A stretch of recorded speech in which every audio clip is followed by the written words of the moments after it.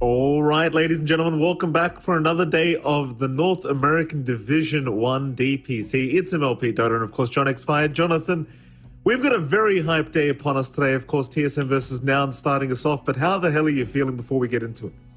Feeling great, Mike. This is the one that everyone's been watching out for, even a team like Shopify Rebellion. They're on their lookout for this matchup, as this does determine pretty much our number two almost, right? This determines whether or not maybe we have even tighter tiebreakers coming out here for TSM, whether or not Nouns can overtake them this tour, get their way onto a LAN. This team's always been hungry for that experience on the DPC majors, but hasn't quite had that opportunity. So there's a lot in the line for today. It feels like this is probably our biggest matchup since TSM versus Shopify Rebellion.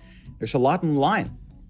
Yeah, and I believe Nouns themselves, I can't quite remember exactly what it was, but I believe in an interview we had, they believe that they are the closest they've ever been to qualifying, right? So very, very important they try to find this victory here for the side of Nouns, but it is still TSM you're up against. And I think TSM in particular, after that first series that they did have with Shopify, they've, gradually been getting better and better as we've seen them. And, maybe getting more accustomed to the patch, maybe understanding the meta a little bit better.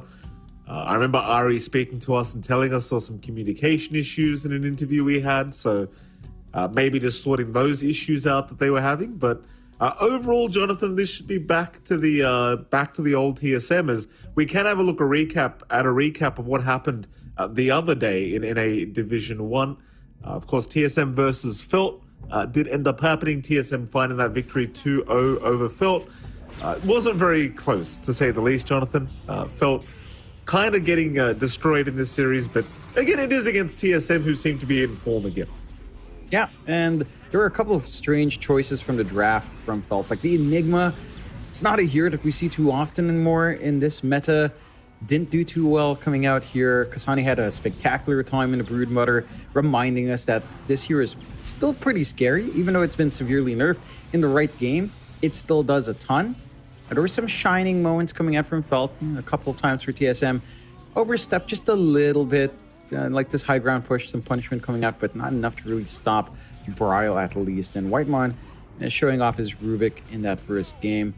But this is one of the games that I look to where TSM's improvement has really jumped a lot this tour. I feel like this tour has been a bigger jump each week in comparison to Tour 2 or Tour 1. Just feels like every week we're seeing TSM look sharper and better. We're seeing the calls line up a little bit more. We're seeing the execution step up as well. And that's really good to see for pretty much the number 2 team in NA for the most part. Again, this is the determinant whether or not they stay in that position, whether or not they get the points to go to TI perhaps going into Bali. It's really important because if TSM don't win here, for example, and this causes them to not make the major, and even if Nouns gets to go to the major, there's a chance, if you consider how Nouns might perform on that LAN setting, it might end up that Nouns will have to play against TSM in regional qualifiers. So it's a weird cascading set of events, and I feel like if we see TSM constantly improve, even if they don't go to the major, like if they constantly improve like we see in the series against Felt, and it ends up that way where they don't go to Bali, I actually get pretty scared for any team that has to go up against TSM. Like even Nouns, I think TSM is just on a directly upward trajectory. Yeah, I mean, absolutely. And historically, of course, Nouns have not had a very good time against TSM, but this is their chance. This is the one chance they've had where they can almost guarantee themselves a shot at the major if they do manage to pull off this victory here in this series. But like you said, TSM have been looking rather TSM-like recently, and that's a very scary thing to have to play up against, as you saw in the highlights. I mean, Felt didn't really have too much of a chance. They put up a decent fight, but overall, a quick GG call in Game 2 does finish the series off. Of course, we did also have Bait versus Shopify Rebellion that day. Sadly, Jonathan, that wasn't a very close affair either. Shopify Rebellion doing Shopify Rebellion things were able to take the series 2-0 quite convincingly. I mean, it was a fun game to say the least. I know we had a few laughs, you and I, watching the game. Yeah. I think this was the series where Arteezy just never stopped farming as his team was pushing high ground 4v5. But that's kind of the thing. They didn't really need Arteezy. Yeah, I think they're kind of sending a message like we can finish this game 4v5, no problem. Yeah, like they had no issues. Everyone was really farmed up in the first game. I believe in the second game we saw a graph similar to what we saw on Reddit before when Artur was just farming that Dusa. And for Bait, they had some interesting ideas in draft overall. I felt like they had a pretty good read onto something different, just not quite enough to deal with what Shopify Rebellion were really pulling off Artur here when he finally showed up. Yeah, that's like one of the 5 fights that Artur showed up for. Yeah, the best part was he had a rampage in the bag. Had it not been for that Heaven's Halberd that came out, and they waited very, very patiently to have that up to be able to take him out. But yeah, he misses out on actually winning a 5v1 scenario, which would have been pretty insane. But nevertheless, I mean, Shopify Rebellion still taking the series pretty single-handedly. It was very, very simple for them, to say the least. As again, we are going to see another fight where they're pushing high ground. This time, Arteezy is actually here with his team, which is why they're actually able to put a little in this game and just finish it very, very early on. What was it, 26, 27 minutes in, the game is basically over.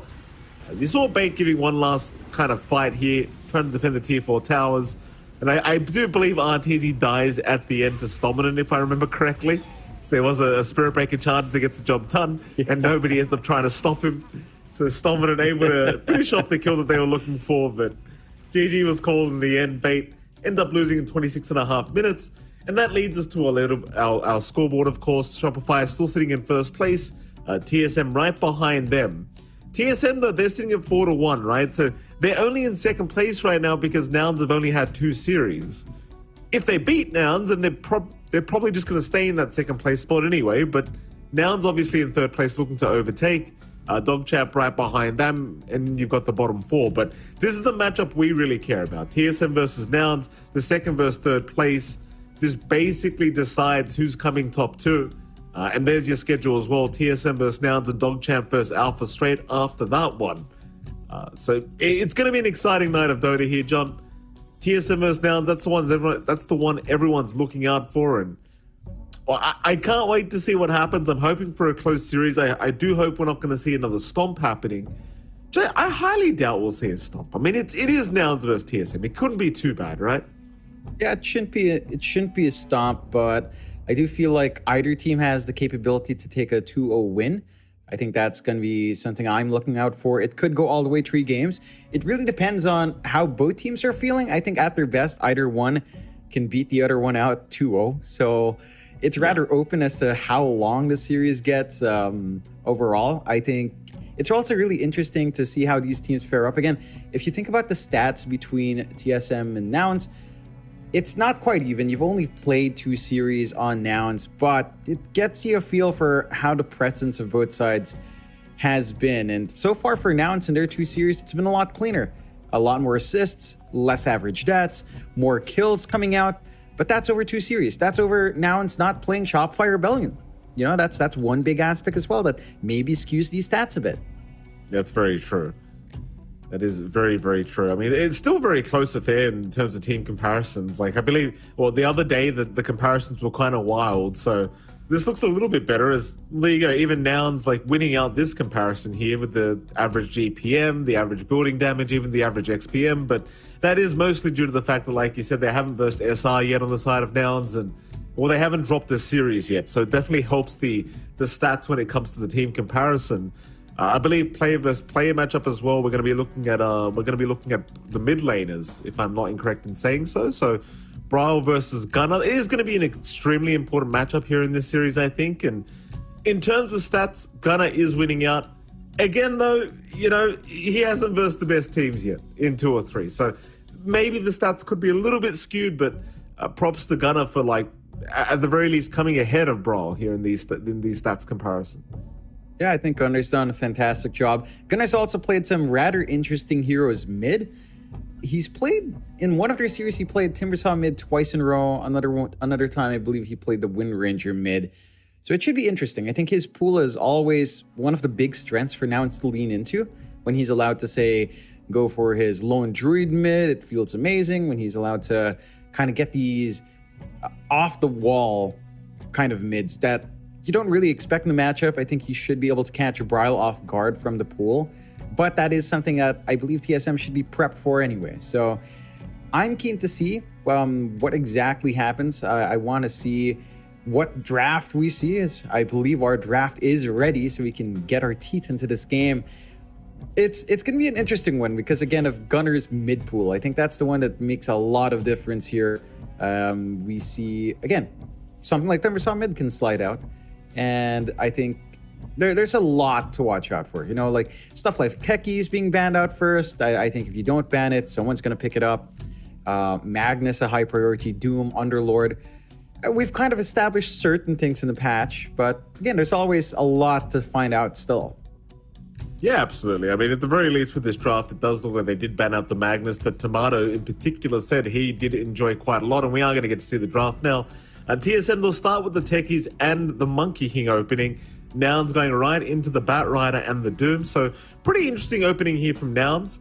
Not sure still how to feel about the Bat Rider in this current meta. Like, I know he can build up without using sticky napalm now because he's a universal hero and he can just do a lot of right-click damage without having that sticky napalm. But I feel like the hero is in maybe a bit of a weird spot. I guess it does very well against the Monkey King though, so it's probably the reason why you just take it, like a nice value pick for themselves. And well, no, I can't wait to see what Nouns is cooking, is what I'm saying here, John. Yeah, I'm curious where they're laning this for the Bat Rider. Like, you already have the Doom. Are you running a mid gunner Bat Rider? I feel like there's a lot of ways for TSM to not care about the Bat Rider right now. If you are running it mid, like if you're running it off lane, are you running something like a safe lane Doom? Like, is that something Yamson will bring out? I'm sure he's done it before. I don't know how to feel about a safe lane Doom in this meta as well. It's not as calm as it once was, especially in the last patch.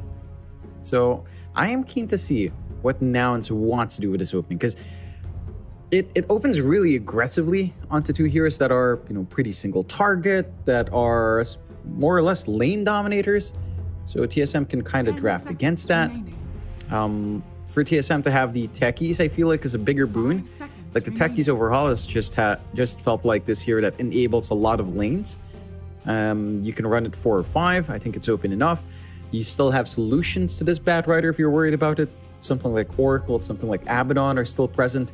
Abaddon not as popular, but I've seen a couple of it. It's a weird thing, right, Mike? Because Abaddon is also a universal hero. So right, with Abaddon Techies, you have the double universal hero supports, which is that's not necessarily good, but it's pretty cool. That is very true, right? It's interesting though. We haven't seen Abaddon being picked up much. Where, like in the last patch, we saw POS 1 Abaddon come out a lot, and we were like, okay, like this hero is actually pretty strong. But recently, we just haven't seen it coming out. Just weird, because it's like as a universal hero, you would think it'd be even more popular, but not quite the case right now. So we are going to wait out this next ban phase before we get to see some more picks. I must admit, John, I do appreciate the fact that that Nouns do have their jerseys on today. At least their uniforms. Very good to see. All in unison. Yeah. Thinking back, I don't actually remember their jersey looking like this. Like, did it change? Right. I feel like this is a new one. It's changed, Jonathan, but I like it. You know, it's a nice color. It's good to see they're all wearing it as well. Very, very good. It's kind of like, it's that matchup where it's like you're dressing for your wedding versus, dressing for this matchup, TSM versus Nouns. Like, that's what it feels like here between these two teams. Like, every other matchup, it's like no jersey necessary, just wear whatever the hell you want. But now it's like, all right, guys, get serious. Time to put the jerseys on. Yeah, for sure. It does look interesting. I believe Yamson is wearing a shirt underneath the jersey, and that's also a very interesting choice. It's an amateur look, Jonathan. Never wear the shirt under the jersey. Yeah, you can see the double collar, but it's Yamson style. Have to respect that, and do respect these bans as well. Again, for TSM, it's the Timbersaw we talked about that Gunner played mid. It's his Lone Druid. It's his Storm Spirit. There's a lot of respect for the mid coming out from TSM, which I understand. Like, this is where Nouns tends to shine. I always feel like Nouns' biggest aspect is really Gunner as the core. Tomato's just walked away from draft. Oh, he's walking back in. Yes. Well, he's had enough, Jonathan. I mean, he'll be back. I think he might be a little bit upset he doesn't get to play Magnus's game, but it happens. There he is, lovely man. Got to speak to him last time around with TSM's win. Very nice to speak to old Tomato. Go on, John.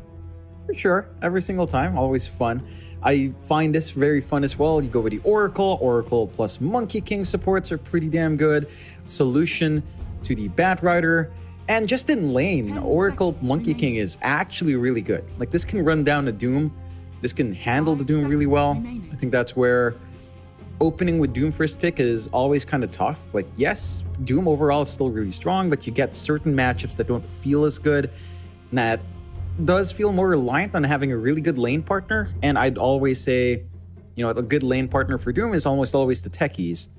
But you don't have that option. It just... I've watched so many DPC games, and overall, I think I actually favor a techies pick over the Doom pick in first phase, first pick overall. It's just too flexible.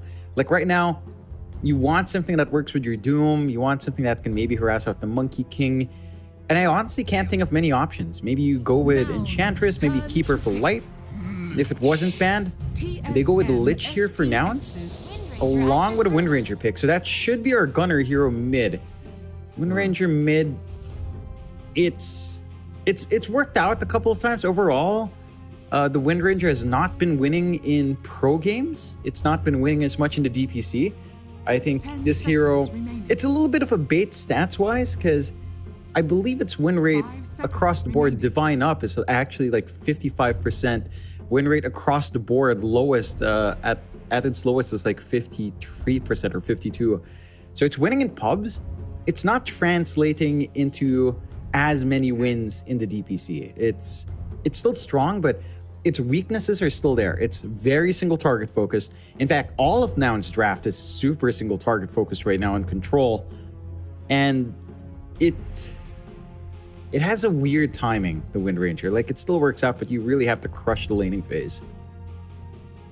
It's a weird hero. Wind Ranger's always been that kind of hero where it's like, it can be strong in a particular patch, but it still has like a skill shot you need to land, and you know, Focus Fire, you know, it's a bit hit or miss. Like, it's a great ability, but sometimes it just doesn't really do what you expect it to do.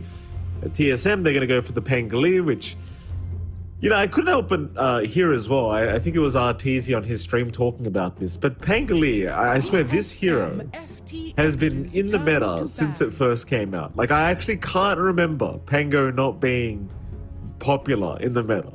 No matter what happens to this hero, I think it's just too strong. Like, its kit is just too strong. It is. It's also the hero that I feel like I've talked to a lot of older players, like maybe not pros, but just Dota enthusiasts that I used to hang out with, Immortal players, and we've had this discussion about the kit design of Pangolier. It's very not un-Dota-like, but just very unique to Dota, right? Like, very unique hero because it's got a lot of vector targeting, it's got a lot of mobility built in. It's a hero that does it all. And I can, you know, that's really why it's just been relevant for such a long time. Initially in the off lane, into the mid lane, realizing how well it clears waves and manages most mid matchups. It's pretty good for TSM here. I think that's a fantastic solution to something like the Wind Ranger. There's literally nothing to stop you here from Nouns from just rolling around, and they already banned the Bloodseeker as well. So I really like the Pangolier pick for TSM. I'm wondering what pick we get for Kasane now in the offlane, and what Nouns gets as a lane partner for the Doom, because I suppose Nouns can still flex a Wind Ranger 4, but yeah, I think it's still fine. I mean, if you run... No, actually, I'm trying to think. If you run mid Batrider, or maybe you're running a Pause 1 Wind Ranger mid Batrider? I don't know. Pause 4 Wind Ranger with Doom is not particularly amazing. I don't think these two heroes connect as well. I doubt it'd be Pause 4 Wind Ranger. Yeah. I don't think it's very good at the moment. It looks like it's going to be a Pause 3 Doom, Pause 3, Pause 4 Batrider, but we'll see. I mean, this last pickup, it could be a support from Nouns. It does feel like they need a solid carry, though. Like, I don't remember seeing Yamsun playing Pause 1 Doom or Pause 1 Wind Ranger, to be fair, so Not quite expecting that if that's what's going to come out here from Nouns. TSM, on the other hand, they either need an off lane or a mid lane. Looks like they need an off lane, and they are going to go down the Lycan route immediately. All right, so no messing around. Kasane says, give me the Lycan, and he does get the Lycan. An instant pick here from TSM. And I'll tell you what, like Nouns, they might have a Batrider Ember, but I don't think they necessarily have the best answer towards this Lycan if Kasane does pop off. I agree with you. I don't feel like it's the best of time to counteract this Lycan. We've seen Kasane perform these micro heroes before. I'm not sure how to feel about Leslawa and the Batrider, honestly. Like, Batrider support here, it can still be good, but I suppose that's one way to take away some of the bite that the Oracle brings, right? So you're not directly countered. At the same time, as a support, you're probably not doing much in that lane. You still have to deal with the dispels. You're not going to be able to build up the stats as well for the most part as the Batrider. You will gun for maybe something like the Drums, Boots of Bearing coming out. I think you mentioned about the Wind Ranger going core, not being a Yamsen hero. I do agree. Like, Yamsen's comfort has really been what? His best hero consistently has been something like the CK. So I'm not too sure what to expect coming out there for Nouns. I think overall, this is an interesting draft from Nouns. I would say that TSM has the much more stable foundation. I like that you've got the Techies Lycan lane that can get aggressive, although not as aggressive as other Techies lane, but that's still a really stable lane for your Lycan. You've got the Oracle plus Monkey King, which works in conjunction really well. Maybe the mid matchup's one thing that Gunnar can shine on. We have seen some Embers win out up against a Pango lane. That is something you can apply pressure on. So I feel like a lot of this momentum for Nouns leans into the mid, but you also don't want to get crushed in your side lanes. Like, Yamsen has to get a lot more in this Wind Ranger. He has to hit some really fast timings. And I don't know if you can really safely do that up against, say, the Lycan. I think there's just a lot of presence from TSM in the side lanes, and if these heroes fall behind, it's a little bit rough, especially for the Wind Ranger. Like, Doom is fine, Ember is fine, but the Wind Ranger is just really timing sensitive. That's going to be a very interesting matchup. I mean, I was just looking at the Dota 2 history for Yamsen, trying to figure out when he's played Wind Ranger Pos 1, and yeah, we definitely haven't seen it at least in 2 or 3, so very curious to see how this does go, but I must admit, I am erring towards a TSM draft here. It does look very nice. I don't think they have the best answer here towards this Pos 3 Lycan from Kasane as well, and quite frankly, every time I see Kasane play this Pos 3 Lycan, it always looks terrifying, so it's we'll have to see what happens here between these two. Overall, though, I do kind of favor Nouns with the draft that they have, but again, there's so much riding on this this game here between these two. I'm sure either team can surprise us. Yeah, for sure. I always forget that Lycan's universal as well. Oh, like, he is too. That's right. Right? Like, because it feels like he faded off in 7.33, so you just kind of forget, but he is a universal type, which is interesting because he could scale up really well with damage, although, again, that's not a tendency you see with Lycan anyway, with how he builds. I am interested to see what Kasane goes for after the Overlord, Dominator into Overlord, whether or not this universal type affects him. You know, something like Harpoon Lycan sounds pretty sick. Like a running wolf with a hook. That's scary. That could be cool. That could be very cool. Let's see what happens. Nouns, they're going to try and secure the top bounty runes, and it looks like they'll get away with it, and TSM will do the exact same down at bottom. It's going to be a 2-for-2 start. Very, very even kind of affair. And I believe we are going to be starting off with the mid lane, where you are going to see, of course, Bryle against Gunnar on the Pango versus Ember matchup. Who do you give the advantage to here? Obviously, you had the lane switch up between Gunnar and Yamsen, as Yamsen's going to be playing the Pos 1 Wind Ranger. Do you like the Ember versus the Pango jump? I think it's rather even. Again, I've seen some Embers kind of pull this one off in certain matchups. I believe that does take maybe more points in Flame Guard or going for the 0-3-2 build, so not having any lockdown to play with. But the Pangolier is still the Pangolier. Once he has Swashbuckle, he's going to be able to trade. Gunners going to play on point to get a big advantage to dodge out. And it's a little bit harder to do that with a longer cooldown on the early levels of the Slight. So I'd say it's even. Gunnar pulls ahead maybe a little bit, but you're not going to see Bryle too far behind for the most part here. Yeah, it should be just fine. Very even between these two.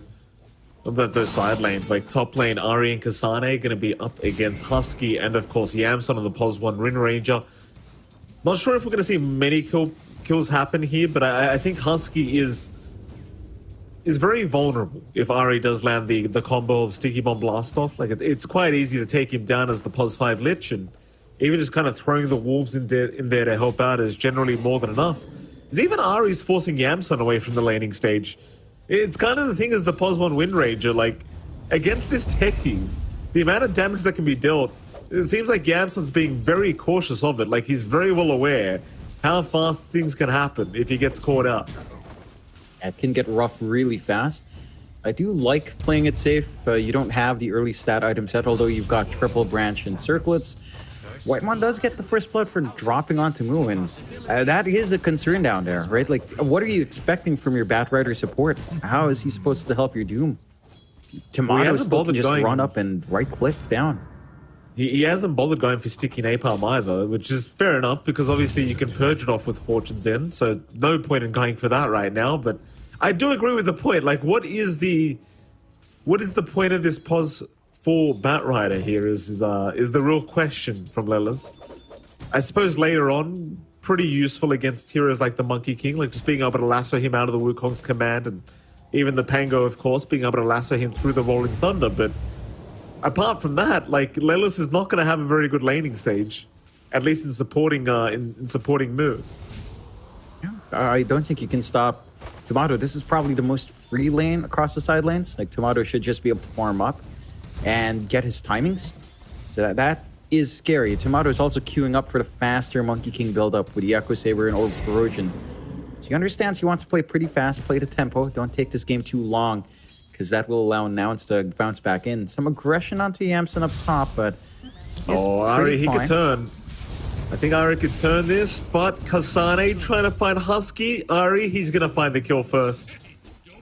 Husky not able to secure. Yamson has no mana for the power shot, though he could use a Healing Lotus, but it looks like Kasane is going to ensure that he can't even think about lining a power shot up. So Ari going to be just fine to heal up through all this. And I don't think this top lane is going to get any easier for Nouns as time goes on. No, it doesn't. As the levels go up, Kasane gets tankier, harder to shove out. The nuking damage on Ari builds up. You can kind of stall out the jumps with Frost Shield, but the aggressive openings for Nouns, it doesn't feel like it's really up there. At least you've got the Wraithband Bracer up for Yamson, so he's a lot more durable. It's going to be harder to try to rip through the Wind Ranger, but it's still not the easiest lane to get a commanding presence. Although, to be fair, Yamson isn't being stopped now in farm, for the most part. Kasane, a bit of a chase up top lane. He might actually die here. Yamson just needs to land this power shot, and you know what? He doesn't even need it. The right click will be enough. Kasane going down, now taking full advantage of the fact that Ari did leave the lane, and well, the jump happened pretty much as soon as Ari threw a sticky bomb onto the mid lane. I think Gunnar just made the call that the techies was in mid, so they just make the jump in immediately on Kasane and get the job done. Yeah, that's a big win for the side of Nouns. TSM, they still have to be cautious, right? Like, you have to respect that damage output. I feel like if you just hold the techies and equalize top, you have to accept that mid's just not the smoothest of times for Brawl. Slight advantage coming out for Gunnar in terms of EXP. Not the worst thing in the world. That does mean your kill threat onto the Embers not really there by 6. You're not going to have that 6 advantage, but Brawl's dishing back his own damage, so you don't mind. Like, it's a nice kill to find on the side of Nouns. This does stall out just a little bit, and that helped the Dominator timing for Kasane and allows a bit of a ramp up for Yamson into his what seems to be Maelstrom and Power Tread. So pretty fine all around. Down bot. I mean, they might just go Tomato, Primal Spring in, Moo's going to be the target, and Ari, he will land the sticky bomb, so Moo really has no way out of this, as Ari does secure the kill, now looking for a blast off, but is not going to throw it out. Lilith did have the Flame Break to cancel mid blast off if he needed. Does end up using it now, but Ari won't be in range to land it anyway anymore. So they'll head mid instead, see if they can try to pick off Gunnar. Gunnar is still level 5, so it's perfect timing for this, as Brawl is going to hit the level 6 mark. In comes Whitemon as well with the Fortune's End. Gunnar, he's going to tank the initial stun. Blastoff is going to connect as well, and he is down. The mid Ember to drop Brawl jumping in as soon as he hits level 6. And TSM with the perfect timing to make that kill happen. That's exactly what we need to see come out from TSM. They group up. They managed to get some punishment. Really good movement out from her supports. Ahri going from bot to mid. And just finding everything they need. That jump right before the 6 comes out from Gunnar, very susceptible to all of this damage, all of this lockdown.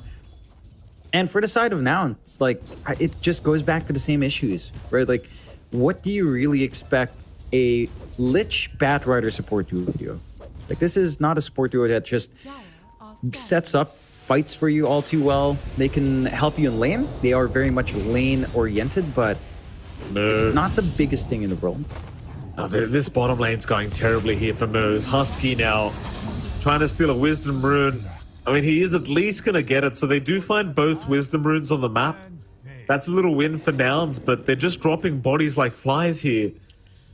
It's, I mean, this off lane's just gone terribly for Nouns. And, I mean, basically every lane, but maybe the top lane's gone terribly, to be fair to Nouns. Yamson's probably the only one having a decent time. Yeah, he is. He's the only one up there, and that's worth keeping up with Brawl and Tomato. And he's had a little bit more leeway up top with Kasani being left solo, so not too many kill threats. This will be a big one. Problem is you do have the Fate's Edict to protect from all this magic damage, so Moo's just doing nothing right now as Tomato. He can just turn. Threatening with the Jingu Mastery proc, it'll force Moo away. Whitemon doing a very good job of just keeping him healed up and alive, and that's always going to be a problem for Nouns' game. Like, as long as Whitemon's alive, there's just going to be so much impact with that Fate's Edict. And of course, later on, the False Promise. There's Gunnar, mid lane. Gonna go for a chase onto Ahri. Ahri looking for a blast off away. Instead, he's going to try for Gunnar, but does miss out. Nevertheless, he will survive, which is pretty much what he wanted anyway. Just needs some room to breathe. He's got the Remnant back in. Brawl did pop the DD as well. So didn't have the most time for that. Kind of make this play here. And again, like, for Nouns, this slower start in the side lanes is going to hurt them, especially for Moo. He's going to have to sit back and form. That's going to be in stark contrast to Kasane's timing with the Dominator. Yamson's trying to chase down. Doesn't really do damage with a Howl Up. Yeah. The Howl plus the Helm of the Iron Will, right? Like, there's just too much armor on this Lycan. The win rate just did literally no damages. But here we go. Husky gonna go for the gaze out. Blast off is available from Ahri, and they will eventually find the kill as Ahri does juke the power shot as well. So now Yamson needs to run, is gonna find himself in danger. The chase continues. Yamson, wind run is available in one. He will pop it. Ahri has no way to catch. Oh, the Dominator! Oh, the Dominator. It does come in. Kasane. Beautiful play. It's quick thinking. I thought that Helm may have been on cooldown, but apparently Kasane had it. And that's just sick. A little micro coming out there. He gets the vision on the good old Mud Golem, and the Mud Golem ruins Yamson's day. This damn song. Yeah, I don't know, dude. It catches me off guard every single time. It's a good song. It's very catchy. I mean, who was it that was complaining last time? Was it Tomato that just said, I can't stand Kasane spamming this voice line because it makes me want to sing it every time? Yeah, it was him. Ahri missed the blast off, but he did. Gunnar melts when that swash comes in. Yeah, it's the output right now is high. Yeah, Orb Corrosion. This isn't even the timing with Diffusal. That's when things get really scary. So, 8-1 start for TSM. Now it's just, again, in a really rough spot. Moose isn't quite dominating. Lelis, his presence is minimal at best, just down to a really early Batrider priority pick. So, I don't know how much better it gets for now. It says Tomato's just running in. In mid lane, Doom's gonna be, bottom lane, Doom's gonna be committed. Moo, just being chased down here. The Doom will amount to absolutely nothing. None of his team were making their way over. So, Ahri at the very least does take the kill, forcing Tomato to not be able to pick off the Doom. But I mean, you don't really mind. Like, Tomato's free farming. Now he knows Doom is down, so he's even more free. so far, Nouns have found no way to deal with it. Yeah, there's just no easy answer for the Monkey King. I think even your core-to-core match of a Monkey King into Wind Ranger is not that easy for a Wind Ranger to feel good about. Like, yes, you can kind of wind run around, you can just run out of Wukongs. At the same time, if Tomato is just in Wukongs, you can't really kill him with Focus Fire even. Like, it's just not going to be enough. They push in bot, Kasane makes his way down here as well. Take it easily. Easier access onto the Wisdom Runes to get aggressive. The smoke from Nouns doesn't amount to much up top, and Gunner. Yeah, mid lane, Gunner in big trouble. Gonna go for the Remnant away. Ari on the chase now. The Wolf Form being pumped as well. So Kasane gonna rush into the swashbuckle. It ended up landing. So Gunner, he took some damage, ends up going down. They are still just trying to focus down Bryle. The lasso is there. Hold him down, but it's not gonna be enough. Bryle is fine. The power shot won't land either. Oh, that's gonna hurt. Everyone from TSM getting out scot-free. Nouns, I mean, they're going to try and protect this mid-tier 1 tower, but well, they are going to get away with it. It doesn't seem like TSM want to try and force the issue any further. It's really clean coming out from TSM, though. They're playing on edge, they're diving really deep, but they know they're not going to be punched too hard. Like, that's Lasso and Focus Fire down onto Bryle, but he just doesn't take enough damage. Gets a shield crash off onto 2 heroes, gets the Howl to cover. Then what are you going to do about it as a Wind Ranger? You just don't do much. At least with a Maelstrom up now, you've got a lot more DPS on that Focus Fire, so these saving plays aren't going to feel as bad, but you still have solutions so long as Whitemon's around. They are kind of clumping around bot. They're trying to stack up this ancient area. That's going to be some good catch-up form for Nouns, but if they lose their mid-tier 1, it becomes really easy to invade those stacks, though. It's a little bit scary to feed that gold away to TSM if they want to play aggressive on that side of the map. Yeah, certainly so. Nouns trying to defend mid-tier 1 tower once again. They will get the Helm of the Dominator creep. Sane will lose that, but we'll just go get another one. Gunner's still doing a very good job of just protecting the tier 1 for now with the Ember. Thing is, TSM, they are going to smoke up as 2.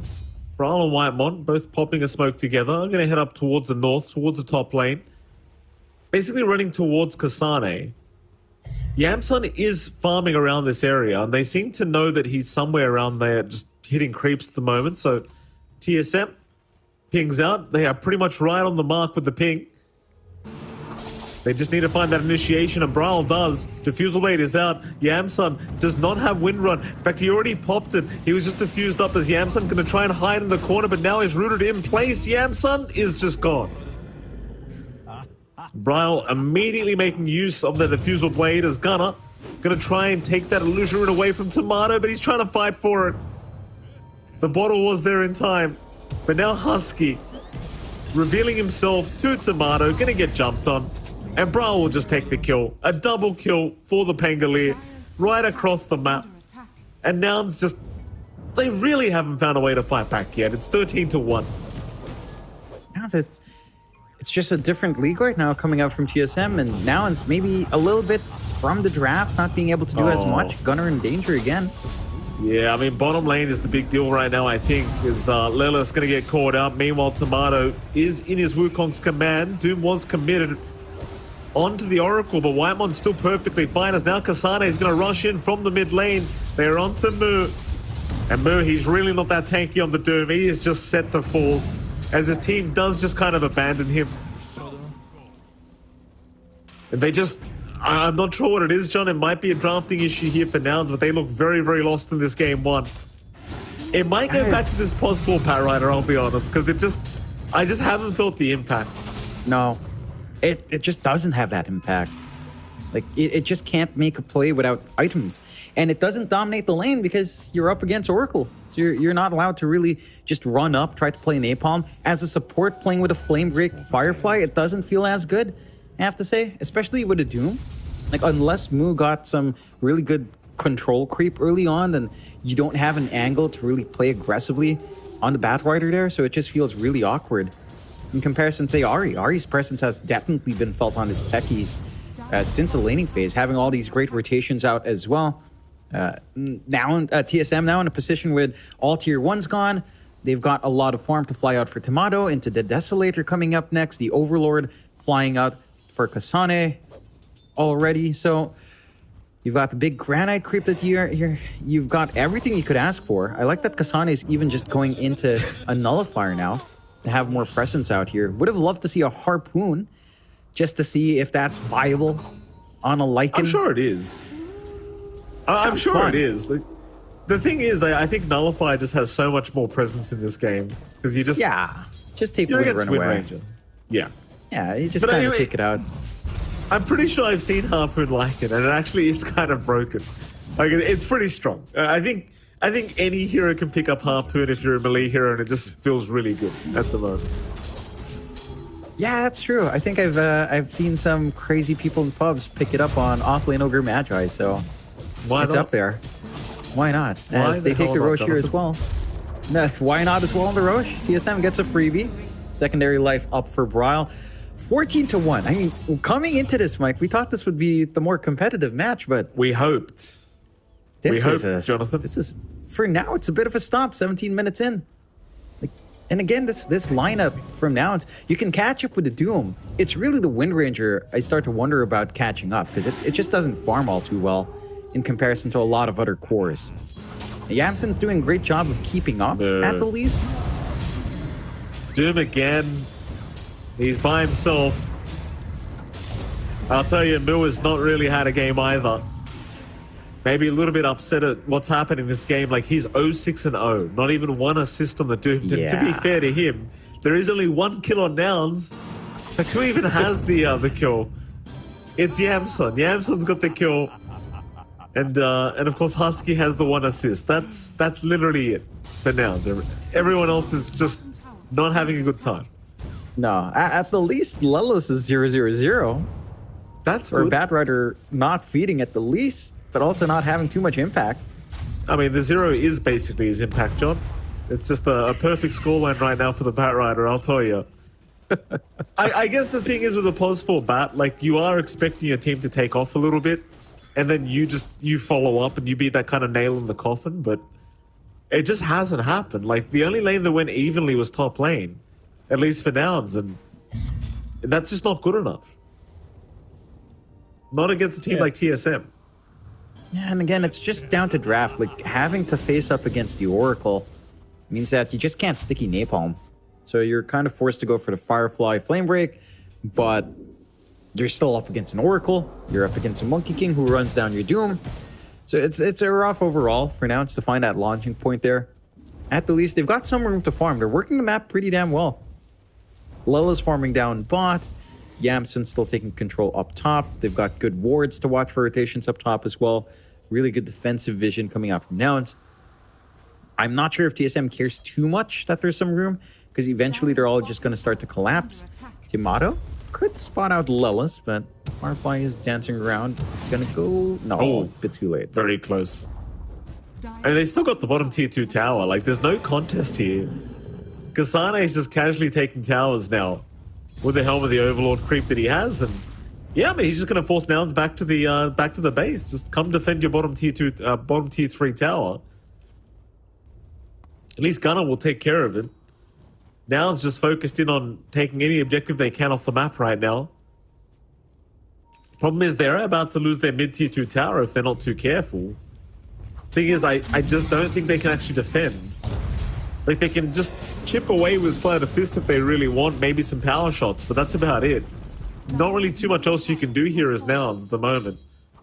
You are in an 8k net worth deficit with a Doom on your team, which is not exactly where you want to be, as Bryle's going to jump in now. Gunner being targeted, almost out of mana.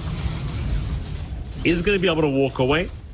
Bryle, though, feeling very confident considering he does have the Aegis up on the Pengali, so he can just make life a living hell, even in the base for Nouns. And TSM, it seems like they want to keep going, but they are going to retreat and maybe play this a little bit more conservatively. Go for the Tormentor instead. Yeah, it's also around the time for Wisdom Runes to come out. So let's give it a little bit of a wait at the 21-minute mark. Tormentor falls very easily to their lineup. A free shard coming out for Ahri. I'd honestly say you might have actually preferred your Oracle shard with a Reign of Destiny, but you know what? It doesn't matter. Go into the high ground right after that. And the siege, again, with this kind of lineup, it doesn't take too long. It certainly does not. The tier 3 bottom tower just not going to last at all. Kasane about to lose the Ancient Black Dragon. Won't lose it yet though. Gunner trying to take care of it, but they do make the jump in. Nice remnant away. All the stuns are going to miss here from TSM. They won't really mind though. They'll just go after the bottom racks instead. They may be forced to back off a little bit earlier than they would like, but they've still got 25 seconds on this Aegis, so it seems like Brawl wants to keep going. And he'll make the call to keep going until they find at least the bottom racks. And Brawl, well, TSM looks like they just want to back off now, but Yamsun with a nice Gleipnir gonna hold down Tomato. False Promise gonna be forced out just to ensure Tomato does not go down. Yamsun was doing a hell of a lot of damage with that Gleipnir now up. But that's about it. They got the bot racks. There's no reason to stick around any longer. TSM, they'll just TP up for free. Nouns, they are yet to find a secondary kill. They haven't found a secondary kill. They haven't found any objective. All the tier 1's still relatively healthy here on the side of TSM. You have some key timings met. Mu has his travel stock green. So your Doom is now really just efficient across the map, getting to devour a lot more frequently, getting a lot of presence out. And now you can maybe threaten with lower cooldown Doom, although the Blink also not too far off. So again, you've got some play with Mu now. You've got the BKB almost formed up by Gunner, still the recipe away. And Lelis has the Force Staff into the Guardian Greaves. So you have more items to play with. You have some utility to show. Your map is shrinking, but with a bigger map, there's more leeway for you to slip by the cracks. Although full nullifiers up for Kasane and smoke out for TSM here. Now things are really tough if you're Nouns. TSM just got this huge timing. They're just going to rush towards the north. They know exactly where Nouns will be farming. This is honestly like the new triangle on the map here for the Dire side, this top area.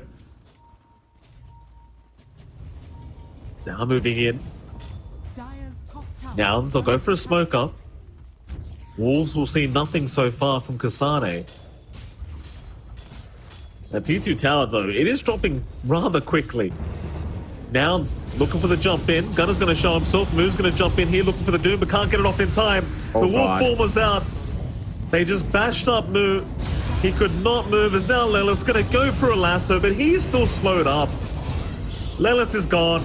Yamsun being targeted. Nullifier out. He's also down. It's 18-1 with a 14k advantage. And I don't think Nouns are going to call it, but it is sure looking close to about that time. It's looking pretty lost. 18-1. I'm trying to think of a silver lining, but that was their best opening. That should have been the big Blink Doom reveal. Instead, instantly controlled. Really great play from TSM. Really good read. There might have been a chance that the Wolves scouted out the edge of that smoke, because they were just really ready on TSM, and the Wolves were in a really good spot in the tree line. So they were just prepared.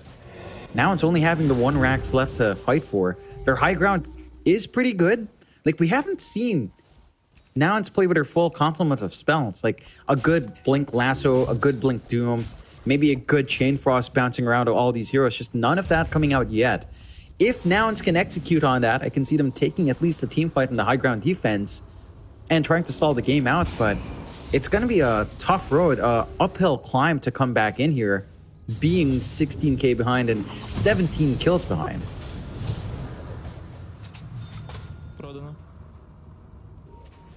Well, here we go.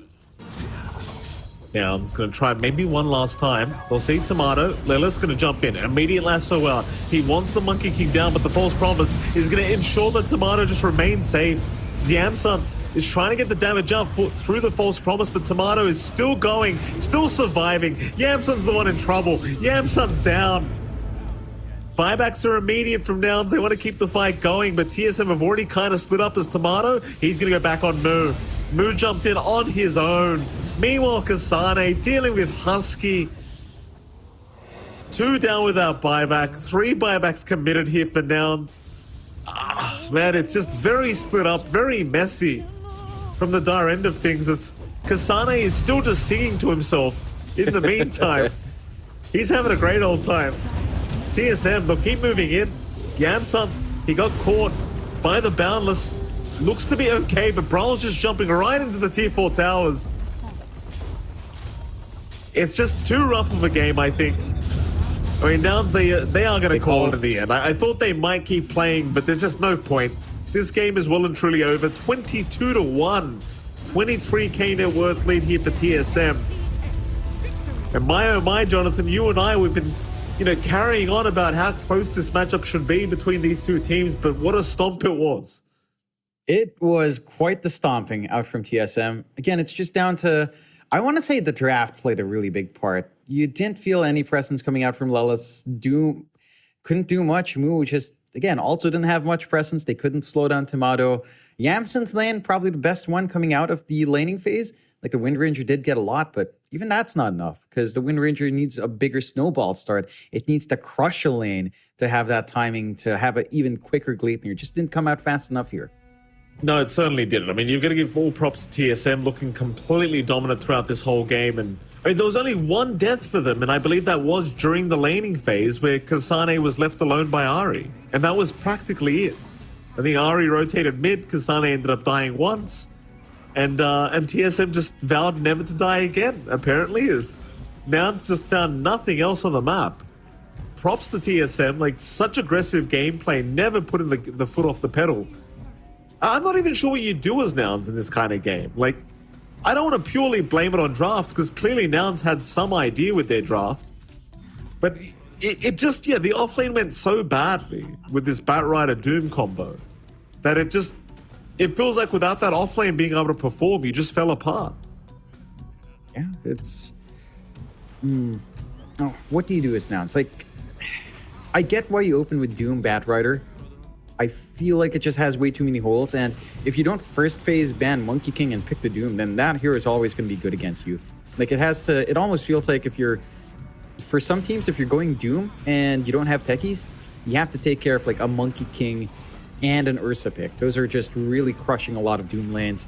And the Oracle pick from TSM sliding through, I was a little bit surprised that Nouns actually didn't ban it, considering, again, they start off with Batrider. You leave that Oracle in, it just is a great solution, Oracle and Abaddon. So you had a lot of ways to just run your draft on TSM. And for the side of Nouns, again, they've had some interesting picks. They were banned out in the second phase. A lot of the Gunner heroes taken away, Lone Druid, Timbersaw gone. So maybe some of that flexibility was taken away, but I want to see Nouns start off with just a stronger laning start, right? We talk about this with teams like teams that go up against Shopify or Pelion as well. You need a stronger laning start up against these teams that have had experience, that have been top dogs, because that is the one aspect that a lot of top teams tend to really shine in and catapult their games from, just a stronger laning phase. So I want to see Nouns get that, whether or not they'll be able to up against the bans that TSM tends to have up in the air. I think maybe you might even consider just, say, picking up an early Gunner Lone Druid in the first phase, banning out for it, giving it as much room as possible. That could be one way, or just early picking the Timbersaw and flexing it. I think these are a couple of ways that Nouns can kind of respond here. I mean, speaking of Gunner, he didn't have the greatest game either, to be absolutely fair. I mean, he went 0-2-0 in terms of score, but not the best Ember game we've seen from Gunner for sure. And I think Nouns need to go back to the drawing board here, really think about what went wrong, and try to come back with a new idea with their Game 2 draft. Though we are going to head to a very short break, of course, and right after that break, we'll be back with Game 2's draft between TSM and, of course, Nouns Esports. We'll see you then.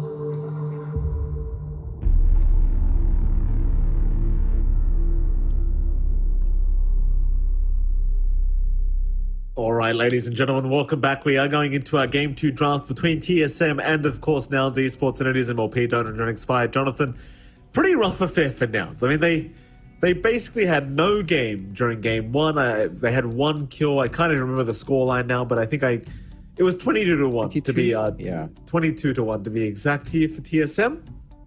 Game 2, what are we changing up here for Nouns? Well, they leave the techies in TSM. They take the Magnus first, so you have the option for the techies for now. And so I feel like you just grab it. Grab that techies, look for an offlane combo. You have maybe techies Underlord can come out. No option for the Doom. Maybe you take the Lycan yourself for Mu. He has a lot of options. I do like how TSM start their bans, taking away the Doom and taking away the Timbersaw. The Magnus is actually super busted. Like, I feel like it would be balanced by one change only. Just the fact that Harpoon doesn't drag the hero behind you, because that alone just makes skewer back so easy, like incredibly easy. So it's a winning hero. It's got a lot of presence. It works in pretty much every lane. Maybe mid is not something we see it too often, but safe lane and off lane works for the Magnus flex. I like that now it's just go into the Kotl TB. This is a combination I've seen a lot in Southeast Asia, just Chakra plus Terrorblade. So that's kind of a combination to line up for. You've got the Ember option as well if TSM don't pick or ban it out, which I feel like they could. I mean, right now, if you go Ember on TSM, you can secure it with bans, you can get the Ember Magnus combination, and just kind of run down. You're going to be really happy with that. You can rip up the Kotl in the back line. Techie's now a little bit awkward to pick with Kotl in. Blinding Light just ruins your blast off for whatever reason, so probably not the best game now to bring out the techies, unfortunately. No, doesn't really feel like it, but we'll see where they go. Like, I am a bit afraid for Nouns, the fact that they gave Tomato this Magnus away, and it was something he in particular kind of mentioned to us during the interview we had with the man. Like, he really enjoys this patch purely because he really enjoys playing POS1 Magnus, and he was saying, I love harpooning people, I love skewering them back, and I love just destroying people with this mag pickup. So you kind of gave TSM some ultra comfort here, according to Tomato himself. I'm sure Kasane could also play it, but they're going to go down the Darkseer route, which obviously against heroes like the Terrorblade, you love to see this hero popping up. And let me tell you, John, in terms of win rate, this hero has been pretty high up there in pubs. Shout out to Lyrical as well, Jonathan. This man's been climbing some MMR with this hero. If you do tune into his stream, holy crap, does he win on this hero? I don't know if it's good in the pro scene, but at the very least against the Darks, against the Terrorblade, pretty damn good. It is. It's just a good amount of magic damage to work in lane. It can really use the wall well. I like to see that Yamson's still feeling it. Some funky music going on for him, I'm sure, in the zone. So that's good to see. But I have seen a lot of Darkseer bans across the region, so I just never get the opportunity to see this hero prioritized early on. I do want to see what TSM can do with it, what kind of pause 4 we're looking for here from TSM. Spirit Breaker probably being the best one being banned out. Again, not the techies kind of game for you. Techies Darkseer does sound pretty fun, but probably not the game for it. Do you bring out something like the Clockwork? That hero's just been pretty dead. We see games where it works, but for the most part, just kind of a dead hero. What else is there to work against your Terrorblade? Melee 4. Tusk is also kind of... It's weird, because a lot of Melee 4s are just dead. So I think that's one thing that takes away the bite of Darkseer. You just don't have someone beefy that runs up and uses your Iron Shell anymore. Well, you did have Spirit Breaker, but that's not going to be the option. Yeah. I don't know if you necessarily need it anyway. I think it's just win the lane out. I think that's all you really want as TSM. Like, later on, you play with the Vac Wall against TB. I think that's what they really want. We'll have to wait and see. At the very least, you do have a nice classic vacuum into RP combo as well with TSM, which I'd love to see here in this series if they can land one. Always very, very fun to watch. I feel like it's been a very long time since I've seen a VAC RP. It's also been a very long time since I've seen a printer, Jonathan, but there was one in Moo's camera shot. There you go. Printing is still a thing. It is, Mike. welcome to the real world outside of Australia. I get PTSD seeing those printers, Jonathan. Back to my corporate office days. Is horrible. Let me tell you, horrible. Yeah, for sure. Like, what kind of printer did Moo have that you had to point it out? Was it like those big office printers? Yeah, it was a big office printer. Just literally reminded me of certain corporate job things that make me sick to this day, Jonathan. Yeah, that's fair. I don't think you see that too often in the home setting, so that's pretty interesting for Moo. Wonder what he prints out. He's a corporate man, Jonathan. He's a businessman. Corporate. Yeah, he is a businessman for sure when it comes to Dota. Now it's all business as well as they pick up the techies. So uncomfy for TSM to pick it up. They get to have really established lanes now. Coddle Terrorblade, techies +1. The lanes look good. You could even run techies 5 with your Terrorblade. Not the worst thing in the world. Reflection to kind of set up for your blast off with the slowest. Sticky bomb slow there as well. So you can run down really hard in Nouns. I think that's a concern for TSM. Like Darkseer, sure you can sit back and try to Iron Shell up, but the moment you're caught out by the sticky bomb into reflection into blast off, you're kind of dead. You're dead. Especially in your first 3 levels, like until you get level 2 Iron Shell, it feels pretty uncomfy for a Darkseer.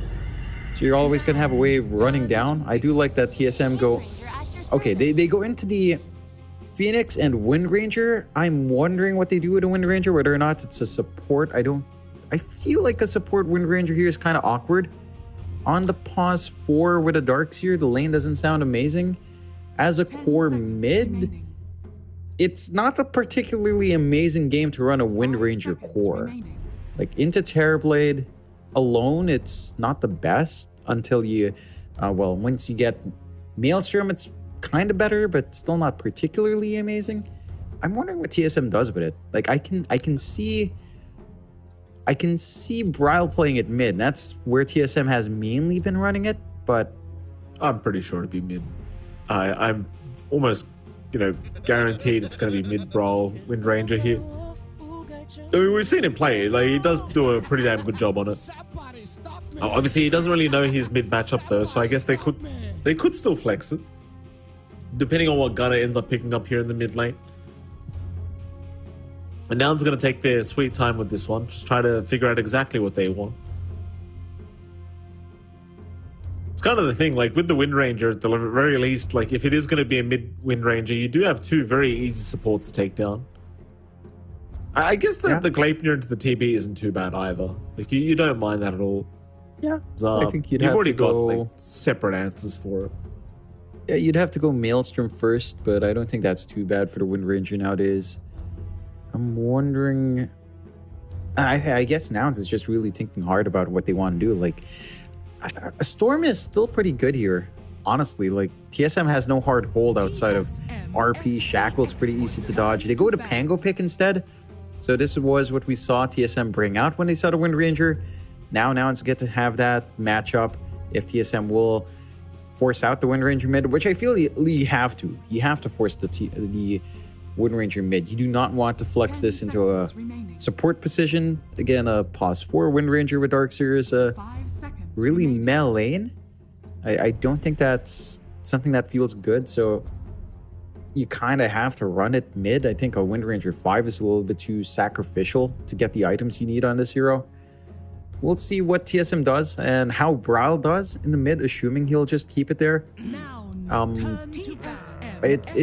It's a rough lane, but it shouldn't be the worst. You just kind of get power shots, stand a million miles away, and keep sniping the creep wave, I suppose. It's not the worst thing, but definitely a lot freer for a Pango. Well, final bans to come out. TSM focusing on the off lane of Nouns at the moment. Nouns just focusing on any position 1s, it seems, as they do ban out. Well, I suppose the Bloodseeker ban's just against the Pangolier, to be fair.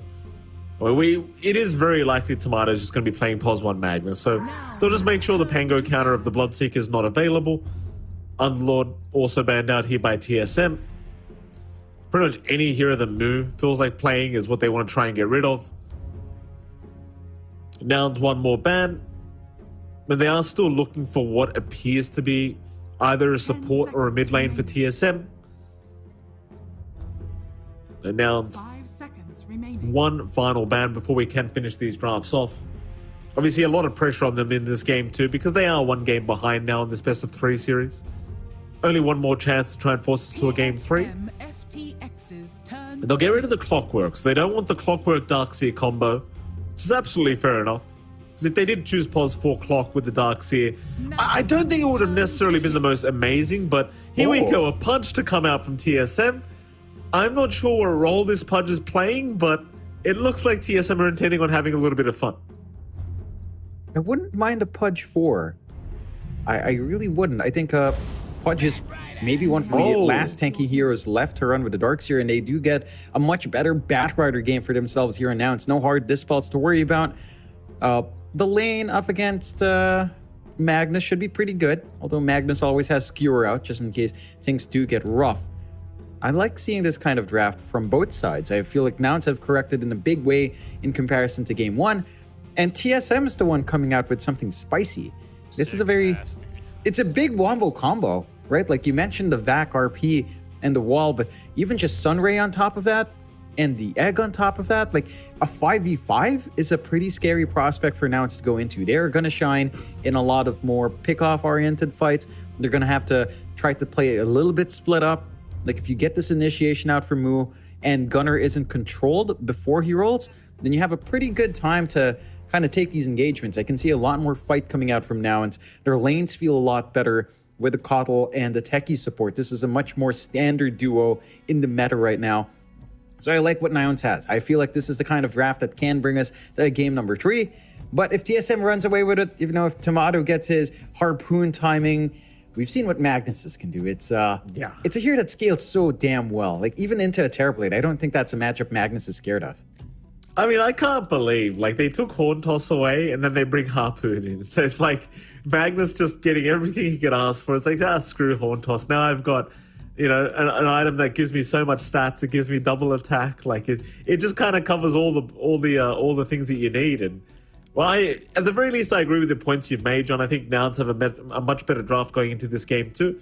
TSM, do I like their draft? Yes. Am I confident they're going to take an easy win? No. But it could be a 2-0, it could be a 2-1. We're going to find out as we can head into game number 2. What I'm curious about is how does Ari do on this pos 4 punch, right? Because I think it is a good punch game. It's just a matter of, are you going to have the impact? Well, we're about to find out pretty soon how it's going to feel as Nouns are going to run right into TSM. But it seems like they are going to back off, at the very least, on TSM's end of things. Not feeling like they want the team fight. They'll head down towards the bottom side instead. And TSM are getting loud with the voice lines again. Fair enough. They have got some good ones. They've picked some nice ones up. The Polaris ones from White One always get me. He just spams out the electric and it, ha ha ha. The Chuplak ones, and I'm like, oh my god, White One. He may not be in Southeast Asia anymore, but he's still got that Southeast Asian spirit. Now he brings the SCA to NA. That's what's important. I don't know if that's a good thing. It looks... Well, nobody's got a choice in the matter, John. He's bringing. TSM? I mean, it should be a 2 for 2. It looks like Tomato is sticking around to see if he can steal. His hook did literally nothing. He couldn't grab a rune. Okay. He couldn't grab a hero. That's a little bit awkward. Well, luckily this is a pro game, Jonathan, and his team probably isn't going to spam laughing voice lines every time he misses a hook.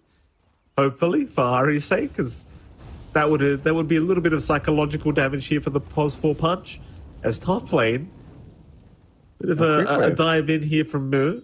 The creep wave is gone, so Moo just completely skips the creep wave altogether, forcing Tomato to farm underneath the tier 1 tower, and this is apparently the way they're going to do it, is just keep skipping the creep wave and force Tomato to farm underneath the tier 1 tower. The problem is, like, Magnus has high armor as it is. Like, he has 4 base armor plus another 3 near the tower. So it's like, I don't think he really cares about this. Like, he's happy to farm that way if he needs to. But it seems like they are going to try and match up the creep waves as Moo is now pulling one away. Whitemon's trying to pull the creep wave towards the dire creep wave, and he is at least going to find the range creep, forcing Moo to go for the Firefly.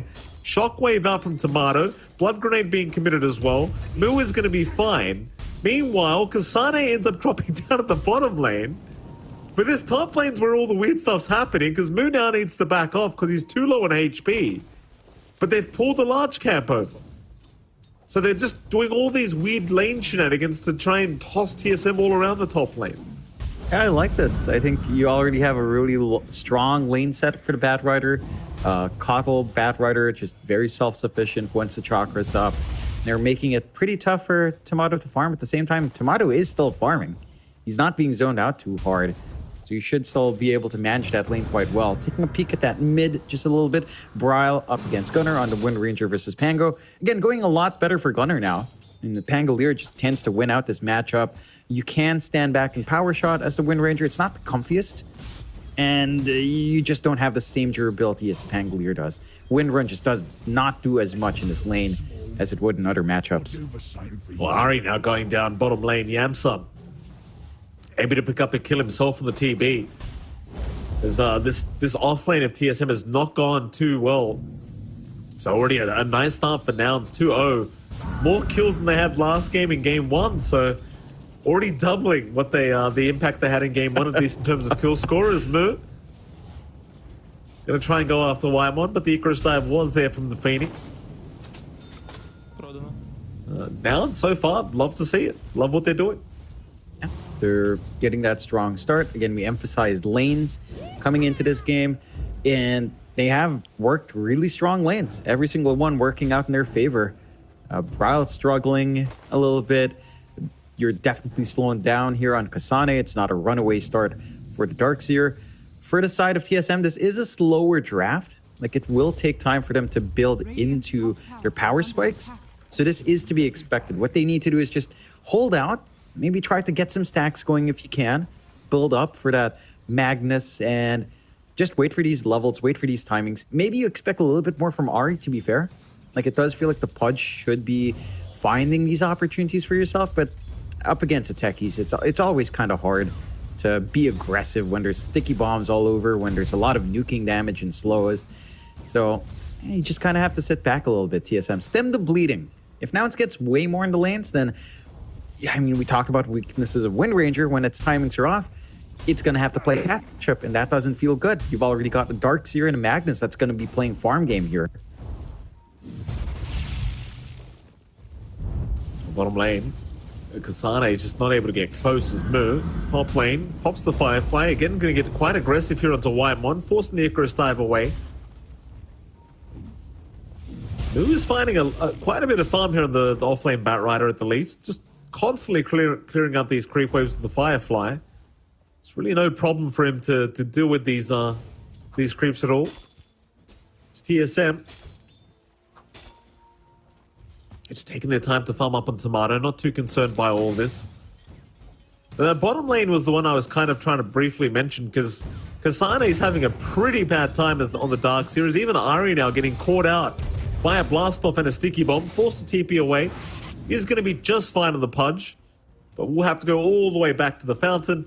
And even Kasane, like, he's just getting bullied out of the lane constantly here by Yamsun. In fact, he gets thunderclapped by the creep. So Kasane almost going down, forced to surge away his top lane. In the meantime, Wymon is going to go down. I believe he almost had a kill onto Lelis, but Lelis gets away and salves up. And again, every lane, this start for Nouns is the exact opposite of game 1. They're absolutely crushing every lane. You don't have anything to play with right now for TSM. They need levels, and they need items. They need to play it a little bit slower. They are starting to get a little bit aggressive on Yamsun with a refresh on Ari. They've got the magic damage here.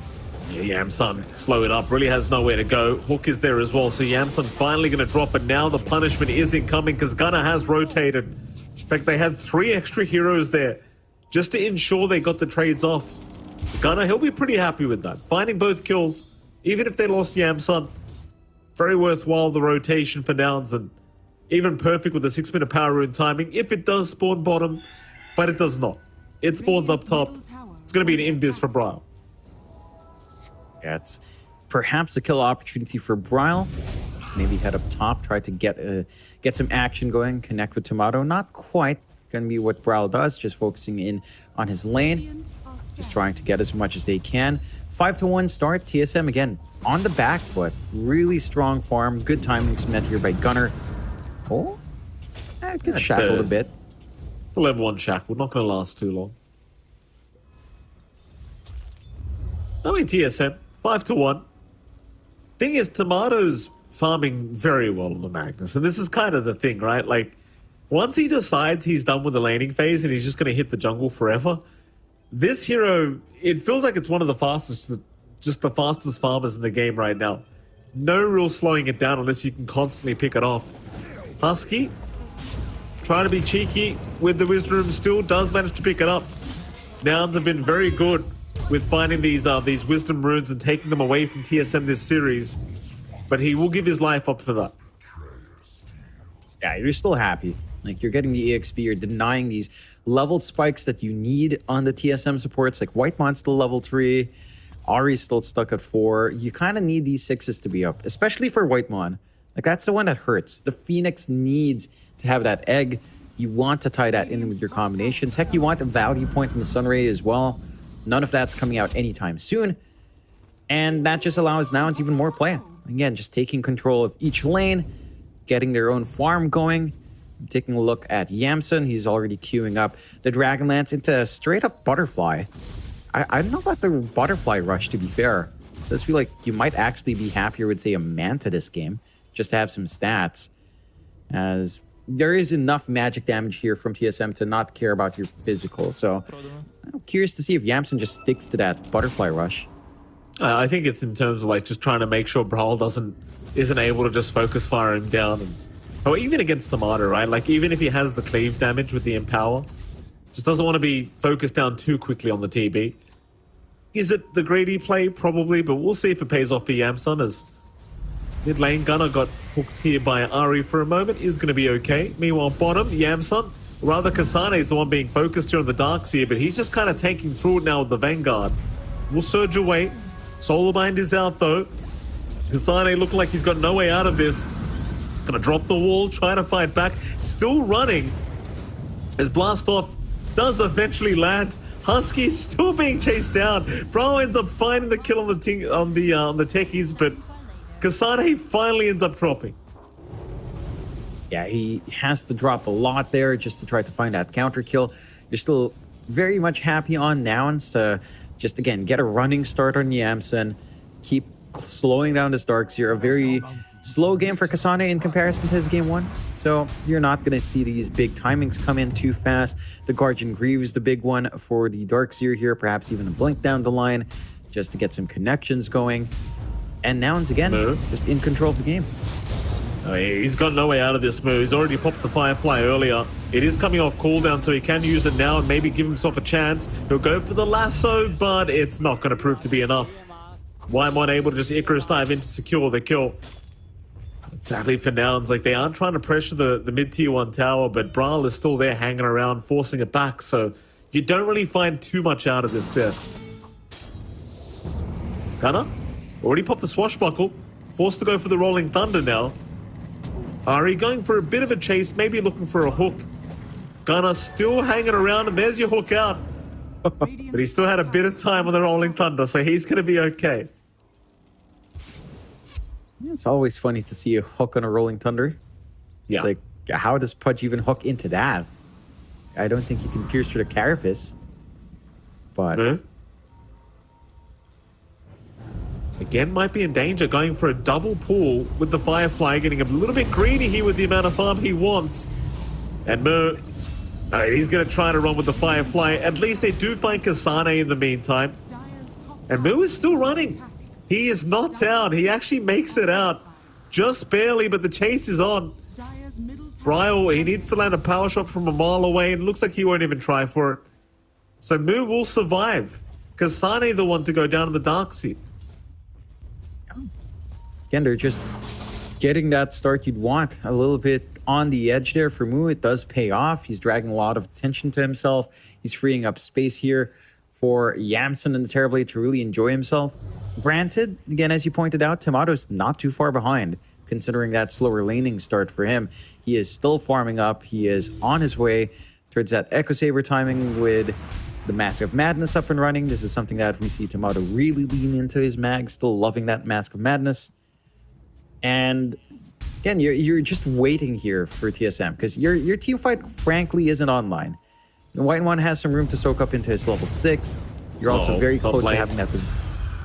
Yeah, speaking of White One, close to level 6, not quite close enough here. John is going to die at the level 5 mark, and Nouns still looking fantastic. 12 minutes in.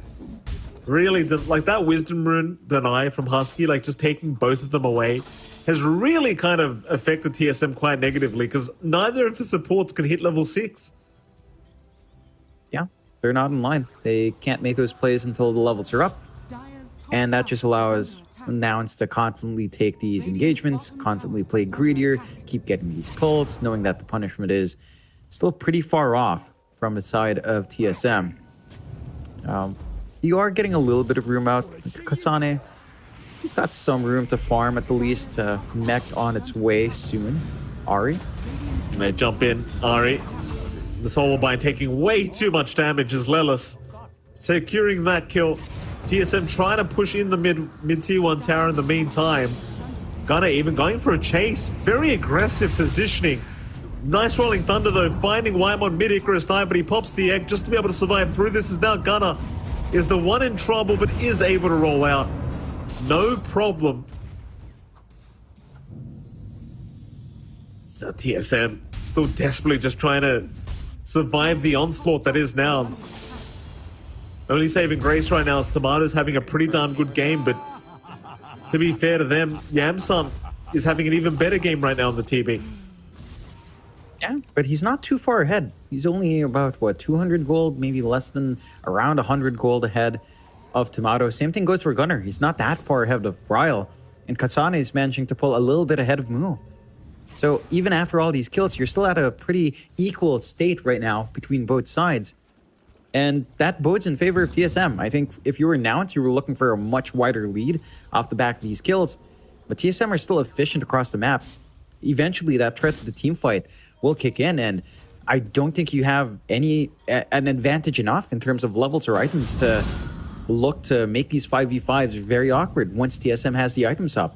Again, right now, the name of the game for Nouns is still apply that pressure, try to run down, try to find more objectives. Like Gunner's got the right idea, gunning down this mid. His teammates need to kind of play around that. Just look for the objectives, shrink the map as much as you can, and keep bullying TSM while they're unable to field a strong 5v5 just yet. Still a very even affair here, less than 1k advantage for Nouns. At the very least, it's an even game, which is what we like, because game 1 was way too one-sided. Nouns, grouping up as 3 mid lane, are going to smoke up. They will be fighting into the Rod of Atos now of Bryle. Not the biggest deal, though. A bit later timing than he would have liked, I'm sure, on the Wind Rangers. Poor old Kasane's just had a very tough time on the Darkseer. It looks like he is set to fall again as the Solar Bind does come out, but he is able to run out of range. The TP support is incoming, TSM. They want to pick off. Gunner's going to TP away just fine. Ari landing the hook onto the techies instead. Should be able to find Husky. But it's not really worth that many rotations. You really wanted a core kill at the very least. Not going to quite find it. As Gunner in the meantime, he just takes down mid tier 1 tower. Yeah. I think the one thing that you get from TSM there is that, again, you're fighting into the smoke. So you kind of break that off. You're pretty happy with Kasane living. You get a little bit of a bonus coming out. And even though you teleport that many heroes, it's not like there are openings for Nouns, considering where they moved on the map. So they're not able to try to gun for their own pickoffs. The mid-tier 1 take is pretty big from Gunner. You can just shrink the map as much as possible. But right now, the side of TSM, they're ready to find that bot tier 1. So finding a little bit of opening for themselves to keep that farm game up. And maybe invade a little bit further into that bot jungle. They've got good wards watching that twin gate right now. So getting a little bit of vision down into the farming area, but not too much. 9 to 5. The big timing next is really Bryle's Gleipnir. I think that's where things get scary, because suddenly you can set up. You can follow through from these vac walls if you get a good angle. Lelis. And ooh. Yeah, I mean, just an easy pick off there, trying to go after the power rune, but then realizes Brawl was just hanging around. And sadly for Lilith, it was nighttime, so he did not have the vision over the Wind Ranger. Your Husky going for a bit of a cheeky blast off, but not able to land. I believe he was looking for Kasane. Now with the Blink Dagger coming out on Gunner, they might want to try and go for another smoker. Get a bit of a surprise reveal on that itemization here from Gunner. Thing is, Nouns, they look a little bit too split up for it. I just don't like the fact that they're slowing down a bit too much, in my opinion, because TSM, like, they were behind at the start of the game, but now they've had enough time to catch their way up. Maybe they can find mid, Bryle. Run of Atos is out, and he's going to be able to run. Instead, Solarbind is committed on Ari. He's got the Sunray to try and heal him up. The blast-off is incoming. Ari is going to die. They do at least find themselves a Pudge. That's about all Nouns are going to find here in the mid lane. Yeah, it's not enough considering all of that commitment, considering that's your blink reveal in Gunner. I think TSM Bryle dodges out very well, getting the chain stuns, getting the distance between him and Gunner pretty nicely to avoid any further losses or avoid a big loss. It's kind of fine. I do agree with you though, Mike. Like, Nouns, it does feel like they needed to find more with this advantage because an equal game just doesn't feel comfy. Lord of Atos is out onto Husky. They'll hook him up, and eventually the techies will drop. Bryle to take that one on the Wind Ranger, and it's slowly starting to feel like TSM are getting ready to go for the big team fights. You do have the Harpoon up on Tomato now, so he might want to actually get involved. And now it's still 2k in the lead. In fact, they're going to pop a Rolling Thunder and try to move in. Gunner, he does land onto Ari, but now with the egg down and nobody to hit the egg, they do not want the fight. They do at least successfully disengage, so TSM will have to do the exact same thing.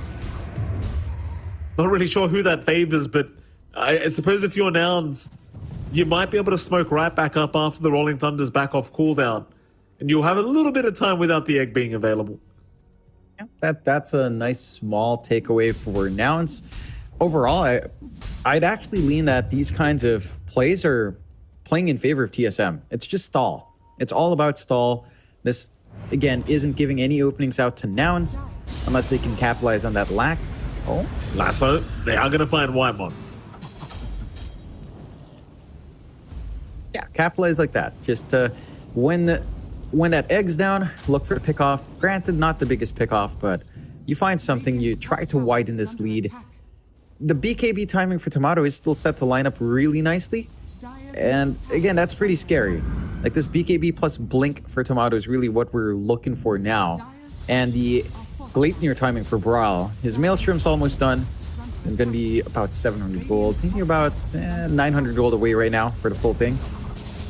And that leads to TSM finding those openings, because that can just follow through from a big vac wall, get the additional control, line up for Tomato to kind of get his own AoE damage off. The side of Nouns, and they've taken all the tier 1s.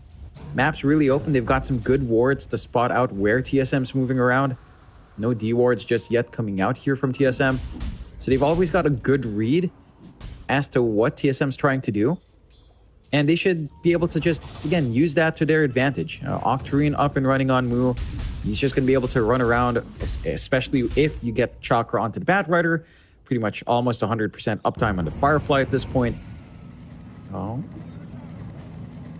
Rolling Thunder popped here, Gunner. Just able to get the regen rune with that. It's going to put the Rolling Thunder on cooldown for a little bit, but it seems like Nouns aren't intending on fighting. They just want to give time to Yamsun. Let him get to the point where he has the full man-turn Butterfly, and then he's... Maybe you still want to go for an Skadi after that, but you're still going to have some pretty nice item timings. Moo's going to run into Kasane, but won't be able to catch him. TSM in the meantime, they're going to group up as 5. Smoke popped on 4. Kasane gets left behind. I guess he can run the old-fashioned way, though. He'll be fine. This is the BKB timing of Tomato they're trying to abuse here. Problem is, they don't really see too much of the map. But they are going to head down towards the south and see if they can pick somebody off that way. Smoke is probably going to run out before they get there, to be fair, though. See if Tomato can find something with his Harpoon. Smoke is literally just about to wear off. Tomato trying to get out of creep wave vision. They have not seen him. Mines being placed here, and the minefield sign is down as well here from Husky, so they won't be able to deal with those mines. Tomato will hit Roshan. We'll realize the mines are around.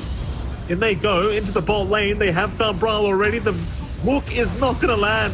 It got Kasane instead, or rather it got Husky. Brawl is gone. That's a great start already for Nouns, as now they can focus on Tomato. He'll pop his BKB, try and go after Yamsun. He'll get the RP right in the wall. Maybe he can deal with the TB in time, but no, the Sunder's out. Oh my god. Yamsun's gonna survive, but the egg, it is gonna explode. Yamsun is still down, but Nouns, they might be able to clean up here in this team fight, as they've got Tomato down. Only one more left, and that's gonna be Kasane. Nouns able to make it work, 2-5. Some very cheeky moments in that team fight, John, but Nouns, they pull one off. And it's really awkward for TSM. Instantly losing out on Bryle, doesn't get the best Gleipnir use. You still get a decent enough RP onto one. You really focus in onto Yamsun, but it's costly. It's just really, really costly. A 7k lead coming out from Nouns off the back of that. Great control coming out from Nouns. Just finding these angles, punishing TSM for overcommitting onto that team fight. And now getting even more items up. The Ags up and running on Gunnar, as we can see in the replay. Again, just instantly locking in on Bryle. If the hook saved Bryle, this fight might have been very, very different. Like, he gets to live. He maybe gets his focus fire off onto someone else. Gets the Gleipnir used up in a big way. I mean, great focus from Tomato to find this angle onto Yamsun, to salvage something out. And a good hook from Ahri to drag him back into the egg. Just no follow through.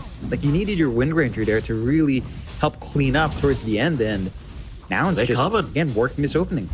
TSM aren't done though, John. They're coming. They've got another wall available here with Kasane, and Roshan is not going down fast enough. They can intervene. They're gonna see Moo. Harpoon is out from Tomato, who'll drag him right back to the side of TSM. It's Moo. He's actually a tanky boy. Tomato, the one dropping, needs to back off. I think TSM need to get out of this one. Azari does get a hook off on Gunnar, but it is not going to help. TSM falling way too low. Need to get the hell out of there, but Nouns, they want to go for the chase. Ari getting caught out here in the punch is going to go down. Nouns able to win another team fight, as they are still looking for a little bit more. Unable to find what they wanted, but they've got two, and they can go back and safely now take Roshan. This should be no drama this time from TSM. Not going to be trying to run in. A bit optimistic to try that one. I feel like these angles are just really rough to find for Kasane right now without its own blink up, prioritizing the Ags. There are some good things you can do with your Ags up. Normal punch into Terrorblade is pretty much the big one. Having a free Terrorblade illusion up is going to help massively.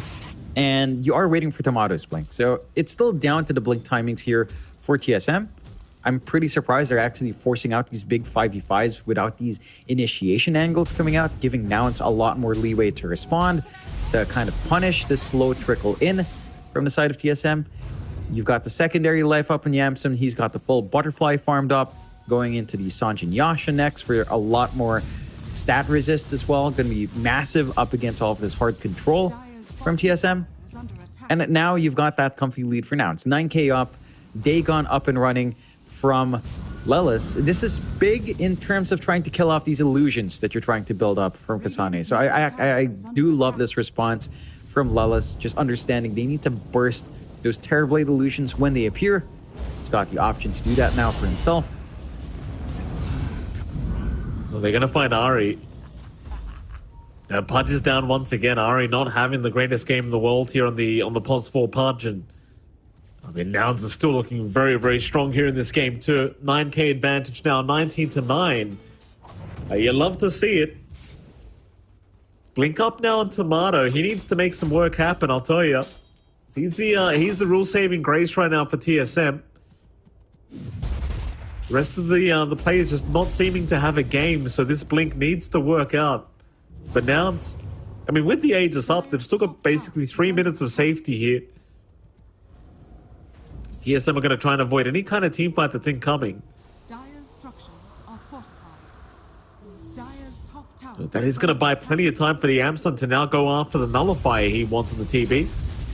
So Ari is prepping by the tier 2 top tower for something, but he's all alone. There's just no point in being here.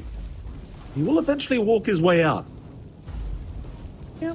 Just maybe trying to see if you can fish someone out, get a TP in, and maybe get a pick off, but not really going to be able to find that.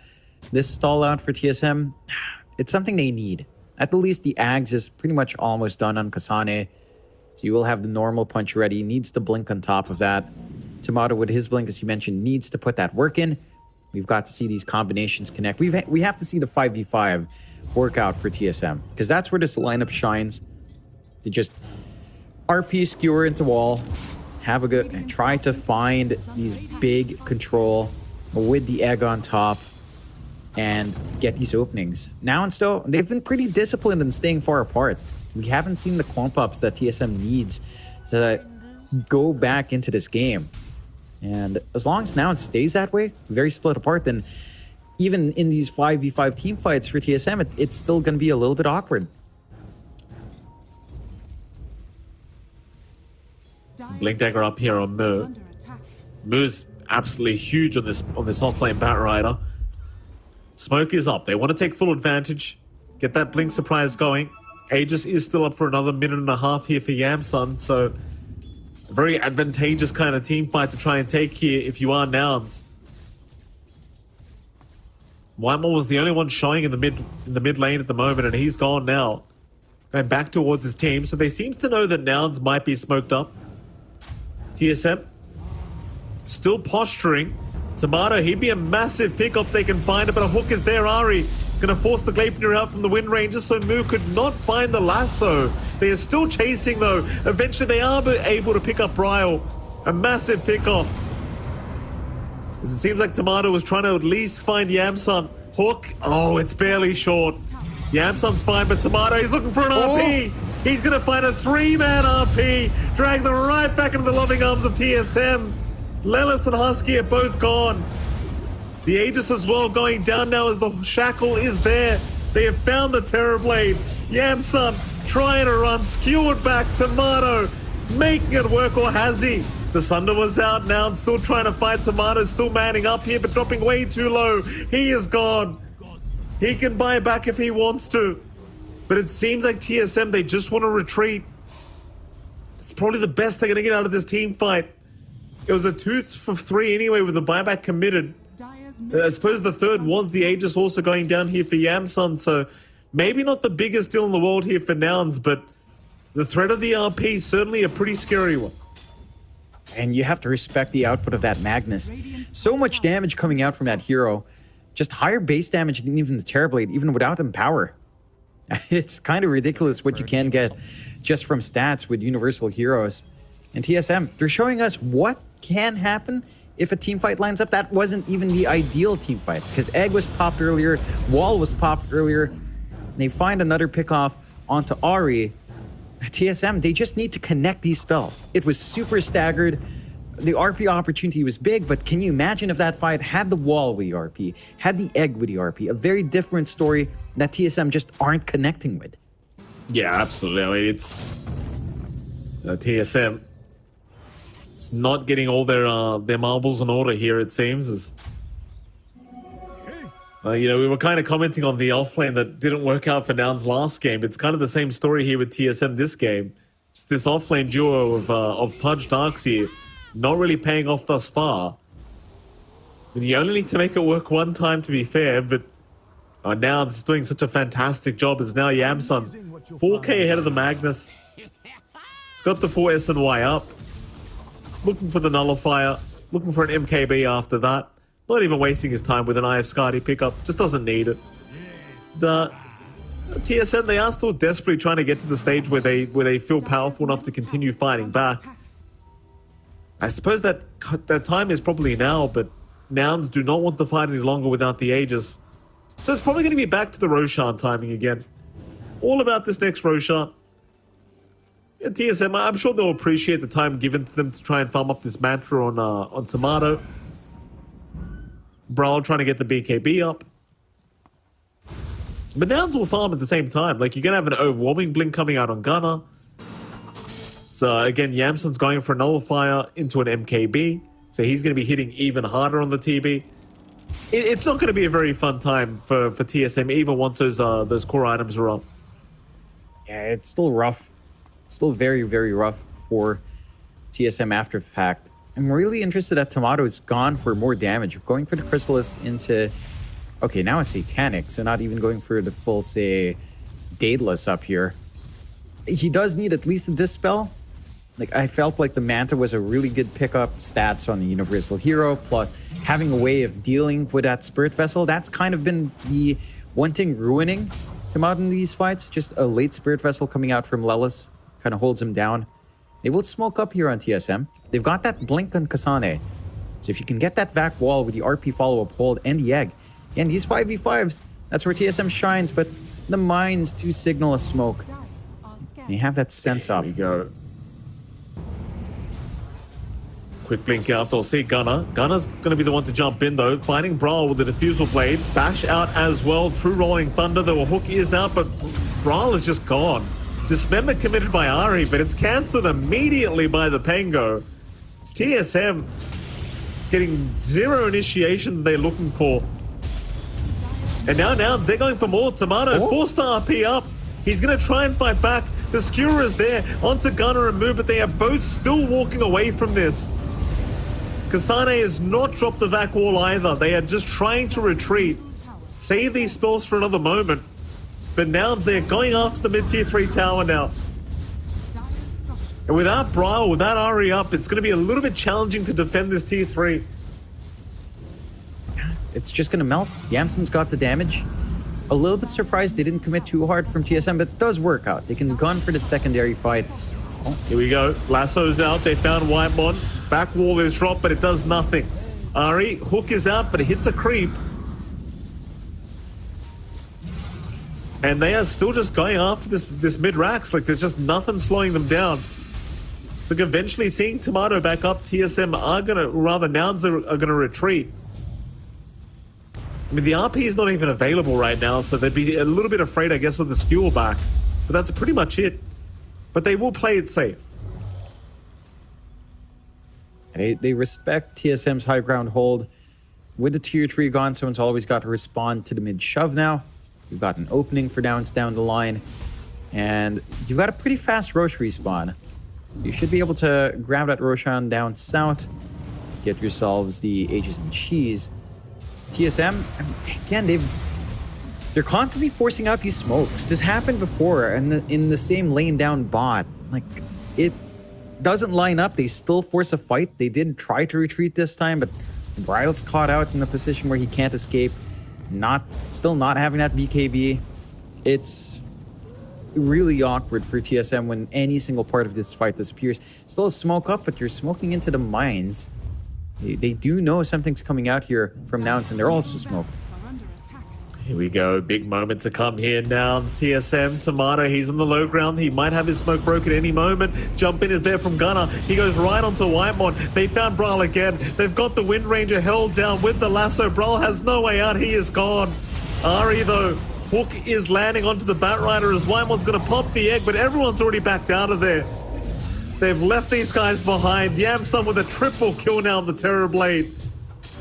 As both Kasane and Tomato are out of this. In fact, I say that Kasane is still getting caught by Gunner. He is going to go down. Tomato, the only survivor.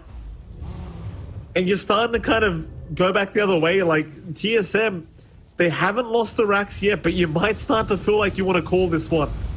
It is a very one-sided game here from Nouns. It's all down to TSM constantly forcing this movement out. It is really hard to get a smoke play out when you're up against techies, but man, the positioning of these mines from Husky makes it near impossible to just try to find an opening. I feel like you are in a really bad position, but your high ground play is still strong. You just need to connect. And again, that's something we've seen TSM struggle with. We've just not seen this big combination of Vac Wall, RP, Egg on top. You're really not having that much impact in Brawl, which is again where I kind of am not sold on the Wind Ranger core. Again, it working out in pubs. In the DPC, it's got like a 46% win rate, if I recall right. Just not a hero that's been popping off outside of certain stompy games. And the Roshan now being taken by Nouns. Again, Aegis and Cheese available. High ground siege going to open up. TSM, just play for high ground. There's no need to try to smoke out like this. Your lineup is fit for these choke points. Just force Nouns into the choke point and punish there. They should get the message now. You know, they're not looking to go too aggressive, too far out. They're trying to find what farm they can in this downtime. But they have to find a way to kill off Yamson twice. We've seen them kill him off once, but once is not enough. And maybe now it gets a little bit easier with Tomato getting that full Satanic up. He should, again, have that secondary Dispel, have a way of dealing with the Spirit Vessel charges coming out from Lilith, which might actually be enough to turn the tides if they connect all their spells here. Here we go. They'll have a chance. Just the TB illusions coming in for now. Nouns still hanging around the Dire jungle. So Yamson's even queued up an Aghanim Scepter, and he's just going to buy it outright. Not even saving for buyback gold. Just looking for the about 300 gold for the point booster. Make that nothing now. He's got enough gold for it. So you got the Ags coming out, which means the Terror Wave is going to be available for Yamson. Now the double Metamorphosis with the Terror Wave available. And TSM, I mean, you're still trying to even just farm the BKB on Brawl at the moment. It's how bad things have gone here for this Wind Ranger. And even, like, the big problem here is it does seem to be the lasso coming out from Mu, just constantly just looking for Bryle. They will not find either Bryle or Whitemon that time around, but my point stands. I think the BKB is nice on Brawl, but the lasso is still probably going to be an issue. It certainly is. Like, Mu's just always found the angle. He's super farmed up in the Bat Rider. It's not too hard to kind of spot out the Wind Ranger. Just lasso, get that control. And again, if you miss even one part in this fight for TSM, it just becomes really hard to find that follow through. So we'll have to see. A 30k deficit. They're holding on. The side of Nouns, at some point, they're going to have to group up as 5 to take these objectives. Although, I suppose you could just slowly chip away with these Terrorblade illusions as well. That's one way to get it done. You certainly could. There's going to be a skill back here from Tomato, just trying to deal with them, but the lasso is out again. Brawl caught out this time, though. Ari does save, having the shards up now. He can just eat the Wind Ranger, but Yamson is moving in with the Terror Wave. Thing is, though, with the Trickster's Cloak, they were able to walk away as they did not have detection for Ari. So a lot of good things happening here as Tomato. He'll go for the skill back into the tier 4 towers. Mind you, Yamson does have the Aegis up, so he shouldn't be in too much danger. In fact, he's healing up through all of this. They've already got Kasane down. Yamson going for his Sunder onto Whitemon, not quite finding the kill. In fact, Yamson, oh, he's still alive with the power shot. It does barely get him. That's one life down, but Kasane is not available to help out as he's going to be another skill back from Tomato. Onto Husky this time around. They'll take down the techies, but they are going to lose their mid-melee barracks. And that's going to be enough for now. They're happy with this, I think. Though I say that, Moo's looking for a lasso again. He's going to find Brawl on that Wind Ranger. Nullifier out, but a big RP. Tomato going to drag them right into the T3 tower. Underneath the egg. Is it enough, though? Everyone's just walking away. Oh, they just walk away. Jump back in onto Tomato. The Magnus is in huge danger. He should just be dead. With the Nullifier, he's got no chance of escape. They zap him with the Dagon. Ari's down as well. GG is called. I mean, they try their best here, TSM. But Nouns, they get things together. They force us to a game number 3 here in this best of 3 series. And I don't know about you, John, but now it's TSM that feels like they might need to adjust their draft, because that offlane of Darkseid Pudge, it felt very, very, very weak, to say the least. It's pretty forced. I think it's just down to the fact that they lacked any other combinations with the Darkseer. Again, melee force that are big and tanky that plays with Darkseer were limited. They banned out Spirit Breaker, and that was pretty much the big one. Clockwork could have worked out, also banned out. I think for the side of TSM, my biggest issue is probably just Bridal Lane. I'm not a fan of the Wind Ranger core. I enjoy it. I like seeing it. I love playing it in pubs. But in the DPC, the numbers speak for themselves. It's not a good hero as a core. it just takes too long. It doesn't contribute enough in these team fights. And we saw what happened. Like, you just focus down Brawl, you stomp his lane, he doesn't do as much. I feel like TSM had a really strong idea with his team fight. Like, Vac, Wall, RP, Egg, but it never connected due to how far behind they were in comparison to Nouns. It was easier for Nouns to look for one hero to pull back with Moo, and all of a sudden your team fights are awkward. You know, you're not able to catch all these heroes. You're not able to get the control to really maximize the egg, and it just falls flat at that point forward. Like, TSM took way too many losses in that laning phase. That they did.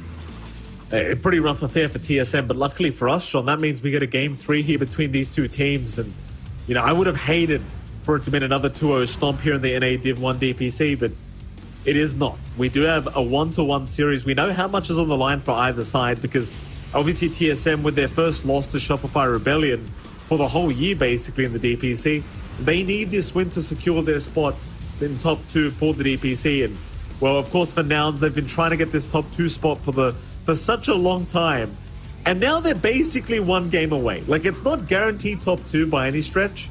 You could still get kind of surprised, and you could end up losing to a lesser known team per se, if you do end up winning this one out by TSM or Nouns.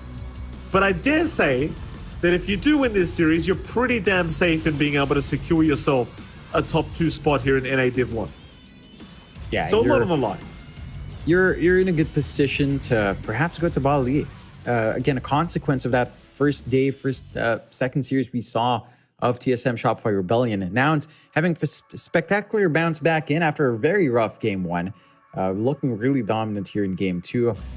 And all of them just shining. Gunnar, I think, having the best of times coming out here, and the side of TSM just struggling very badly. I think they're going to have to look back at the draft for sure and change things up for both sides by game 3. Oh, I'm sure they will, Jonathan. Of course, we do have to hand out an MVP, and it is going to be the mid-man himself, Mr. Gunnar, 6-0-20 on the Pango. I mean, he completely demolished Brawl in the mid lane here, and to be fair, he did have the hero advantage in terms of the matchup, but complete one-sided affair, not even dying once as the Pango. And you saw him every team fight, John, just starting the fights perfectly with the Rolling Thunder. So aggressive. It's the kind of Gunnar we like to see here from Nouns, and my oh my did he pop off. So he'll get the MVP for game 2, which does mean, Jonathan, that we'll have the pleasure of getting a game 3 draft rather soon. I do wonder what both these teams change up here, but we are going to wait till after this very short break, and of course right after that break we'll be back with game 3's draft between Nouns and of course TSM. We'll see you all again very soon.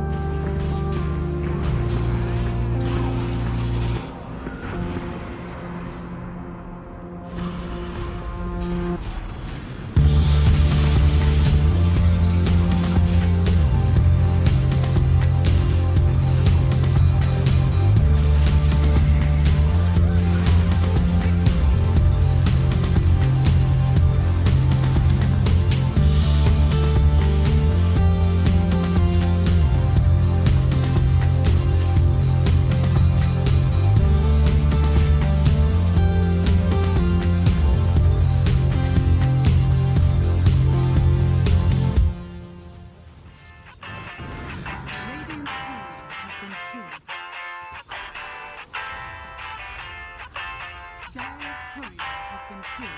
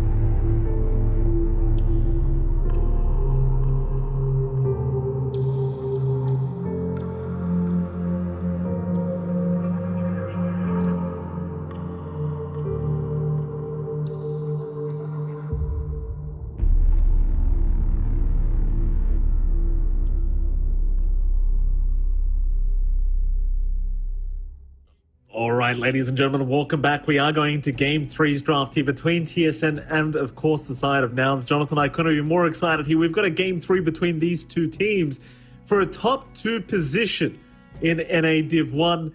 How are you doing, John? Before we get into this Game 3, are you excited? I am really excited to see what happens here in Game 3. Game 2 was a rough affair for TSM. Game 1 was pretty much a stomp coming out for TSM onto Nouns. So it's been a lot of back and forths. I think Game 2 was a little bit more dragged out in comparison to how fast Game 1 was for TSM. So I want to see how it balances out in Game 3 because it feels like both sides were allowed to get away with stronger drafts on each end. I'd like to see a much more even draft between both sides. Game 2 arguably a little bit more even, certainly having some shortcomings there for TSM. Already have the bans coming out here in the draft. Timbersaw and the Terrorblade being banned out by TSM, which I feel is a pretty safe bet. Now it's actually taking care of the Beastmaster and the Pangolier themselves. So a lot of options left. Doom's in the pool. Medusa's in the pool, which TSM rushed for. Techies is in the pool. Like, there's a lot of interesting pickups that have been allowed to slide through due to these respect bans coming out from both sides. That is very, very true. The Medusa coming out, always a scary pick to have to go up against. But like you said, John, the respect bans that were made here from both sides allow heroes like this to come out. Nouns also have the options of Techies if you want to take it here for Husky again. Had a great performance last game around. Why not just go ahead and pick it up if you really want it? Pango will not be allowed here. Nouns actually banned it out themselves, so a little bit unfortunate here for Gunnar, to say the least, but I'm sure there's some other heroes he wants to play anyway. See what Nouns want to do with their opening duo, though, with this draft. They are going to think about it. Kind of annoying against a hero like Medusa, though, because it does feel like no matter what you do, you have to draft around being able to deal with this hero. And it's not the easiest hero to deal with, to say the least. They're going to go for the Coddle and the Techies. Okay, so they're going back to the same thing, which is fair enough, right? If it's not broken, you don't need to fix it. So Nouns going to be running something similar with their support duo. And why the hell not? Yeah, I think it works out. Both of these heroes pretty much enable their laning partners to do well. I am wondering what those laning partners will be for Nouns. What solutions they'll want for to do so. They had a clear, say, PL pickup. I think that works out well, but they've opted to not gun for it, and now TSM can kind of protect that Medusa pick. There is a little bit of flex for TSM, although that should just be Tomato's hero. I don't think we've seen Kasane do anything like 33 has with the off-lane Dusa, which, honestly, I'm a pretty big fan of off-lane Dusa over safe lane. I think it's got a lot of flexibility in the off. It offers a lot more. It can bait the enemy team into looking for a Dusa counter. And then you're suddenly dealing with off-lane Dusa, which is not as high of a priority to kind of deal with hero matchups. So we'll see. I think TSM, for their part, they've got a couple of heroes they can go for. I am still, this sounds crazy, but I am still like someone that really believes in, say, Medusa Lion This sounds really dumb, but I do enjoy just the shard and the level 15 spike. It's pretty much the perfect Dusa partner with mana drain restoring allies. It's just that's a level 15 talent, so it takes a while to help your Dusa out in that sense. But I think that is one way to really enable your Dusa. It's just a matter of laning your Lion can be a little bit rough, especially with these supports from now. It's like Techies and Coddle makes that pretty much an impossibility. And to be fair, we haven't seen too much Lion in the pro scene, unfortunately, Mike. I don't think anyone's convinced with my spiel about mana drain restoring Medusa. No, neither have I, Jonathan, to It's be good. absolutely fair. So. I swear to you, it's good. It's good. It's just it takes too long. I mean, maybe, John. I mean, maybe, you know what? Maybe Kaka will want it. If they get to the major or something, maybe we'll get to see Kaka be like, choose Medusa. Trust me. I've listened to John X Fire. I've got this amazing strategy. They can't kill you. It might happen, John. Kaka might do it. We'll see. Final ban to come out. Nouns. They've just been focusing on supports. I mean, you've got 2 calls already from TSM. They just kind of lock in the absolute broken kind of heroes in this meta. So, just ban out some supports, make life a little bit harder for the supports of TSM. Because Ari having a pretty rough game number 2, playing that pulse 4 Pudge. Not sure if the intention was to play super seriously or have a bit of fun in game 2, considering how much of a stomp game 1 was, but obviously kind of ends up backfiring against him in the end, so have to try something a little bit new. But Nouns for now, still focusing on supports to ban. They'll take their sweet time with it as well. Thing is, it's hard to know exactly what they're thinking right now because you don't know what calls they want to go for. There you go. There's a Skyrath ban out. It leaves a lot of options open for the Kasane hero in the offlane. I think that's a concern.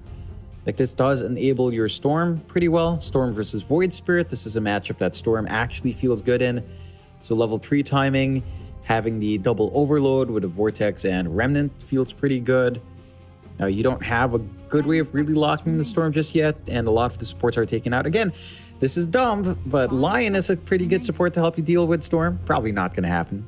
Who am I kidding? No one likes Lion. It's not gonna happen, John. Lion's just kind of garbage hero right now, John. It's a TSM, decent enough hero. It's not that bad. it's not the win rate says, Jonathan. It's not what the win rate says. Third pick up here for TSM. All right, it's time to see some support. TSM FTX's Bounty Hunter.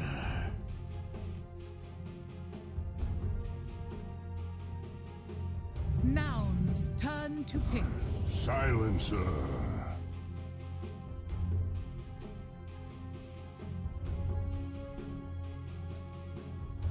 They go for the Bounty Hunter Silencer. Clearly quiet on me. I thought I'd literally dropped out in terms of internet. Didn't mean to pause that okay. long. Yeah. Yeah, I was like, all right. Yeah, Bounty Hunter and Silencer support duo for TSM. That, I mean, it gives you some hold against the Storm. Not the best in terms of just threatening with global silence. So I think it's going to be a little bit hard for TSM to lock in Gunner. He, again, has a pretty open game for himself.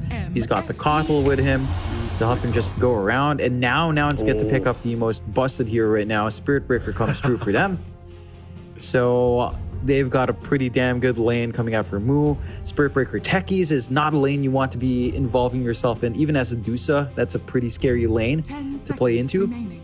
So it's going to be a little bit rough. I'm wondering what hero they have for Kasane lined up, as Nouns can now just ban out Kasane heroes. Lycan can be banned out. You can take out the Underlord here, which probably is your best bet. Like, Underlord gives you some control, allows you to interrupt the charge if you can see it coming in, and gives you some good aura carrier to play with. So I don't think that's going to slide through here for TSM. I think Nouns will be able to ban it out, cover their bases, get a really good core for Yamsen. There's a lot left. Phantom Lancer really comes to mind. PL plus Kotl as well down the line. Spirit Lance spam, Ags build up. That hero is it's pretty hard for Medusa to deal with, especially once the diffusal is up. So you do have that. Hey, you do. Can't believe the Spirit Breaker makes it this far into the drafting phase. It just surprises me every time. Like, really nice pick as well against the Bounty Silencer. Like, you love charging Bounty Hunter because he just has no idea it's coming until the last second. You can just kind of keep tabs on where the bounty's gone. Final bans to come out, both sides. Well, at least Pos 1's being banned out by TSM, and Nouns are just focusing on the offlane, it seems, of TSM. They'll get rid of the Kasane Lycan, not wanting to have to deal with that again, which is absolutely fair enough. The TSM, another Pos 1 to ban. They've already gotten rid of the big ones, being the AM Slark against the Medusa. I think we have seen Ursa picked up a little bit against Medusa if you wanted to go down that route, as they are going to get rid of the Naga Siren. Not sure if you want to see an Ursa pop up here for Nouns, but it might be the way to go. Yeah, I think an Ursa's all right. I feel like Illusion Spam's still a better bet just because TSM can't really deal with that. Although I suppose they can't really kite around the Ursa too badly here, mainly relying on silencer slows and debuffs. I like that they ban out the Visage. That hero can be really annoying with the Phylactery build right now. But what heroes do you have left for Kasane? No Lycan option. Underlord's still the option. Batrider is actually what they go for. So they go for the Batrider, and Bounty Hunter lane's not too bad. They go for the Morphling as well on Nouns. So we finally see the Morphling come out. That hero, it's not as common nowadays, at least in a couple of the regions I've covered elsewhere. I don't think I've seen it in China the one time I covered. We don't see it in Southeast Asia at all, outside of one game. This is an interesting hero because, again, if you turn into a universal hero, you steal 20% of each stat. And if you get the Ags, that's 40% of each stat, which is really dumb. Granted, you're likely... Well, actually, turning into the Void Spirit here is actually really dumb. So Yamsen has a viable universal hero to turn into. You don't have the best ways to pin down this Morph. At the same time, down the line, once Medusa gets Scotty, I think the matchup isn't that bad for the Medusa. So there's a lot of back and forth. I would say Nouns, their laning phase looks a lot stronger. Just again, Techies, Spirit Breaker is a really good launching point for your momentum here on the side of Nouns. I think Gunner is going to have a good time mid. So this is a really strong draft for Nouns, and for TSM, they're going to have to shake up, right? Like game 2 looked rough. Execution looked really rough. Their lanes look really atrocious in comparison to their game 1. This time around, there are some corrections. I'm not sure if it's going to be enough. Overall, Mike, I actually lean into Nouns draft. I think they've got a good idea as to what they want to do. They've got a good lineup for it. They've got good matchups. And if they play as they did in game 2, I think TSM are in for a bit of a tough one here, Mike. I think it's just... I do like where Nouns have gone. I just think it's harder to execute this draft. So I'm not 100% sure. I think, at the very least, John, I just want to close game 3. I think I do like where TSM's gone with their draft. So execution-wise, I think TSM's got an easier time. I think, can Nouns execute this draft? Can they keep the tempo? Is Yamsun going to find enough? There's just too many questions for me with this Nouns draft. So I don't know. I'm not going to make any predictions here. I just want a good game number 3, and I'm sure we're about to get one. TSM versus Nouns. Again, they are fighting for a top 2 spot in NA Div 1. And of course, fighting for a chance at the Bali Major. And this is probably the closest Nouns have ever gotten, right? To beating TSM out in a series. Not ever, but you get my point, John. Throughout this year, it feels like it's probably the closest. So we'll get into game number 3. See how it works, as we are going to start with the voice line straight off the bat. We'll see. We'll see if Nouns can do it, or whether TSM can just ensure they have that top 2 placement.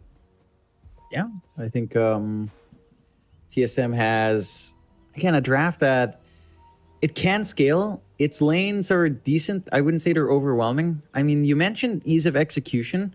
I don't know how hard it is to play Nouns draft. Like, your one concern is running into Global Silence and getting control there. Beyond that, your lanes are pretty much just kind of unga-bunga lanes where you bat your head against the wall. Like, Luke can definitely just be aggressive onto the Dusa. You don't have too much to worry about. Again, depending on how Whitemon tries to zone out, maybe it's awkward. But I see the aggression from Nouns being a lot stronger. Whereas TSM, they're going to have to sit back and farm here on Tomato. Bryle has some good timings lined up for his Void Spirit if his matchup goes well, and that's not a sure deal. As Nouns goes for a bit of a late smoke wrap here. Yeah, that they do. Bottom rune spot is where it might happen. Tomato gonna reveal himself. Lelis gonna move in. They'll land the sticky bomb. They've got the blinding light. Tomato already losing most of his mana. We'll go for a Mystic Snake, but the blood grenades are there. Tomato out of mana completely, is set to fall, but no, he gets to the high ground. Another blood grenade though, and he hasn't got the HP pool. The blood grenade will do it. Ari able to help secure the kill there as Moo's the one to pick it up. It was his blood grenade on the SP that got it done. That's one way to do it. Like, against Medusa, you know if you throw a blood grenade, it's going to do so much damage if she's got no mana. And Tomato giving away first blood. Yeah, not a good feeling for TSM. And again, this is where Nouns shines. All they want to do is be aggressive. There's literally nothing else stopping them. They just want to run around, want to cause havoc on the map. We'll see how much they can get away with here as we are seeing the lanes break out. Taking a look at that mid. Again, Gunnar on the Storm up against Bryle on the Void Spirit. Not too bad for either side, but Gunnar's level 3, level 4 spikes are pretty considerable. Just a harassment you can do onto Bryle. The Resonant Pulse Shield isn't going to stop a lot of this magic output from Gunnar, so he's always got a good amount to trade back. Bryle's going to have to watch his spacing. And rune control is really big for both sides. That's where I'm actually kind of curious about how much emphasis is there for the power runes. It feels like there should be a lot. Whether or not that's enough to say get early charges out for Mu, I think is the big question in my mind, because that's the wild card factor. The Spirit Breaker can just totally change these matchups purely by showing up and being annoying. Top lane. Kasane trying to be as annoying as possible here against Husky and Yamsun, and doing a decent job of it so far. Of course, that bot lane, Mu gonna go for the creep pull away, but Tomato is there to meet up the creep waves. Mu gonna try and get aggressive, does get a nice charge out. Tomato dropping low on mana, has a Mystic Snake to throw out, only landing on Lelis though, so he's in pretty massive trouble. And Tomato, he's still chasing Lelis. They might end up getting the kill, but they've lost the Deucer. So Lelis, he is still running. Whitemon unable to find the trade. And hell, even if they did, like, finding the Deucer twice now, that is a disastrous situation for TSM. Yeah, that's ugly. Again, for now, it's just overwhelming lanes. Like, what do you do to stop a Spirit Breaker with a Silencer? At least Lelis finally falls, but still not worthwhile. Even the top lane's going a bit rough here. Oh boy. Yeah. Yamsun finding Kasane. Kasane getting Husky back, but what does it matter? You lost your offlane Batrider, and Yamsun's the one to take the kill. Oh, it's already a very strong start for Nouns. In particular, my biggest concern is the fact that Tomato's died twice already. Not good. There's just no good way of going about this now. Tomato, he needs to get some spacing. Whitemon needs to try to zone him out, but it's the Silencer 5 up against these two heroes. He can land all of these arcane curses, try to zone them out, but you don't really care too much. Especially now that Mu has a casual Ring of Health. Vanguard, once that's up, he's just going to run you down. Even the top lane again, like, you're not stopping Yamsun from farming. Like, as a Batrider, this lane's pretty alright. Again, going for the no napalm. I believe the only player to really go napalm still, it's like Ice, I think, when he plays that off-lane bat. So you're pretty safe from Yamsun to just kind of farm, no threat. You've always got the blast off to fight back in. Like, the bounty hunter just, it doesn't do much in this lane. You know, again, it doesn't connect with your Batrider all too well. Maybe you get a mid-rotation out, which is what they're gunning for right now. Bryle gonna try and fight for the power rune. Gunnar. Oh, water rune is gonna be picked up here by Bryle as Gunnar just gonna keep going after the Void Spirit. Bryle in pretty big danger, but does have the help of Ari. Sticky bomb, no, blast off is there. Husky will get it done as now Gunnar gonna be chased down by Whitemon, but they've got no spells to throw out. Gunnar able to secure the kill onto Bryle thanks to the supports that do come in from Nouns. They're giving TSM a run for their money right now, I'll tell you, John. Both mid and bottom lane going pretty badly for the side of TSM, and Oh, even the top lane not going very well for him either. Everything's just not lining up. Again, the draft of Nouns just has much stronger lanes. Every matchup just feels a lot better. It's easier to be aggressive with Nouns lineup than it is with TSM's. And for TSM, it's kind of the same as Game 2, where you're waiting for more item timings, you're waiting for more level timings to take these fights, whereas for Nouns, they're just ready to go from the start. Vanguard up on Moo. He's going to be able to keep diving around if he wants to.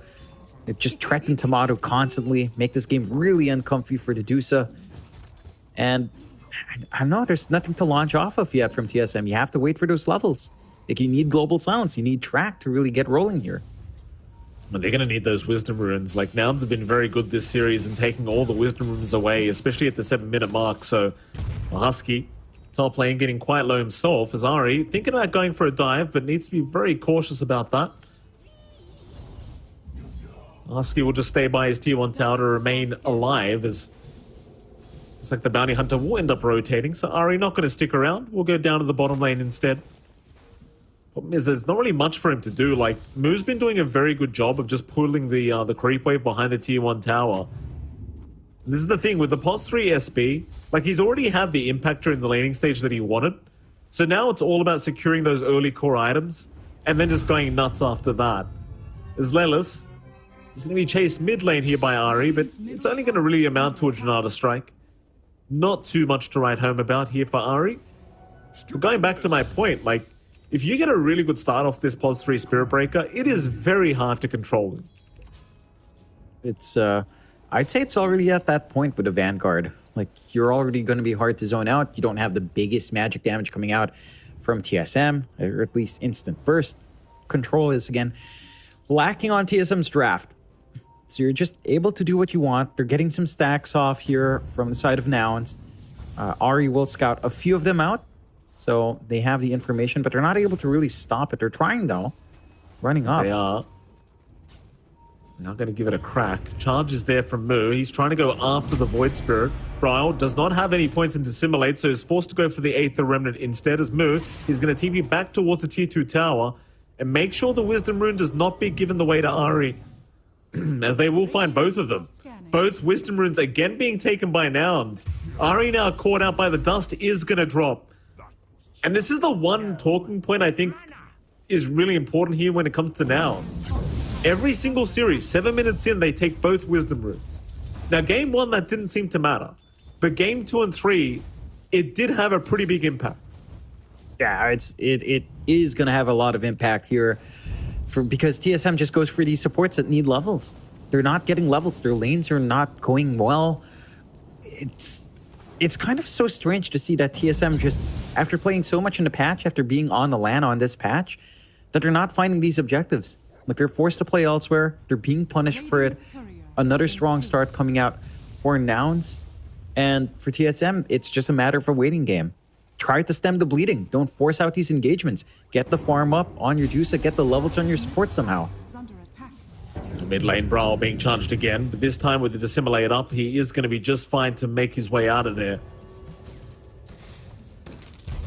One of the things we... Oh, hold on a minute. Ari in trouble. Gunnar going to move in. Bash immediately out from Moo. Another bash out as well, Ari. Oh, he just couldn't catch a break. They're moving Kasane. Moo's on the run. Bryle should be able to slow him down enough for the lasso. Moo, though, still walking away now. Going to go for the Nether Strike. Back in on Bryle. And that'll force them back. It's Moo already proving to be a huge nuisance here on this Spirit Breaker. And TSM 2-6 right now, not looking too healthy. On the positive note, though, for TSM, Tomato is farming very well, but is still behind Yamsa.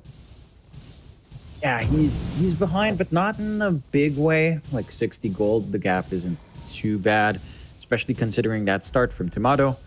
So you're more than happy to actually just have this space to free farm, have this action go away from your lane, and try to get that farm up. I think overall, actually, TSM aren't too far behind, core for core. Your farm is kind of staggered. This time, Moo should just be dead. They do stun him up. He'll try for the charge out, but is going to get stopped. Nice pickup from TSM, finally putting a stop to the dominating spree of Moo. Brawl does take it for himself. waiting for the itemization from this the Spirit Breaker this game as well. I'm wondering, does he want to go for the Shadow Blade into the Ags build-up, or is he going the Aura build-up perhaps? Because he hasn't really queued up too much here. Just a Vanguard and Phase Boots is available right now. Yeah, I think it's rather open. There's an argument for this Shadow Blade just to be aggressive. Although I do feel like an early Crimson Guard removes a lot of TSM's bite. So I wouldn't mind either one. Would be funny if he went Phylactery. I feel like Moo's the kind of player who does that in his pubs.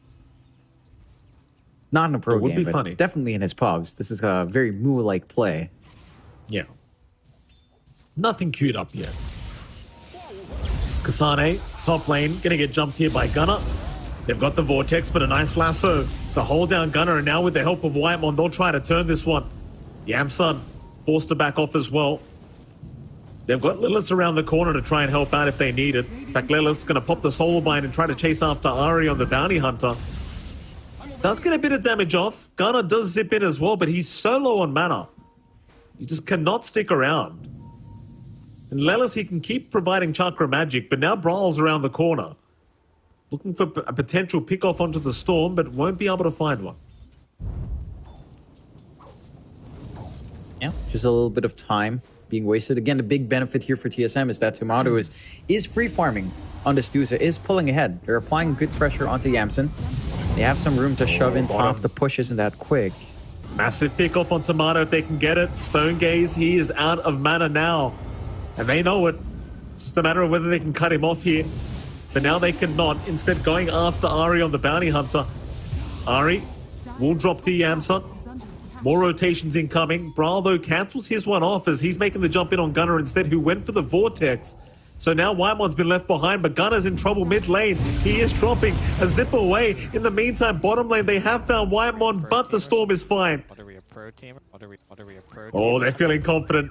A lot of all chat happening here from now on, or rather just voice lines being spammed. As TSM just unable to find any kind of opening so far in this game number 2, or rather game number 3. I mean, I guess as long as your Deuce is farming, you're happy, but still not looking like the best here for Tomato. It's not the smoothest ride. You're making too many sacrifices now to kind of hit these spikes on TSM. Granted, you've done a great job of suppressing certain things. Gunner, a good 500 gold behind from Bryle. So the pressure has certainly gotten to stalling out the Storm, but still has rune control, and they've got a good movement out here. Bottom lane, Kasane is being watched here by Mu, who'll go for the charge out. He hasn't got the mana for the Nether Strike, but with the Chakra Magic from Lelis, he has no issues. He can throw it out if he wanted. It's the one combo that I think is going to be rather disgusting if Mu does get to the point where he has an Ags up. The Chakra Magic plus charge. It's going to be a ridiculously low cooldown, John, with the Chakra Magic available. As Husky, mid lane, charge, Mu landing on 2, Yamsun moving in, Brawl's gone. They picked off Husky, but Brawl's going to get tipped, and now Ari's in huge trouble. TSM falling apart here in game 3. Nouns are not slowing down. Mu is still going after Whitemon, but does cancel the charge. But, going back to that point, John, like, it's already 4-11. If Mu goes Ags, 7-second cooldown on charge, plus Chakra Magic, it becomes a 1-second cooldown? Yeah. Is that right? Yeah. Just charge around like a maniac. 1 second on charge. Yeah.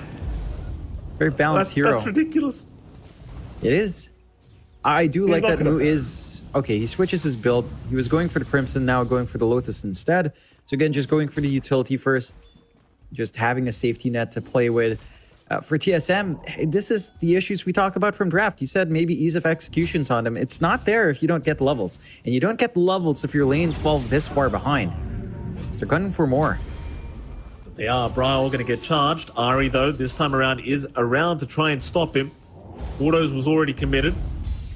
Nice little flame break backwards, and they should have the kill onto Mu, though he's a bit of a tanky target. He'll go for a quick charge out, but was hit by the Aether Remnant of Brawl, so had no real chance of charging towards a creep wave.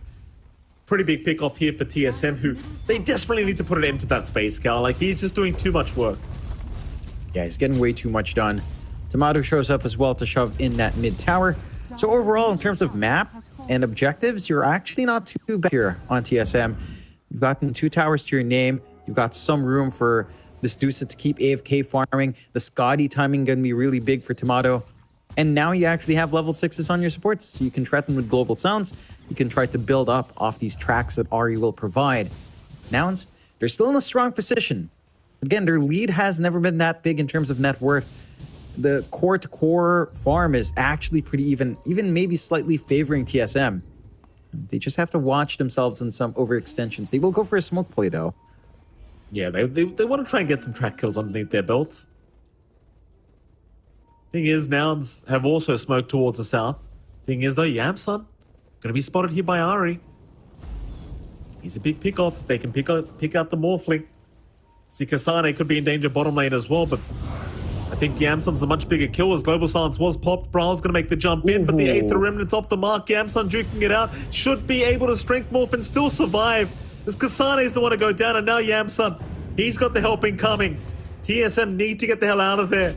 Brawl has no Astral Step charges. He'll get hit by the Blinding Light. Lelis not able to get the Solar Bind off of as it was on cooldown. But I think Nouns, just knowing that Yamsun survives, in fact, I say they were going to be okay with this, but they're going to go for even more. White one being caught by Mu. That's going to be a secondary kill here. Yamsun does pick up another on the Morphling. TSM, they are not finding what they need to find with these rotations. And again, the only positive right now is Tomato's hitting creeps. That's literally it. Yeah, that's the only takeaway they have. Really awkward mistake to make from Brawl. If he landed at 8 for Remnant, that could have been a kill. Like, that would have been the kill that they were looking for. They get punished instead. Really great response out from Nouns to gun for a little bit more. And it's just difficult, right? Like, Whitemon's forced to use Global Silence. They're forced to jump in earlier, so they can't get the double step damage onto the Morphling. They only get the 1, as Brawl is forced to move in. And that just leaves very little room for error in execution. They might find at least Husky, perhaps. I mean, they track him up. He'll just pop the dust and Moo's there, ready to go whenever. Moo now picking up a Yules for himself. So nice way to purge off the Global Silence. Even the track as well, of course. So, I mean, TSM, these gank attempts have been pretty lackluster from themselves. Sadly, Ari's not having a good game as a bounty, right? Like, you want those track kills to go your way, but TSM just have not been able to find the openings necessary to make these track kills work.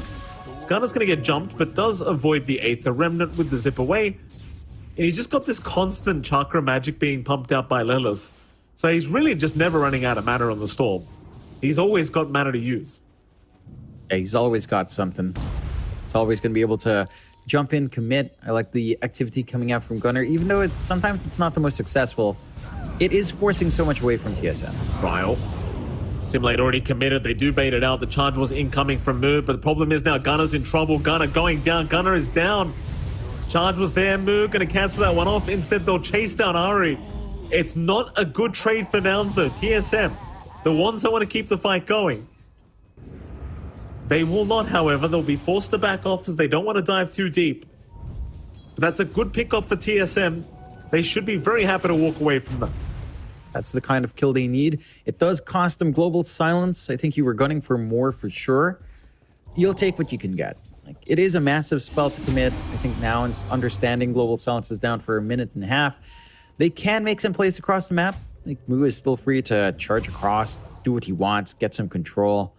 He isn't quite gunning for the Ags yet, but he is going for the Octarine at least, which is also another way to keep spamming out these charges.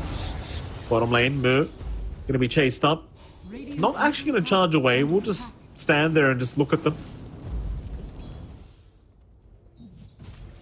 TSM. Still buying more and more time for Tomato, who almost has the Skadi up now. Big timing against the Morphling, of course. Yamsun. Going for the Axe build up very soon as Ari. Gonna go for the track here on Gunner. TSM, they might want this team fight, but they don't have global silence. Still, they're going to make the jump in again onto Gunner, but he'll be able to zip away just fine as now the charge is out. Mu wants to go right after the Bat Rider. Blastoff's going to land on Ari, but Tomato's here with the Stone Gaze, so Nouns, they want to back their way out of this, and they will do so. And the one existing threat is Tomato, who is top of the net worth board. It's the one guy they don't really want to have to deal with in a 5v5 engagement. And as soon as they see him pop Stone Gaze, they just run. They know it's not the fight.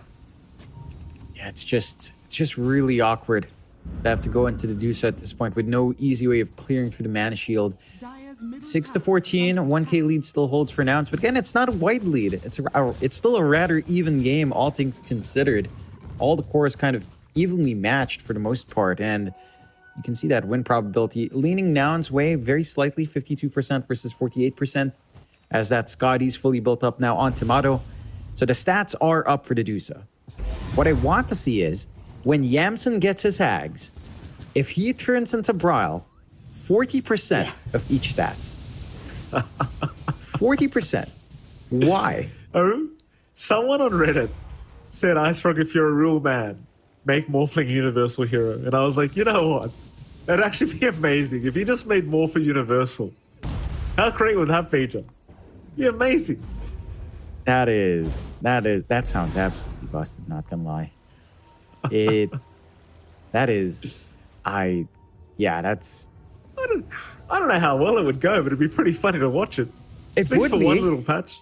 I think it's a bit much since he's a natural Scotty Manta builder. Like him using every stat, sounds kind of nightmarish. And then turning into Universal Hero with 40% stats stolen, yeah, I like it. balanced. Good idea. I mean, water You're right, is Frog. universal, right? It is. Everyone drinks it. Yamson. Oh, 8th remnant off the Again? mark. Again. Still, Lasso's going to connect, but he's got the strength morph going, so he's perfectly fine for now. But for how long? Oh. Manta style is there. He's still dropping, and he is gone. Nobody around to help out Yamson apart from Mu. And with the Scotty up on Tomato, they had the damage, they had the control. Yeah. They make it work. Again, it takes a lot of commitment out from TSM. That's basically trio ults. Lasso gone, Stone Gaze gone, Global Silence gone for that one kill, but it's a very worthwhile kill for TSM to find. Getting some good use out of that Scotty reveal on Tomato. The side of Nouns, I mean, they've got that full Octarine up on Mu. So he's got a lower cooldown charge already. Who needs the Axe, Mike, when you've got Octarine? Drops your Nether Strike cooldown too, so it feels good. Even the bulldoze feels really nice. Ari's going to find him. Track is there. Mu will realize he's being tracked, so he just walks away. Tomato comes over. It's definitely a guy he doesn't want to deal with right now. I appreciate Mu going for the smart build, but God, I want to see the axe. Because now with the Octarine core, if he gets Chakra Magic, he just has infinite axe. Infinite charge. As long as Chakra Magic's available, there's a charge available. Smooth. It's jumped on, had the bulldoze though, so the 8th remnant not going to last too long as now Gunner trying to look for a vortex. Is not going to find. Nice jump away from Braille. I think they might even think about Roshan here. They will move over to the pit. Problem is, Nouns, they should have a pretty good idea that this is happening. And they are going to smoke up behind Gunner. They'll make their way down. There is vision, but no one's breaking that smoke. Ari's a little bit too far out. Oh, they've Break got it by the axe. ramp. They've got the axe here, John. Yamson's picked it up. They want to go for the surprise reveal. They're going to see Tomato. He'll morph into the Medusa. So now with the mana shield, he's going to be annoying as well. As Tomato and try and get to work. Just stealing mana from each other right now. As Tomato and Yamson going at it. Charge is going to be there. Vortex out from Gunner, but no, he doesn't get it off. The Stone Gaze was committed, forcing them back as now Brawl making the jump in. Found the storm, is going to burst down Gunner. Gunner is down. He will buy back. He wants to get back into this team fight. They do not want to allow Roshan to go the way of TSM for free. Yamsun onto Kasane. Will find the Batrider as now they really want Tomato. But Gunner's low on mana. He needs the Chakra Magic. Lelis will get it off. Tomato's surrounded. He's manning up against 5. Basically, his Moose trying to hold the rest of them back. And he's doing a good job of it. Tomato still fighting, but now he's out of mana. What? Now he should go down. But Yamsun's still in trouble. Yamsun's still getting pretty close to death. But he will be able to survive as they continue. The buyback was there from Husky as well. TSM still chasing for a little bit more. Gonna find no. Yamsun with an Aether Remnant. Brawl gonna hold him mid TP. But can they kill him? Yamsun is still going. Waveform away. TSM, they want to keep chasing, but they don't have Astral Step. Instead, Husky. Blast Off was there, but he misses the stun. It won't matter though, because Mood does compensate with the charge. He will find the Bounty Hunter as he wants more. Wymon now charged up. Ari's going to commit the buyback. In comes Kasane with the Batrider as Roshan. Roshan gets involved with the team fight now. He'll go to the next side of the map. It's too noisy over here. Husky trying to run. Kasane on the chase. Should eventually have the techies. Surely, is the blast off? It's going to be cancelled. He's got the lasso. What a team fight coming out. Even Roshan had enough, just walked away mid-fight. Yeah, it's a lot of back and forth. Nouns does manage to get some good punishment. It does cost him 2 buybacks, which isn't the best thing in the world. A dieback for Gunner, a dieback, I believe, as well for techies, and just really awkward overall. The TSM gets a lot more out of that. It's surprising how tanky Tomato is, like even without mana for a while. Like Yamsun couldn't really touch him on Strength Morph. I am disappointed though. I get why you turned to the Dusa, but give me those 40% stats, Yamsun. Let me see how Ryle looks as a melee creep that jumps around. Because that's what he turns into when you steal all of those stats. That's how you play it. Turn into the universal type, Yamsun. Turn to the... Well, it's not really the dark side. TSM, though, lining up for the top rush. They've got the wards once more. And that was a lot of commitment out from Nouns, even in wards. Like, they had a really nice left side ward in the Roche pit. Now they don't have that. And TSM just get to go back. And that fight lasted so long. Global Silence is back up. Jeez. I mean, everything's basically back up. All ults are available right now as Roshan casually being taken here by the side of TSM. No real contest. Nouns not going to make their way over. Just going to push out the waves, buy themselves a bit more time to farm. There goes Tomato. He'll pick up the Aegis. So now you've got to deal with this guy twice, and he's already a pretty big issue as it stands. His lines are being drawn out through the bottom wave, so it seems like that's exactly where TSM want to go through here. At least Ari has been drawing out some lines. I do appreciate the fact as well, like you look back at Moo on the Spirit Breaker, he is going to be going for the Heaven's Harbird, which I think is going to be very important against the Medusa. Such a value item against this hero. And she's really the big issue now in these team fights, as every Medusa tends to become if the game goes long enough. Tormentor is gone, so Ari will be able to pick one up now. We'll have the Shadow Walk to be used on his allies. Can be pretty detrimental. Like if you're not expecting that invis to come out, very annoying to try and play against. Shadow Walk up on Bryle. You can get the Shadow Walk off on Tomato in these fights. It's a lot you can get done with that. Even just Shadow Walking your Batrider as initiation is going to be big here as well. Although to be fair, Nouns has been pretty on point with detection. That's not something that TSM's been able to catch him off guard with. Still. He had the bulldoze going, not so much anymore, unless he randomly pops it, because he does. Kasane's gonna have to wait now, I think, as the charge away is there. Can they catch him? No, Aether Remnant's off the mark. Moo's fine. Mystic's I actually had a Void Spirit. I actually had a Void Spirit yesterday who kept catching me mid-charge with an Aether Remnant. It's very annoying. Yeah, that's a simple get good right there, Mike. Yeah. Oh, yeah, I won the game. Don't get me wrong, Jonathan. I mean, I was playing Spirit Breaker. How could I lose? That's fair. Yeah, like you can get caught, but you can just charge again. You just keep going. Spirit Breaker is just gassed up. You know, he ain't stopping. Love it. Still, at the very least, right now, Tomato's not stopping as well, as he will get that siege going. Does clear it out. Does have the goal to buy out his Moonshort if he wants it, but I'm just holding out, trying to get the Daedalus first, holding on to casual Hyperstone. Again, very even game, 11-17. 1k lead for the side of TSM as they will sneak away and take another Tormentor for themselves. So Bryle this time getting his shard. Wow. I mean, this is good that Whitebot's not getting his. It's just a lot of hate, I feel. 2 Tormentors in a row and the lowest net worth guy just doesn't get anything. What the hell? Oh, what can you do? Oh, he's playing Silencer anyway. The Shards is not that good in a support Silencer. Yeah. It's okay. That's fair, It's but whatever. it's... Wait, how is it... How is Bryle the lowest? I guess up against the other cores, yeah, he's probably the lowest. Alright, makes sense. Gunner. Could be a big pick-off if they could catch him, but he will ball lining all the way to the top and TP out. So now, I mean, again, realizing that after that last team fight, like, Tomato's proven to be extremely strong, and now with the Aegis up for 2 minutes, it's definitely not something you can deal with throughout a fight. So just going to try and defend high ground, maybe just secure some more farm on their cores. Obviously, this Morphling going to have a Skadi soon, but won't have buyback if he does buy it outright.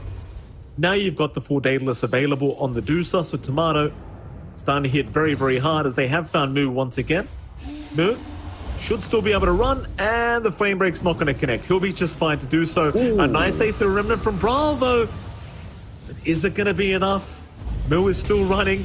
He pushes him away with the Psychic Headband. Moo is still trying his absolute best to find a way out. The Bulldoze status resists the charge. It's not enough.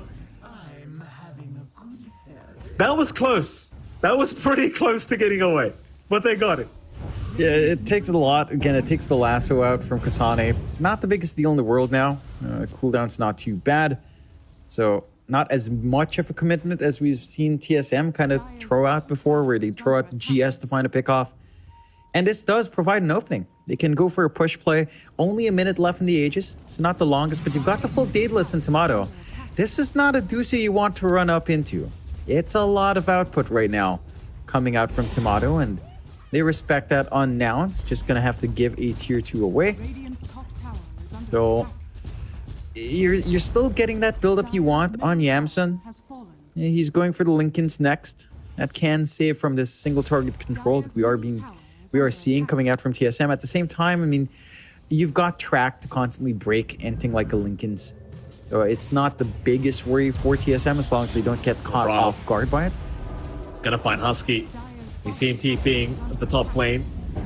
Husky, I mean, he's gonna try to run, but surely they've just got the kill here as he will blast off towards the north, just buying as much time as humanly possible. Bryle picking up another kill. More Heaven's Halberds coming out as well, by the way. Kasane now picking one up against the Morphlingers. He's gonna show himself along with Tomato mid lane. Both pos ones revealing themselves, but I don't think Yamsun really wants to get involved right now. Do you have the full moonshine up on Tomato now as well? Like, he's huge. It's just machine gunning down. Cadusa is way too big of a target right now. Much too durable for Nouns at this point. This is where, you know, execution is a lot harder. Outside of a laning phase, outside of that mid-game, early mid-game, early late-game spike. Now they need to find these angles. Charges there. They're going to try and get through the mana shield, or just the mana, the Stone Gaze. Tomato, he's actually out of mana right now. This could be the opportunity that Nouns have been looking for as Yamsun getting to work. Moo holding him down. Tomato's gone. Oh, I can't believe it happens that quickly. Limon also caught out of the silencer. He is dead to boot. Yamsun able to find a double. How do they get it done that quick? They just managed to His mana focus just in. disappeared. I mean, you just lay on to that Dusa when no one else is around, and what's a Dusa gonna do? You know, it's like Stone Gaze went off. The Mystic Sneak bounces weren't that big. They just get punished. Kasane now. In trouble. They've got another charge up. Brawl is there to try and help out with the Aether Remnant to lock down Moo, but again, the charge is available. Problem is they are lacking the vision. So Ari instead is going to be targeted. They'll just take him out, but now Brawl going to try and salvage as Husky is out with the blast boy. off Brawl. He is out of actual step charges. What? Oh boy. Tips out from Moo, who's doing a splendid job this game 3, but Brawl, a very aggressive step in, and he does pay for it. I don't understand why. He only had the one step.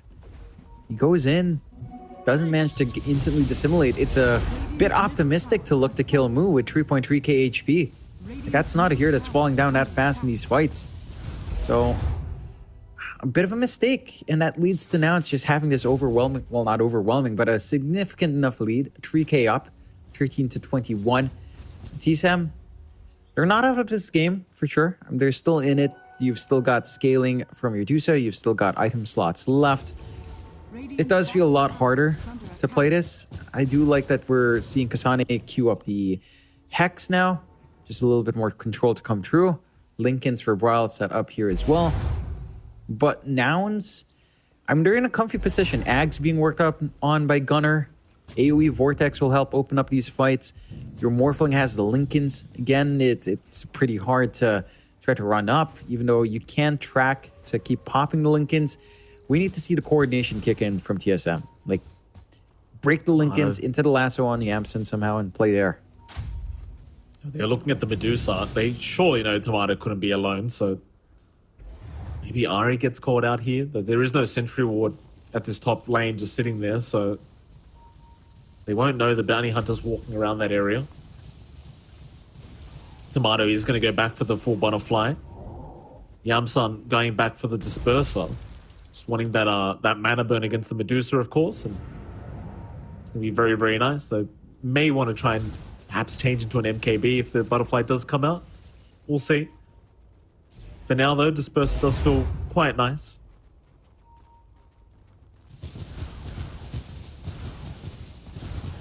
TSM sitting well and truly back. Realizing they are definitely not out of this game number 3 yet. Like, they've got to just take it easy and really ensure they take a good team fight next time as Nouns. They're going to go after Roshan, it seems. Gunnar is watching Roshan as we speak.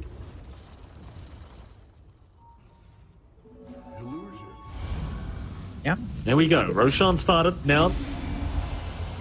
It's the first Roshan I believe that they've had first dibs on. The butterfly is now available on Tomato, so they want to try and force the fight with this, and they have smoked up as 5. But Aegis is already the way of Nouns. Cheese will be picked up by Mu and the immediate TPs are there. Nouns do not want to stick around. They'd rather go back, reset, and maybe smoke up themselves. And that's absolutely fair enough. Yeah, I mean, no need to force the issue from Nouns. No need to put yourself in a pretty awkward spot. Gunner has his full Ags if he wants to buy out here. He does have the cheese. There you go. AoE Vortex ready. The team fights for TSM are just suddenly really awkward. They're really hard to find the openings. We've got to see them stack their spells well. We need to see Brawl absolutely connect every single time he comes in for the Remnants. Connect to as many people as he can with the Resonant Pulse for the silence. And try to give a good position for Tomato to use his Stone Gaze on. It's been a little bit rough in finding these openings. Yeah, it's mid lane, Lilith. But top lane, Kasane. Both sides of the map, someone's getting caught. Kasane actually popped the lasso, I believe, to try and survive through this, but is going to go down. Successful trade for Nouns as now Tomato gets spotted. Yamsun immediately going to morph into the Medusa. Meanwhile, Mu will go for a charge into the mid lane onto Brawl, who already committed to dissimulate, so he could be in a spot of danger as now Gunner's in with the Vortex. Brawl is able to step away, but they can keep the chase up. They've got the mana here on Gunner. Dissimulate is out. Meanwhile, Tomato actually goes down to Yamsun. Oh, Yamsun's found the Dusa. And we've been focusing on Brawl this whole time, but the real carry's gone as now Brawl's down as well. Is this just GG? This could be. I mean, they still have some objectives to dig through, but that is a very determining fight for the outcome of this game. Ari in trouble as well. It's definitely not GG yet because they are doing a decent job of holding Nouns backwards, but Nouns, they are a little bit low in terms of mana for Gunner. It's like Gunner, rather Yamsun should at least be able to find one lane of barracks here. TSM should be able to hold out for at least one more team fight or just hold high ground in general. You've got Kasane up in 2, but he's going to need some help to defend this high ground. You just can't afford to lose Tomato. It's just, he's too much of the team right now on this Medusa. It's the team's win condition. They just lose out like that while focusing elsewhere in the chase, and now you're going to be racks down. Yamson just not a care in the world right now. Knows he's very well protected. They're gunning for two. They know they can get away with I it. mean, why not? Why the hell not, Nouns?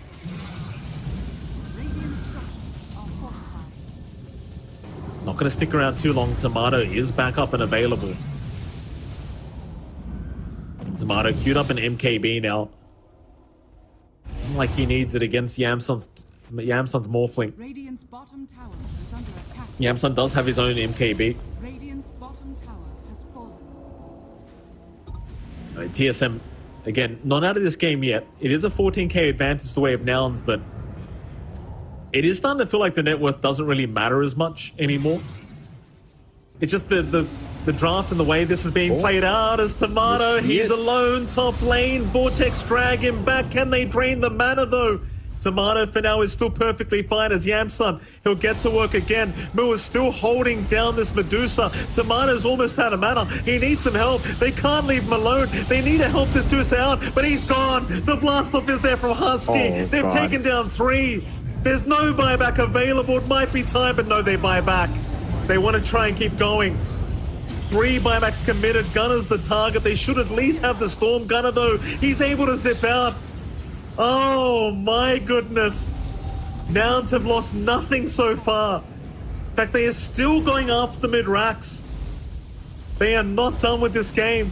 All this team fight. Yamson is not backing off. He still has 40 seconds on the Aegis. The only person looking for the reset is Gunner. Radiant's bottom tower has fallen. Onto the Megas they go. Tomato not being up. It's just so hard to defend this. Charges there. Ari and Brawl both getting hit. Mega Creep's now up. Yamson. 20 seconds left on the Aegis. TSM, they're being very patient to not take the Aegis out. They want to try and time it perfectly to take down this Morphling, who, by the way, won't have buyback if he does end up dying. But they will back off, they will retreat. Wait for Gunner to be back, and here we go again. The recall was there as the zip is in from Gunner. They don't need to overextend, right? Like, you've got Megas up, you can take it easy now. Even if Tomato's respawning, let him come. Yeah, you're not in a rush now for Nouns. The side of TSM can clear out Mega Creeps pretty well with Medusa though. So they can kind of try to stall out, but they need to protect Tomato.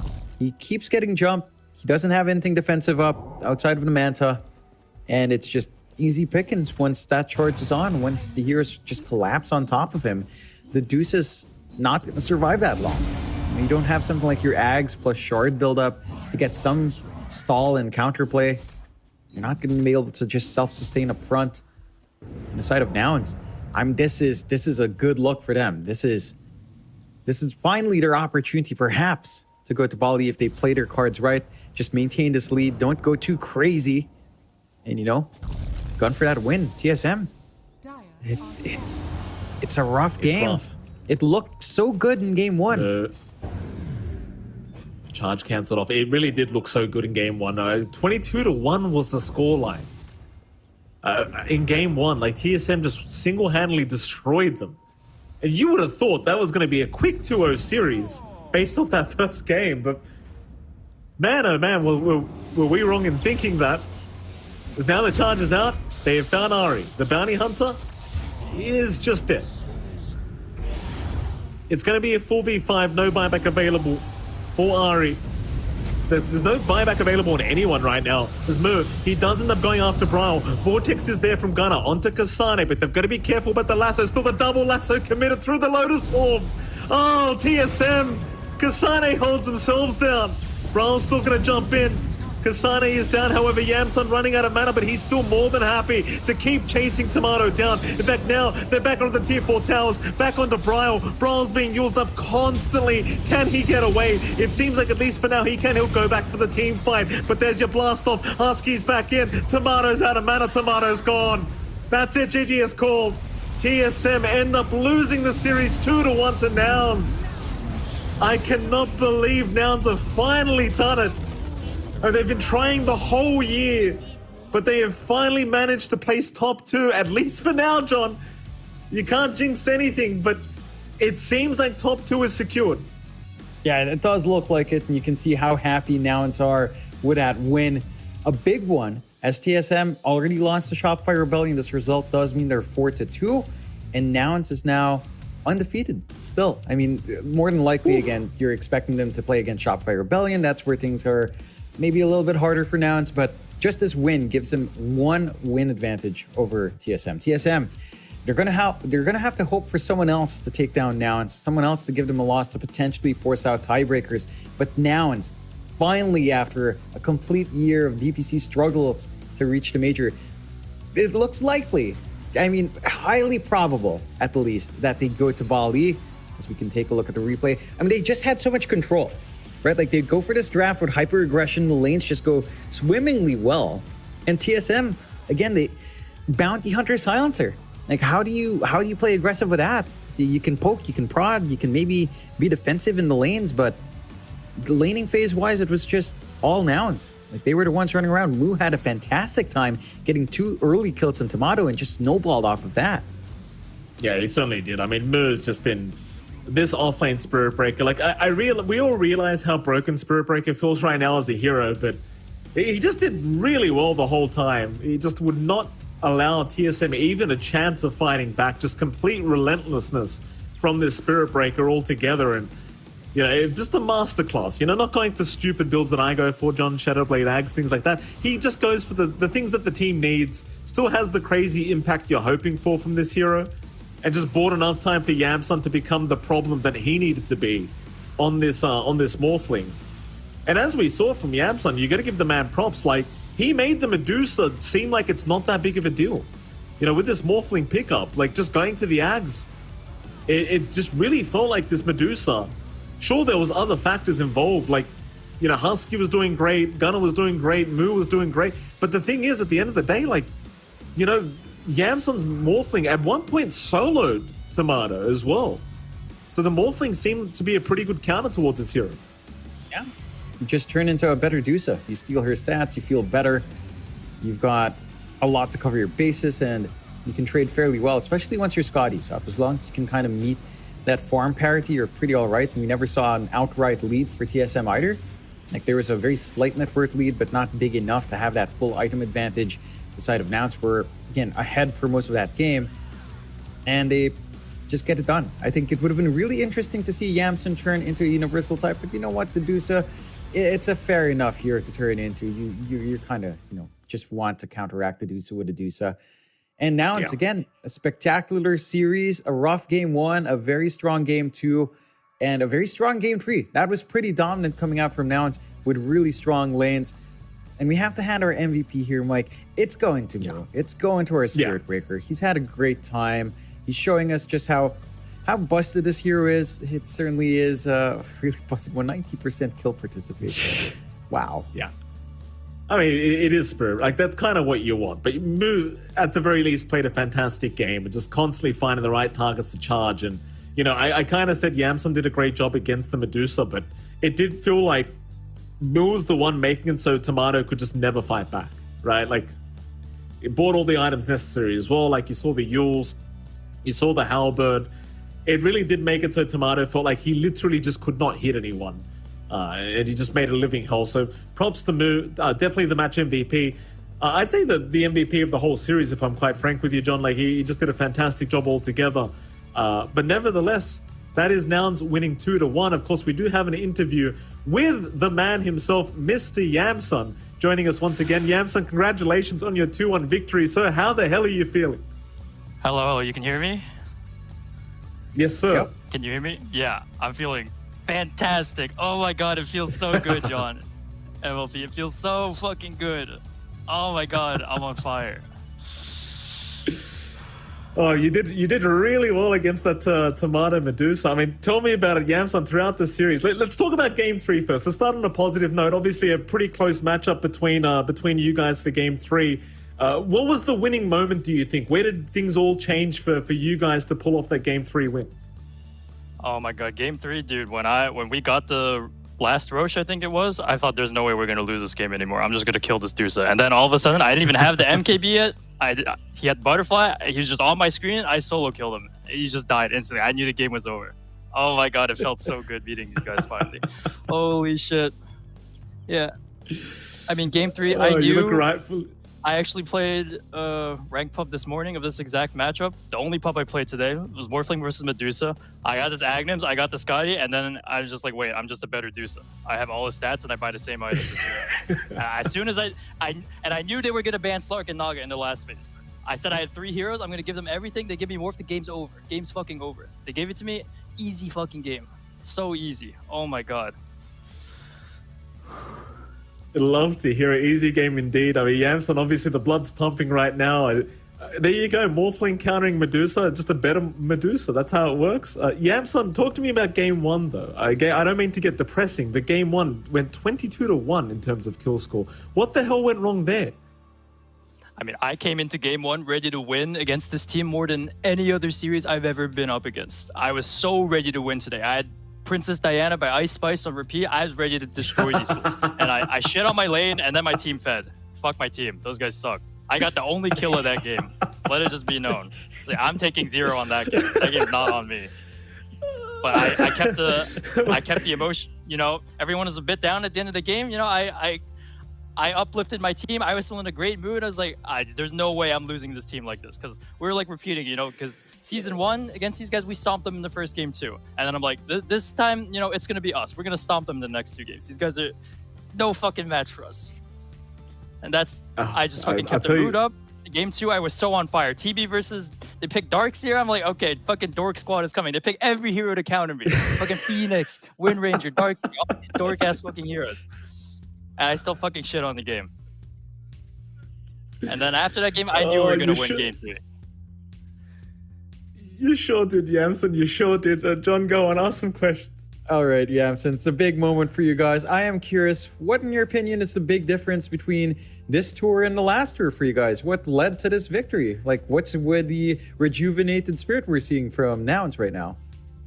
This tour, there was a lot more work by everybody on the team, coach included. Everyone put their part in to analyze the patch and figure out what was good in it. We had the draft down to the T. We knew exactly what they were going to do. Game 1, we thought we outdrafted them, and it was all gameplay. It was all okay. We also recently got a new sports psychologist named Edward. Shout out Edward. He helped us, I think, get through a lot of hurdles, and I don't think I would have been able to get through game 1 without his help afterwards. So it's all just a culmination of everyone's hard work. There's nothing else to describe it. It is certainly showing off all that hard work you guys put in, and it is paying off. Now, with this win, again, chances are you guys are going to Bali. There's still a few more series to play, but it's looking like a smooth ride. If ever you guys do make it to that major, is there any team you're on the lookout for? Any team that you want to play against here when you get to that land? I want to beat every team at the major, dude. I'm not looking forward to anyone. They're all the same to me. But yeah, we need to focus on the upcoming matches at hand and, you know, make sure we don't get carried away. Because we did lose to Feld last patch in the DPC. Even though it didn't matter, that was kind of cringe. Yikes. So hoping to not repeat that one. Fair enough. Just maintain that momentum, maintain that, and hopefully we see you guys there. If you guys hold steady, looks like it should. Yeah, so tell me, what do we want to celebrate tonight? Are we celebrating at all? Is it just back to business? Are we playing pubs? What's going on? I'm not playing any more Dota tonight, bro. I'm elated. I don't know what I'm going to do. I might just go to the gym. I have way too much energy. Holy shit. I'm so happy. You have no idea. It's worked year after year for this series win, it feels like. Finally beat these guys in the series. Ever since TI-10 qualifiers. When I was playing on Black and Yellow, I could not beat these guys. Finally, today, the hard work has paid off. I'm so happy. You have no idea. Oh yeah, we have an idea. You look very happy, Yamson. You look very happy right now. We can't blame you at all.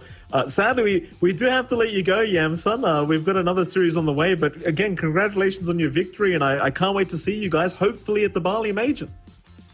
Thank you so much, MLP John. It's been a pleasure. Shout out Thank to you, boys. Yamson. It has been a pleasure. They know who they are. Shout out to the boys. Love to hear it. That's something you never forget, John. You always shout out the boys. I like that from Yamson. He's a happy guy. You can't blame him. He's been trying for a long time for this moment. He's finally got it. TSM, you know, props to them putting up a good fight. Sadly, it didn't work out this time. They're not out of the running yet for the major, John. We keep talking like they are. They're not. There's the schedule, though, coming up. Dogchamp versus Alpha. I believe we have a new duo of casters, Jonathan. As Snare would say, it's the Trembling T-Panda and the Fearful Fear coming in to take over here for the casting. So enjoy that duo if you can enjoy Fear. It's quite hard, Jonathan, but you give it your best shot. Still, for now, though, it is MLP Dota. It is John X Fire. We are going to head off to a very short break. And, of course, right after that break, we'll be back with this lovely duo to see who wins between Dogchamp and Alpha. We'll see you then.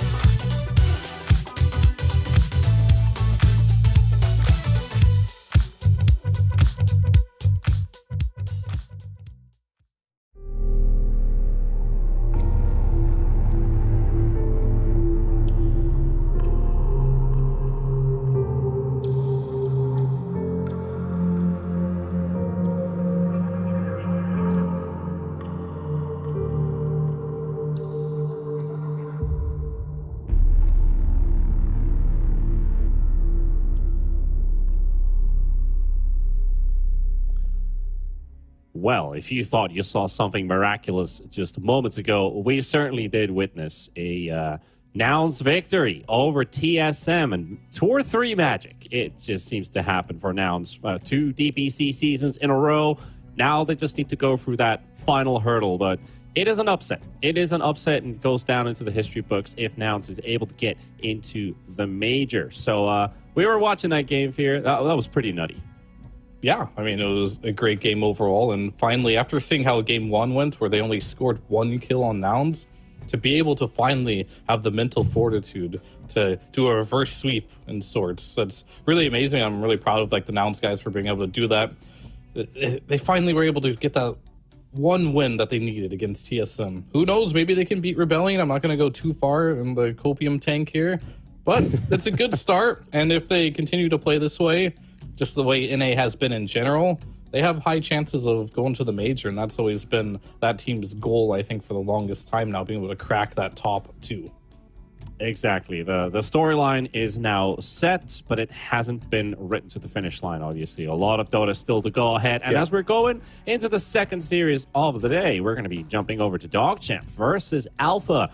And talking about these two teams, we have, you could say, one clear favorite and another that is currently at 0-6. That is Alpha, who have really had a rocky start to the season, though they did play TSM, they played Rebellion, and then San King Gomez, the other team that went through the qualifiers, was able to take them down in a 2-0 fashion.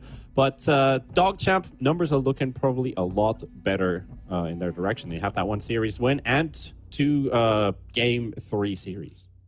Yeah, these stats are incredibly skewed in the way of DogChamp for sure. Alpha, they were with us for tour number 1. They got knocked out. I think they didn't win a single game here. I'm hoping with this new roster they brought together here that we're not going to have a repeat story here of them coming back to Division 1 in tour number 3 here without getting a single win. But these stats, they do not look good for Alpha right now. They need to really dig deep into the playbook and pull something out. Well, you're starting from the bottom, so now it's time to start polishing those numbers for sure. That is one indicator that Alpha can do better in every aspect. That DogChamp, though, you could say that they've been pulling off a pretty, I would say, average performance so far. I mean, they lost to TSM, took a map off of them. Yeah. Maybe that's also showing some vulnerability of TSM since they did drop that series to Nouns in the end. And Nouns, of course, 2-0 DogChamp before. They got a 2-1 victory over Felt, which was a bit of a different type of storyline that was building up there. So at least DogChamp has got some of the worst opponents out of the way. Still has to play Rebellion, of course. That's looking to be one of the hot favorites from NA, of course. Every tour, the same dialogue, the same story keeps on going. But they have some positive indicators going their way, at least. Yeah, I mean, the story's changed a little bit. I would say that TSM looks the weakest this tour of any other tour.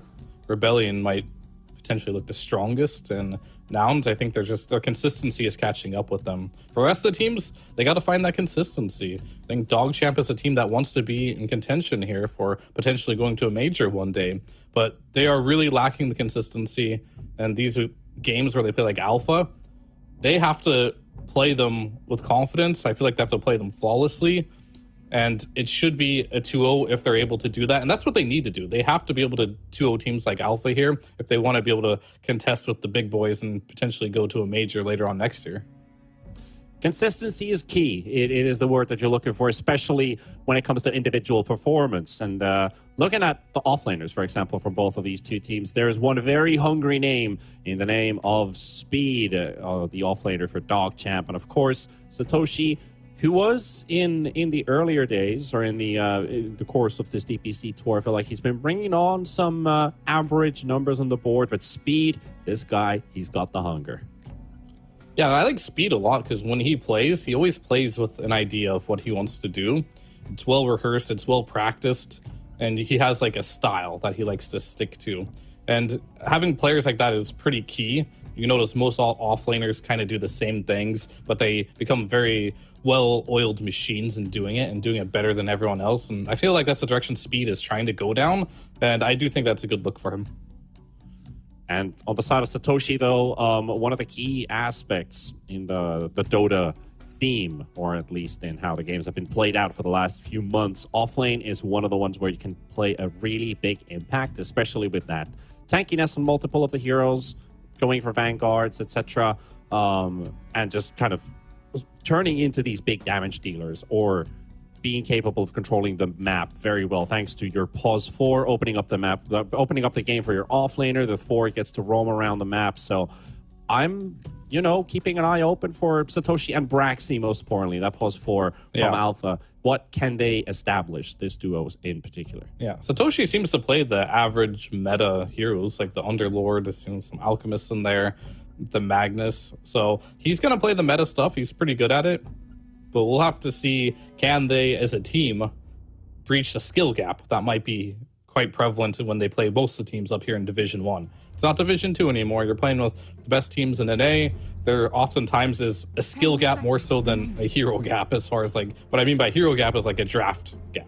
5 seconds Yeah, remaining. there's definitely Dire a team discrepancy coming out from playing the top teams and then the contenders, where there's a lot of them in the North American region, at least trying to make a name for themselves and push forward to the next level.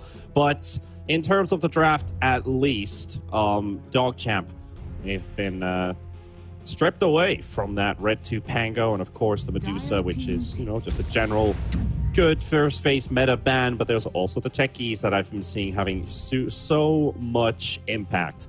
No matter what the region has been, there's the techies on the field. It just causes so many problems, so many issues you need to answer inside the draft. So can you find your own powerful combo against it? Nah, it's just ban it. Let's not think about it at all and move on with the draft. They're going to open it up with a Doom. Remaining. And that's one of those meta heroes that Speed likes to play a lot. Would be very surprised if anyone else but Speed is playing it. You can, of course, flex it if you want to, but I don't think DogChamp in this particular series is going to look to do that. I think Speed is just so confident. I talked about being a well-oiled machine, practice, repetition, making sure you know how to play all your matchups. I think Doom is one of those heroes that if you practice enough, you can play pretty much any matchup. It really depends a lot on your support duo, making sure that maybe Moose is on a hero that can help him secure the laning stage, not be something too weak. I know he likes to play his Earthshakers and stuff like that, but probably not with a Doom. I was looking at Satoshi's camera angle. He's actually got a pretty interesting RGB headset, and he's got a green the LED mic. light on his microphone. That's something different. I thought that usually means like your mic is muted, but hopefully not. Hopefully not.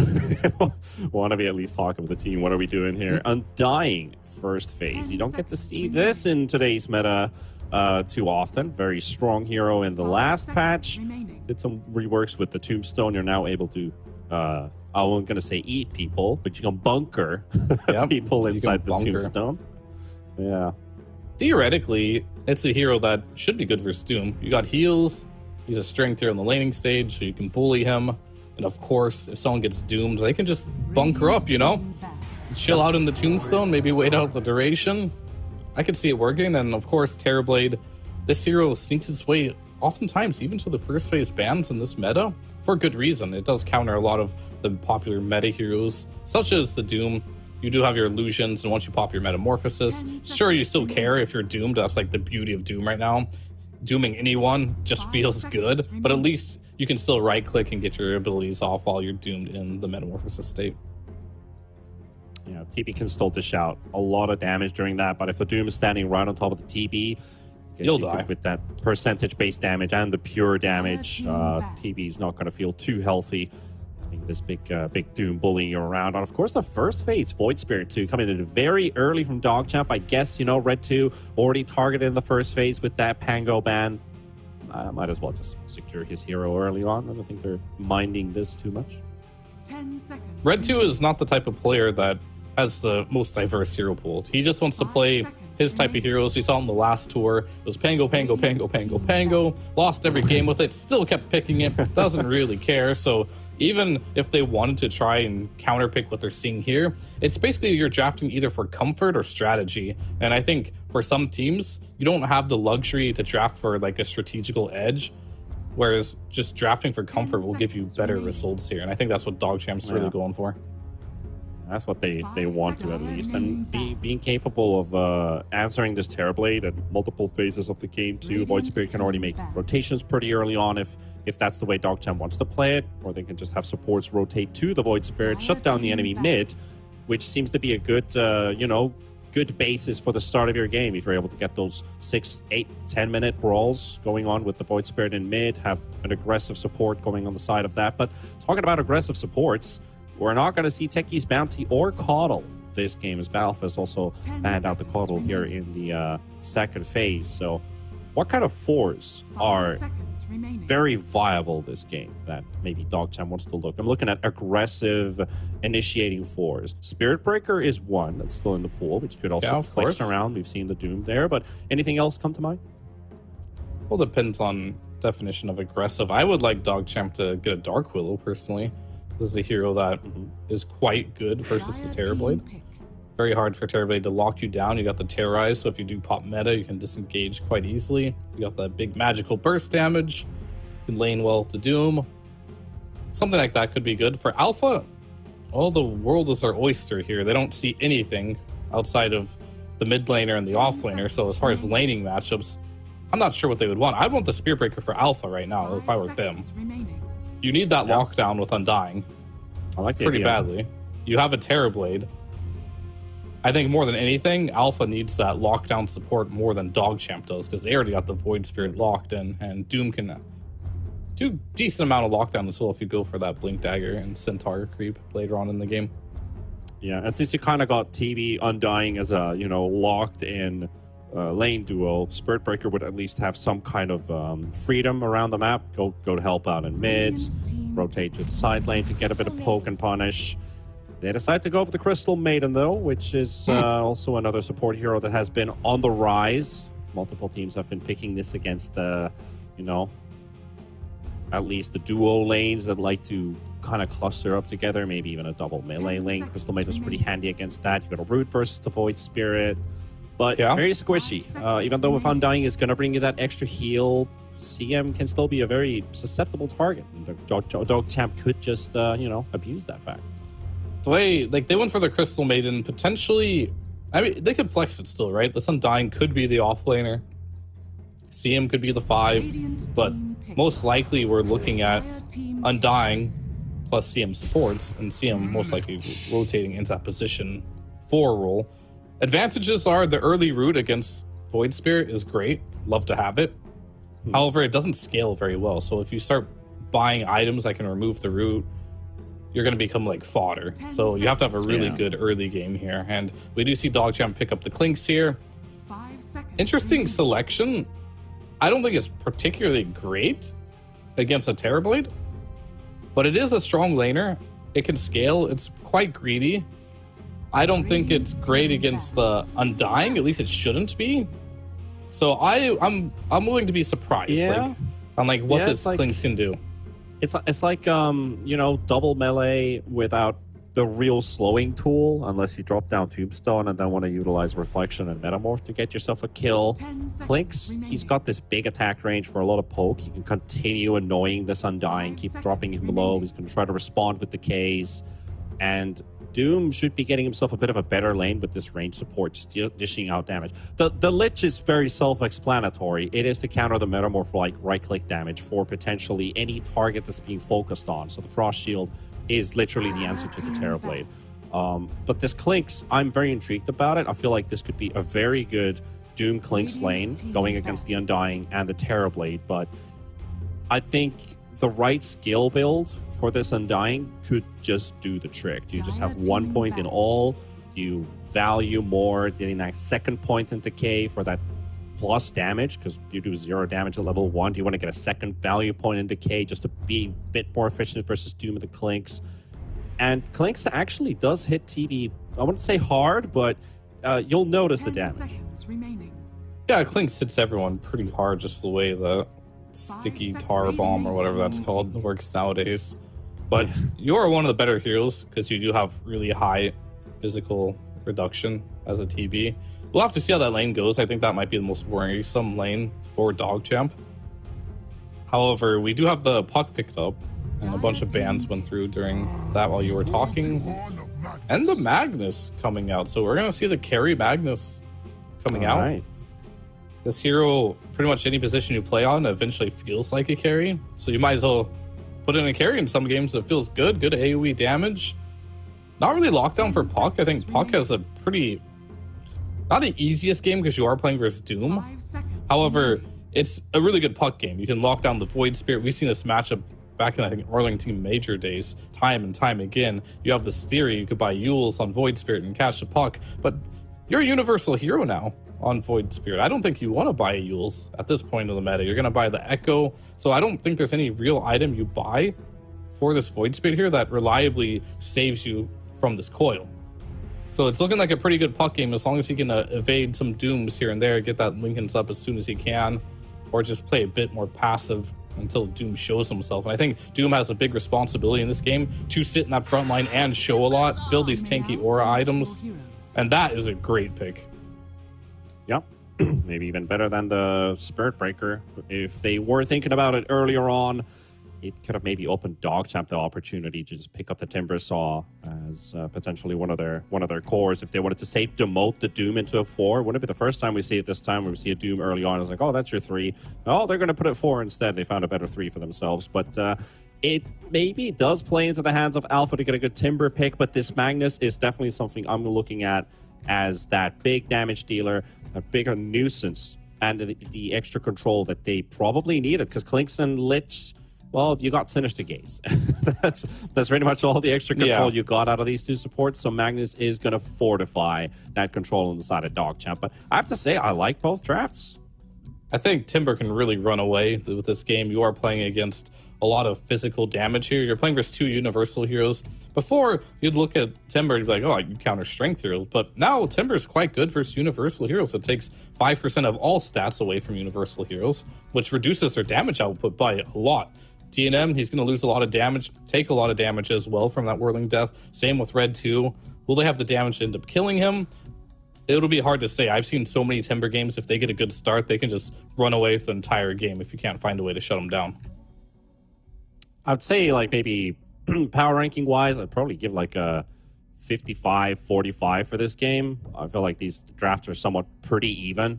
But, of course, I think experience and execution is the one that really matters, especially with Alpha, who've yet to win a single map so far. So if they can pull off their first map victory here, it will definitely be a statement of this draft works, the execution works, the ideas and the plans are definitely there. They just haven't been able to get those points on the board. And for DogChamp, every win that they can take will solidify their position in staying in the division. And now with the whole situation of TSM losing 2 series as a whole, opens up an avenue for almost any team to be a contender. I believe this might sound very, I would say, I don't know why I'm thinking of the word cocky, because it's definitely not the word I want to use here, but it's a huge motivational boost for every single team that has a lot of games to play here at the halfway mark of week 2. That they could be a major contender, because Nouns was able to do the I won't say unthinkable, but the mission impossible up till now. So everybody is like, every single series matters now. For sure, and for a lot of these teams, it's maybe they don't have dreams of going to a major, such like the Nouns, TSM, and Rebellion to talk about, but a lot of these teams have dreams of staying in the Division 1. They don't want to go back to the Division 2 and go through that grind again. I think especially DogChamp, I think this is a team that doesn't want to go... First of all, they don't want to go back to Division 2, but I think they want to have a good placing in Division 1, not just scrape by. Already finding out one 3-way tiebreaker last tour. It wasn't for elimination, or was it? I don't remember which tiebreaker I'm going on about, because we had 2 different types of tiebreakers. I'm gonna double check that right now, because we had the... Okay, it was 4th to 6th. Yeah, because 5 random wild card were just knocked out right away. So they got to stay in. You got to play for a bit of an extra push in prize pool, and of course, you know, one of the teams was giving away some DPC points. Obviously, they don't matter a lot. It just means if you have 1 more point than the rest of the best, you've got that regional qualifier spot basically just locked in because they will take those DPC points into account. You got a better seeding. That's pretty much it is. Yeah. Bloody Nine really punishing Satoshi here, even throws a blood grenade at the end. How long? I mean, it takes me a long time. I've been playing Dota forever, but seeing Mag is not a strength hero is such a weird concept. It's like one of the bulkiest, tankiest guys in the game, and he's just not a strength hero anymore. Same as Timbersaw, I guess. I mean, most strength carries are always considered big HP pool, frontline tanks. Has Magnus ever really felt like an actual frontline tank? I feel like he's just been, you know, like this initiator. What about Timber then? With a lot of spells. And yeah, the of course, lane Timber top, Saw is yeah. another one, yeah. So this is what I was worried about with the Clinks when they picked it into the Terrorblade. I feel like it doesn't have any defenses against him when there's right clicks. Clinks is a very vulnerable hero. And you've got 15 armor under the tower here as a Terrorblade, so you're not even harassing him that hard as well. Get out of position once and you might just die. The reason I was mentioning that is because the bottom lane is a very interesting dynamic. Before this Magnus, if he was playing versus a Timbersaw and an Undying, he would just want to leave the game. But now that he's a universal hero, this is far less worse for him. And also the importance for Alpha is that they swapped around the supports, getting the CM into the safe lane instead. You've got this good nuke versus the Clinks. I think that's what you really wanted. I don't think the Undying would have really ever done the trick to help out this this Terrorblade. Talked about the Tombstone slow with the reflection. I think it's very far-fetched to actually catch somebody, so making CM5 and Undying as a 4 is a good idea. Bloody 9, maybe a second kill for Alpha going their way. Yes, sir. Braxy's going to be picking up Bloody 9. You get level 3 now on Timbersaw, which is going to be a little more survivability. And once this Timber can be left alone, sure, Undying isn't the best hero to run across the map and get kills, but he could just take the gate and sit in his safe lane and punish this Doom and Clinks even further, while I don't think Satoshi is going to need much help once he does get up to that ring of health, potentially a Vanguard, if that is what his choice is going to be. But it looks like he's going a more traditional route, going in for the Wand plus the Bracer. Trying to make this Magnus feel squishy as well with that constant decay spam, and that is indeed the 2 points in decay. So Magnus not only just losing HP of his, and not only losing max HP, also losing HP as a consequence of that. So I do like the 2 points instead of just, you know, skipping Soul Rip. I think Timbersaw is a big reason why Braxy's allowed to just forget about Soul Rip at level 3 and just have that max poke. Yeah, for sure. He's probably going to max it. For the most part, Undyings have been maxing this Decay for a long time now. It's actually a farming spell, too, later on in the game. You can kill a wave with, like, 2 Decays once you get the talent available. Yeah, that's the stuff I talked with Celery. Once the Undying was buffed with the Decay, that was a very long time ago. But I remember just discussing with him, like, you can make this hero work as a pretty damn good pos 5 farmer. Like, Undying was never able to farm properly, but with Decay, it actually made the hero so much better in terms of scaling, getting to items closer. Isn't just a guy who follows you around and fights and hoping that you guys are going to be getting a kill with the Tombstone slow, while they will be taking down the Clinks with another Metamorph used by the TB. Frostbite, Crystal Nova, everything used for the kill, but it's worth it. And the aggressive tip here against Moose. Yeah. Really trying to get in his head here. Yeah, for sure. And I think we're starting to see the weaknesses of this Clinks pick. I was wondering what his plan was with this pick, and it kind of seems like there may have been a better hero. Let's just put it that way. There may have been a better pick. Moves, but it doesn't seem like it's working out. It does not. It does not indeed. What I like to call those is when someone picks something that I don't think is good and it works, is a pleasant surprise. But this has not been a pleasant surprise. A very pleasant surprise. Oh, dandy. TB getting chased here by Speed. No points in Infernal Blade, but the Chain Lightnings and the slows. This TB is in huge trouble. Speed still following all the way under the tower, but just enough interruption from the Crystal Nova with Bloody Tokaya stepping in. I'm so used to seeing Bloody 9 playing Crystal Main. I was like, yeah, Oh, that's the wrong guy. Bloody 9, huh? All right, I'll just Playing the call other, him he's Ike's playing the Mike other then. Frost hero. It's Ike's Mike. Radiant are That's who I'm used to Ike's seeing play Mike. Crystal. Takaya is in slight trouble. The courier might see him, but no, he will get out of dodge here and go right back to his laning stage. We didn't talk about the mid lane yet. How are these guys doing? Well, the mid's Still now making a bottom. rotation. Steel finding the Lich at first. Satoshi to follow up. Brax is also going to be around DNM. There's not much that he can do Yeah, here, the but real they Bloody also Nine get the goes down. rotation for Red 2, and he takes down the puck. He will find himself a kill, maybe a secondary. Yes, he will. Braxty also cut down on the spot with that DD. are fortified. Can he even get this Timber? Saw this is very optimistic. So close to getting it to 4 stick charges. And another Timber chain available, trying to get the Remnant to connect, but he's already at a safe distance. So the rotation, or the counter rotation in this case, coming up for the Void Spirit pays off. And he's going to get a bottle refill from Bloody 9. That was close. I actually think he would have killed him with that remnant there. It was a level 3 8th remnant. Just around that threshold to kill Timber there. So quickly getting that Timber chain off does bring him to safety. And this build that Satoshi is going for, it's pure aggression. He doesn't have a single point in reactive armor. 2 Brawl, points brawl, in the brawl. Rolling Death. 3 points in the Timber chain. He is one squishy man, but he dishes out the damage as he does go to the top lane now. Yeah, big fight the bar to break loose as well. Frostbite just in cast range to catch the Doom from speed, but the turnaround with the clinks right-click damage, he gets it before the deny comes out from Satoshi.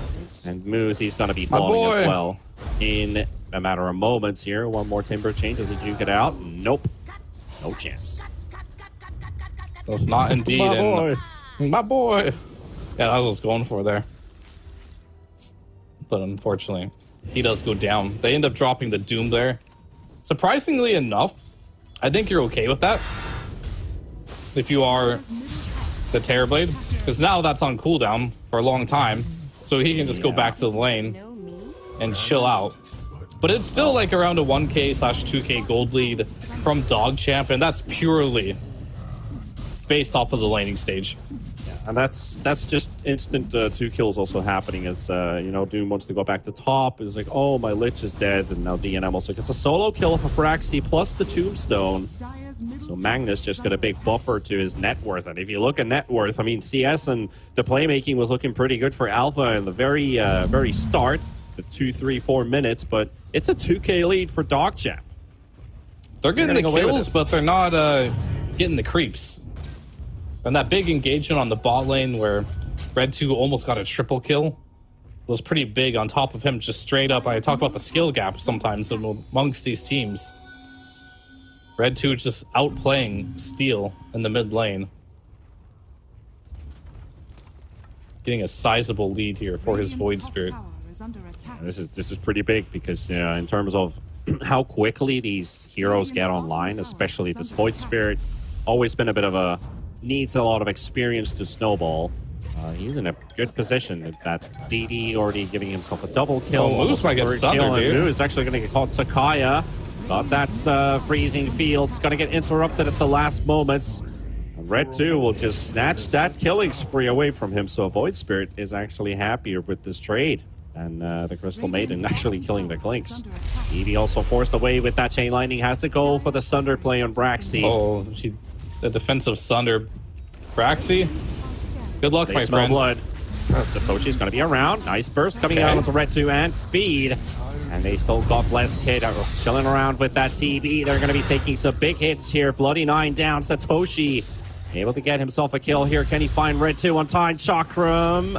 Not going to be enough damage at level 1. So that's going to be an escape for the Void. Overall, not bad. They're clawing their way back into this. Alpha putting up a good fight so far. They have a good chance in this game if they continue to play at this pace. The Terrorblade free farming entirely here. It's going to be a great hero throughout this game.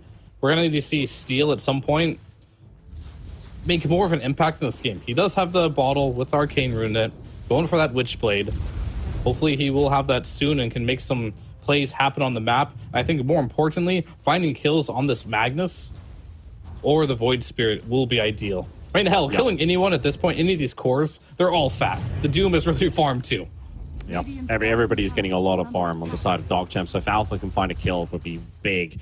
This Magnus has been, free farming pretty much this whole time. He got himself 2 assists in the laning stage, got himself a kill off of the Undying, and the Tombstone on top. And this guy's almost got 100 CS. That's almost double compared to the Terrorblade, even though TB is only a short margin behind this Magnus in total net worth. And they got to play fast too, because if you look at Satoshi's build yet again, he's not got any point in armor. He's not going to be that big tank that sits in the front, walks from tower to tower and takes it down. He wants blood. He wants to find kills, and he needs to find kills with this build too, as he's all damage, no survivability. And he's also going for the Kai Assange pretty early on here with his mana boots already picked up with the soul ring and 1 bracer. He's definitely wanting to keep up that aggression, we got but 2 he heroes. can't just be himself alone.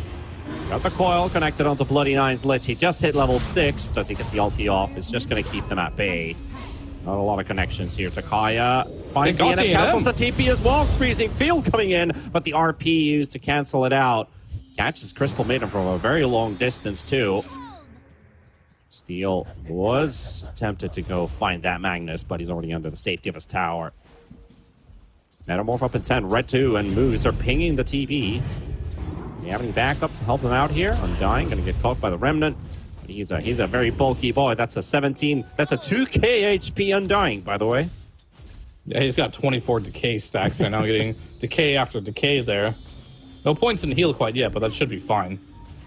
What rotten luck to have that much decay. Rotten luck, indeed, indeed. Nice try there by Bloody Nine, but not going to work out. So I think if you're Dog Champ, you're just going to pretty content slowing this game down. Magnus, really big flash farmer. Doom, same thing. You got Devour, you're farming pretty quickly. Red 2 would like to find some kills if possible, but I wouldn't do anything too crazy or desperate to go find them. Just get the easy objectives, take the towers, maybe go for Braxy there in that situation. I agree with that choice. Bring him down. I think this is a bit too cocky here for Braxy. Yeah, he's got 1k HP less than last time, but Satoshi is coming in for the aggression. They cannot find the Undying. They're just waltzing around in circles. 2-man coil coming out from Steel. And they got Bloody Nine. They've got Red 2 stuck inside of it. And they've got the Void Spirit now rooted onto the high ground, and he's trying to fight for it. He's trying to keep his ground. Will be able to take down Braxy. Still rooted up again by Takaya, and he drops another freezing field on top of it. But here comes DNM with that cleave damage. We'll be able to look potentially for a kill. The puck's going the other way around, though. Speed. 1 more chain lightning. Is it going to do the trick? Not going to be lucky this time. He's going to be able to illusory orb, jaunt back to safety. But a Lich Void for an Undying, and it took them a very long time to take down Braxy, which they didn't even succeed in the first place on the dire side of the river. Yeah. We have our Witchblade available here, which is nice. This Crystal Maiden's been putting in the work this game. Gets the Shield Rune as well. Maybe that'll come into effect at some point in this game, as rumor is Shield Rune is a permanent buff. Is it still invulnerability on a CM? Yeah, I think so. All right. I mean, it's only 500 shield on CMS or max HP. It's only 1,000. Normally, we see this at 1,500 shield on most heroes. But it's better than nothing. It could make the difference in some upcoming engagement here. As I will say, Takaya has been my MVP thus far of this game. A lot of game to be played yet still. But these Freezing Field and Frostbites have really been on point so far. I agree. This CM has been a big indicator for why things are going the way they are on the side of Alpha. A lot of good turnarounds, heavy amounts of damage being dealt with those freezing fields. Most importantly, they don't have the best lockdown on the team. So if CM gets a good ulti off and slows them down, that allows the TV, the puck, the timber to make more plays. So definitely, they can keep that up. Meanwhile, Braxy just gets hunted down by the Dog Champ lineup.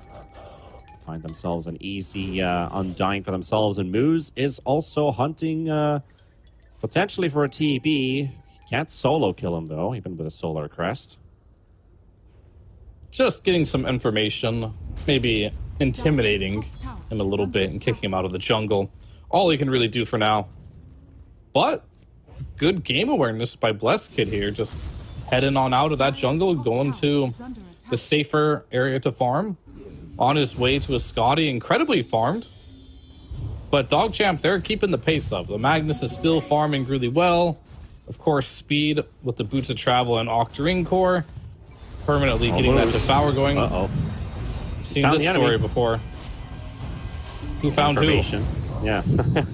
Information has been provided to Dogchamp. There's 4 heroes here, guys. Do what you do. Spreading course. around on the map to farm. Speed still trying to work on his Blink Dagger, already Boots of Travel, and the Octarine Core. Top net worth on the map right now. Speed, who has been, we were highlighting him as the guy who is hungry for victories. It's been, I feel like his performances have been getting better tour after tour. So at least one thing is going in his way of experience accumulated in the first division. Oh, for sure. He's been playing pretty well and been a highlight on most of the teams that he's played on. This team, no exception, as he's very close to getting that Blink Dagger online. Already has the War Stomp preemptively collected here. And now he's going to be able to become an initiator for the team. Which helps quite a lot. Radiant's bottom tower is under attack. It's to tower. Alpha's going to realize nobody's defending this. They're going to force out the glyph. It's a 3-man but this Roshan. They're trying to do it. They got the Solar Crest. Magnus has got a lot of farm. The Harpoon's already ready. Has the Morbid Mask. And now Speed also joining in on the action. Like, oh, boys, you doing something here? I want to join in. Bloody 9, however, is going to have to do the bloody job of defending this bloody tower. And that tower is still going to face its inevitable end. Radiant's bottom tower is under attack. Radiant's bottom tower has Yeah. They're coming through the port. They're coming from behind. They want to get a Reminds kill here, me, and Blessed Kid might run right into this if he doesn't sniff this one out. This is a Reminds me classic of play. the old Gyrocopter voice line. Oh yeah, I remember them. scanning. The Dota 1 or the Warcraft They 3. came from Oh, a behind. 3-man as after Dogchamp step. goes in, and oh, that's a beauty. Oh, that's a beauty. Oh, Annihilation strikes to goes your supports. DNM picks up an easy double kill for himself. And this is where we get to see if what Alpha's made out of. This is the position where you will see a lot of teams that don't have a lot of experience crumble away to this pressure. They're going to have to find a way to be composed, still farm the map without just relentlessly feeding here. Talking about feeding to Bursaw is going to get doomed up by Speed. Only 6 reactive armor stacks. Now building slowly up, but it's, however, going to be a bit too much for him to deal with. Abraxi tried to help him out, but almost ends up dying himself as well. Red 2, he's got another Astral Step jump available. Now a 20-second cooldown. And that's all he needs. Alpha, they're going to bite the dust. That is a doom spent, though. But Dogchamp finding another big, crucial core kill. And the fight's still not over. This is what I feared. As you're having such a good game, the other team gets the Aegis, decides they want to play Dota. You're not quite ready for it. You don't know how to rally the troops quite yet. And then the wheels just start falling off here. Dire's top In Alpha's position, they gotta limit this. You gotta learn how to give up objectives that you can't defend.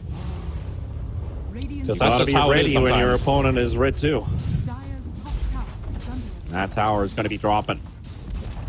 No defense coming out for that. They're trying to push a mid-tier 1 tower as a trade-off, but TP's already coming in. Steel, gotta be careful. Cobalt going in for scouts on info. Good dodge there on the War Stomp coming out from Speed. Not a lot of time to think there, but Steel's already out. Got a haste drone now available for Steel.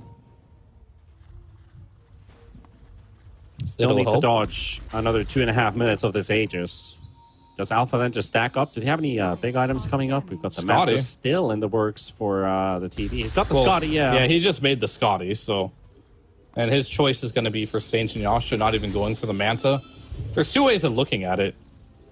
Either you go for the Manta and you use it to disjoint abilities, such as Doom, by being really annoying. Every time you raise his hand in the air, you just press Manta. Or you just tank it with Sage and Yasha and it lasts less duration, so. He's going for more of the, I'm just going to tank all the spells. RP will be less duration. Doom will be less duration. The question is, Moose. Is he gonna steal the Wisdom Rune? Under attack. He's a bit hesitant about going in there, and Satoshi's gonna be taking it. Dire's bottom One tower back is paddle. under attack. Cost him the Wisdom Rune that he was about to pick up. The other one's just going to be sitting AFK next to the Tormentor on the Radiant side of the map, as this Tier 1 tower is going to be the next target. But Alpha, they look to fight. Dire's Let's see what bottom they can tower get with has this. They fallen. still have that haste rune up on the puck you mentioned before. Speed, he's in a prime position to pop these smokes. And Dire's Alpha can't bottom get tower there. is under attack. Coming all the way from behind. Again, Came from Radiant's behind. middle tower is under attack. it worked for DogChamp. Does it work for Alpha? They're going to get the jump onto Speed. Puck Whoa. instantly getting controlled there, but the Doom just gets obliterated. He gets nuked down. Bloody Nine throwing down the ult from the Ancient Cap, and he gets a couple bounces back and forth. However, his life is forfeit. Alpha do find success in terms of 2 kills against an Aegis carrying lineup, so good for them. Yeah, exactly what they need to do. If you can get on top of this Doom before he gets his spells off, ideal situation. For now, the puck, he's going to run into issues with doing that again when you have your BKB on Doom, which luckily that fight, he was just shy of the gold on the Doom from getting the BKB. So very much needed kill there for Alpha. As this Terrorblade, he can still carry this game. He is scaling quite hard, but meta is going to be down. It's coming in. The Harpoon latches from a million miles away. And the RP come down as well. The Timber Saw going to be in huge dead? trouble. Timber Chain is Oh, okay, available. okay. Red 2 come to help out as well. And that Skewer is going to finish him off. Yeah, Red 2 joins the party here. This is a combination we've been seeing a lot too, is this Void Spirit plus Magnus. A lot of bonus damage given over to the Void Spirit here, who just builds carry items. And Red 2 listened to me. Remember we casted his series last? Yeah. Like, can he just buy a Manta, not a Desolator? He's playing a Universe Hero. Did he get the memo? Well, he's got the memo now. He's going the right item builds, doing the right things, playing with the Magnus especially, Is under attack. bumping up that base damage on top of getting them power, which is percentage based of your base damage increased. You're going to hit like a monster. Who's going to stop this Magnus and this Void Spirit at this point? And how are you going to kill this Doom now that it has BKB available? And with all It's the gotta be damage that you Bleskin. have, like, you're a good empower target because you are a melee hero, get even more damage. Might as well just opt the items like the Aghanims, for example. You get that AoE, you get that silence from the Resonant Pulse, get the second charge as well. You get a bit extra More buff. stats. And more stats. Moose is going to find the enemy, though. Takai on the high ground. The Frostbite comes out. Steel ready to turn it around. Takai is going to be dropping, but Moose is also very low on HP. Will survive for the time being. Big nukes coming in. Moose is still surviving, but Braxy is not, and neither is Satoshi. They cannot kill their heroes, and Steel's just chilling about. TB's like, guys, I needed 10 seconds for Metamorph to be back off cooldown. So that is, it's just a tap-out fight for Alpha. Yeah, They not were on not ready. quite the same page there, as Crystal Maiden also runs the buyback there for that fight. Moose is ready. Round 2. Steel. Yeah, he's got balls of steel, all right, but it's not going to pay off for anything. That's 2 heroes dead again for DogChamp, and that's a 7k lead that they've built for themselves now. I feel like this game is now getting out of hand. Alpha's just not on the same page. Not at all, and if the wheels didn't fall off before, they're barely hanging on. Feels like they've almost completely fell off at this point. It's Magnus with the BKB, getting out of control. Speed, we've already seen his net worth just continuously skyrocket. Can't even kill the Clinks at this point, going into a Hex. And they He had the trouble multiple killing Moose charges last of fight. Death Pack. Yeah, he had 2 charges of Death Pack, so he kept healing through the damage. And without the Terrorblade, Well, that's balanced. let's be real, you are not you're not doing any damage. Not really. They need Blessed Kid in all these fights going forward here, or they don't have the damage to kill anything. Also, there's like this, what I like about these TBs from time to time is when to not go Manta and pick up Sanjin Yasha instead, which he has built for himself. I mean, I've played TB like almost 300 games, and sometimes SNY is a better item than Manta. Of course, you get like so much out of the Manta. You have basically a self-dispel. You don't have to worry about the BKBs and stuff that much.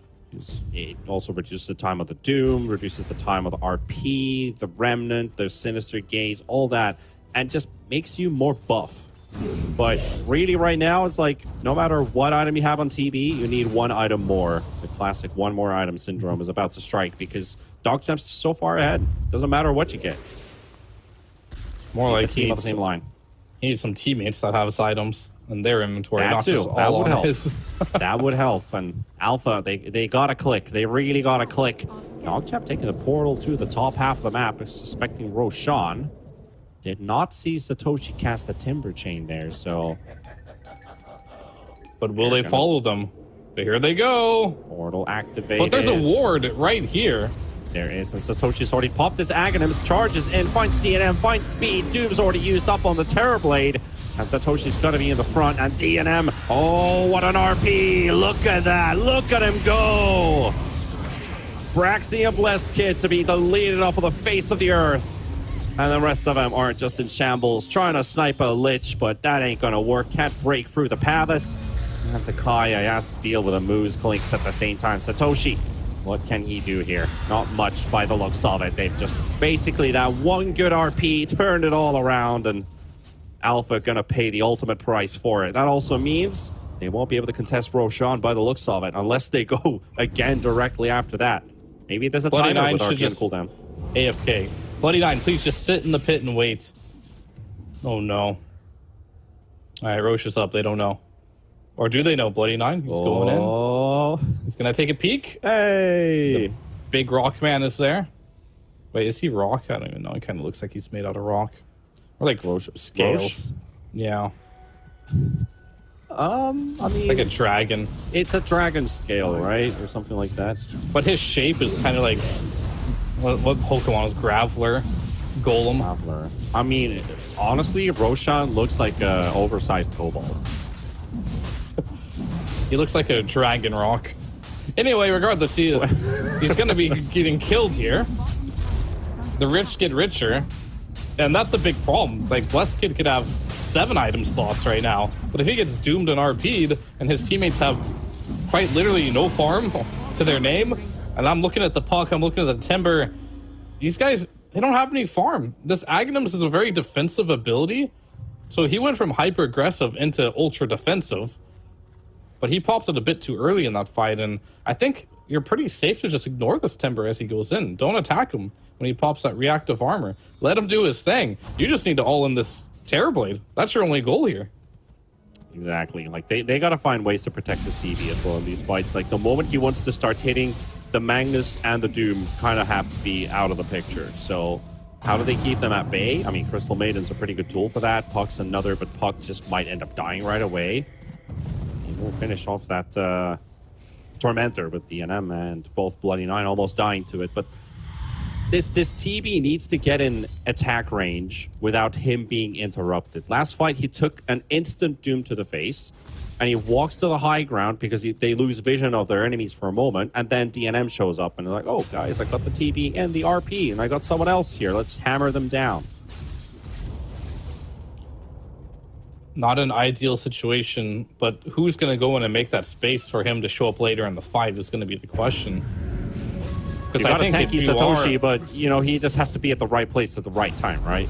And you're relying on a lot with that. yeah, of course. It just comes back to potentially this Aghanim Scepter. Maybe this isn't the right game for it, because he's no longer a threat. You can just ignore him. He needs to be in contention of getting doomed. He needs to tank some spells. Now going for the Lotus. They're really going all in on this TV play, but I don't know if this is going to be the correct route. Bottom tower is under attack. They are down 16k, so no matter what they do, this is going to be an uphill battle, to say the least. Tower is under attack. So maybe getting that gold on the Timber at this stage of the game is just a mere dream, as he is just going to get a little bit of gold at a time. Maybe hoping to win a couple of these Dire's top next couple tower is under skirmishes that attack. may be happening as they are going to the high ground with the Aegis. So DogChamp, they're tightening the noose around Alpha. They don't have a lot of moves left to make, and they're gonna have to face the inevitable, which is the 5v5 versus DogChamp, because right now they are gonna be taking this objective after Dire's objective. top tower is under attack. Sooner or later, you're gonna have to face them. Top tower has fallen. Face against the Aegis, and you hold it out somehow. It's gonna be the big Radiant's question. bottom tower is under attack. And I'm already hunting with the harpoon. Nobody to be found. Void Spirit, 3,000 health, 1,500 shield rune on him. Bottom tower is under attack. Balanced. Very nice. With a cheese available. Effective HP is around 6-7k. You find the Timber Saw to start off that fight, Satoshi, but this is pretty okay for the TV. Doomed him Initial again. damage here. Doomed up though, but doesn't mind a lot about it, and they push the TV illusion down to the low ground, so a bit unlucky there, but Alpha, I think they just dodged a big bullet there. Yeah, for sure. That's a almost best case scenario for Alpha. Sure, they lost their tier 3, but they just wasted Doom there. You got Metamorphosis for a bit longer here. They're going to smoke out. I like this play. Is under attack. Coil not Utilizing. available, but Oh, but Blessed Kit's in the front, DNM. Oh, he actually breaks his blink. He's gonna lose his Aegis here. DNM, he's in trouble. Is there any backup coming out except for the Frost Shield? That's gonna soak up the majority of the damage, but Satoshi's gonna snipe him down, and Alpha's trying to charge there as soon as possible, right next to DNM, but he blinks away. Dire's middle tower is under attack. And Alpha, they're left empty-handed out of this. They get the Aegis, yes, but they wanted more. They needed more out of that. That was their best opportunity. Now there's a DD room waiting to be picked up for DNM. on the positive side, it could have gone much worse. They could have potentially got team wiped and just lost the game there. So the game still rages on. Of course, they wanted to get a lot more out of that. But with Metamorphosis being down for another 75 seconds, you're not doing too much. It's going to have to be the Blessed Kid show. You're not making these small micro plays across the map without your Terrorblade. It's all going to be about, can TB hit targets or can he not? Doom will be up the next engagement here. And we'll see if they can somehow repeat that sequence of events where they can bait out the Doom and disengage and go back in shortly after. Radiant's top tower is under attack. And Scythe of Ice is on overwhelming Moose. Can he amount of solo damage. kill? Overwhelming amount of damage with this Magnus. Oh, on the they team might moves. cancel TP? Can he? Nope. No. Takes the long route. Got juked. The easiest path is not always the shortest one, but in this case, it would have. Very wise man. As Moose Yeah. now being an assassin hunting these heroes. If he gets vision on him, he's just going to stalk him. Terrorblade is not a hero, as you see instant TP coming out from the Doom here. Yeah. Blessed Kid. Uh-oh. Oh, indeed. Uh-oh. Might be tanky, but what do you do against these two? Look at how much damage the Clinks in itself is just doing to this Terrorblade. Crazy amounts of damage. And then Blessed Kid Tatum. goes down. Oh, they caught Steel as well. And Braxy Braxy. and CM. Okay. Somehow it's a team wipe almost. Guides my blade. Alrighty. That escalated quickly. That escalated quickly indeed. Like, okay, they got a TB kill. They can push high ground. Oh, wait, 3 other people just died at the same time. Is under attack. That's a And Red lottery 2. victory for DogChamp. Just click on Red 2. Look at this. He has 250 plus 250 without Empower. That's DD, yeah. Is under attack. With DD. Empower the man. Are fortified. Look at this man's damage. Alright, he lost the 338 for a DD. moment there. Plus 338 there. There goes Satoshi. Okay, now it's technically a team way. It's just coming apart for Alpha. Radiant's courier has been killed. I'm not sure what Undying was doing there, but I think he just gave up. Are under attack. Dire's Thinking he could throw in a Decay there and maybe defend his barracks, but reality, that's a dieback. And that's pretty much your base at this point, as CM will go down as well. In your base, but not And as then Moose base. tips him back. Remember that early game tip? Yep, When it they're has been feeding off returned. Moose? Moose has is been mad. returned. He remembered that. Oh, yeah. Okay, Takaya decides to return the tip back, but that's not how it works. He's just And holding there with his goes. resolve here. Yeah, that's it. That's going to finalize the game. The Steel's going to be the last man standing, basically, here. He's got his blink available, but that also gets broken as he comes out preemptively from that phase shift, and that is Alpha completely gone. And 35 minutes, they tap out. There wasn't much to salvage out of this game. I mean, this was a DogChamp show for sure, but Alpha had some good indicators this game. It was looking a lot better than the most games that they played so far in this tour. But still, it's just not a complete package. Yeah, for sure. I think they tried their best here to play with the tools that they had. They had interesting ideas, but I feel like they were trying to play too fast. I think this Timbersaw build, just going full aggression instead of doing what most teams do. You get ahead, you farm a lot, you stay ahead, you continue to farm.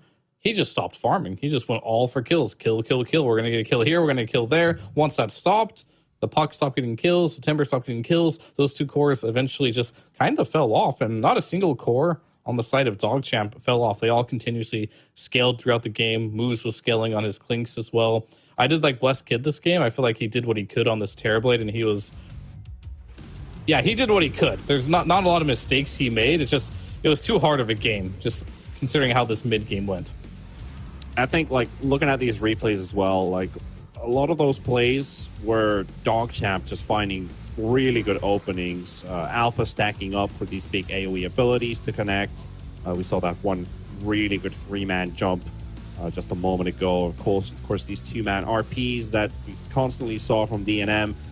And Alpha just did not have the tools required. I mean, we were talking that this draft looks good, but they could have established pretty much anything that we expected the draft maybe could do. The aggression part especially, like they went at 0 points, reactive armored Timbersaw, and they were hoping to make plays happen with it. But they just weren't finding the kills that they were supposed to, and not in an increasing amount because they were still getting out-farmed by DogChamp. The net worth was growing on one side despite the kill lead being on the other team. Yeah, and I believe that first Roshan that went down was very much so where this game turned incredibly hard for the side of DogChamp. They just got kill after kill in these team fights.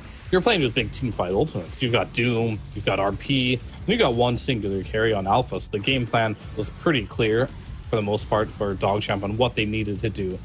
Just get Blessed Kid out in the fight. Make sure every single Doom isn't wasted. Let's not get debated by this puck. He doesn't need to get doomed. Let's not get debated by the Timber. We're not dooming him either. Just make sure we're patient. We know what our win condition is and just execute. And that's exactly what DogChamp did in this game. They knew their win condition, how to execute it, and they did it. And it was also a clean game for DNM. He did not die a single time this game. 12-0-8 with this Magnus performance. And a lot of comfort on the side of DogChamp. Drafting-wise, Red 2, he got his first phase Void Spirit locked in. They banned out his Pango. They also need to start looking at his Void Spirit too. Do we start banning this hero too against DogChamp? But Alpha, pretty happy with the way... Alpha, pretty happy with some aspects. I mean, we talked about at the pregame that there's... they can only get better at every single indicator right now. They haven't won a single map in Division 1. So always got to try and look for the positives, but, they're still quite far away. However, an MVP for DogChamp, I would either choose between Red 2, maybe I could even pick up Speed here. I feel like Speed also played a really good, solid Doom game. He was doing exactly what it's supposed to do, but Red 2 was making a lot of havoc around the map and a 25 KDA. Yeah, he definitely had a great game for himself. But I wouldn't give anyone a particular MVP for this game. I feel like most people just played super well. I would say Moose is the only one that maybe doesn't deserve it because he was doing a bit of feeding. But, Speed, he was having a great Moose, game. DNM had a great game. Red 2 had a good game. Bloody 9, he did pretty well as well. So I'll give him 4 MVPs. And Moose, next game, clean up your act. And maybe you'll get the MVP. Well, let's see what happens. We're going to take a tiny break and then head over to game number 2. Will Alpha bounce back? Can they get their first win on the board? That and everything after the break.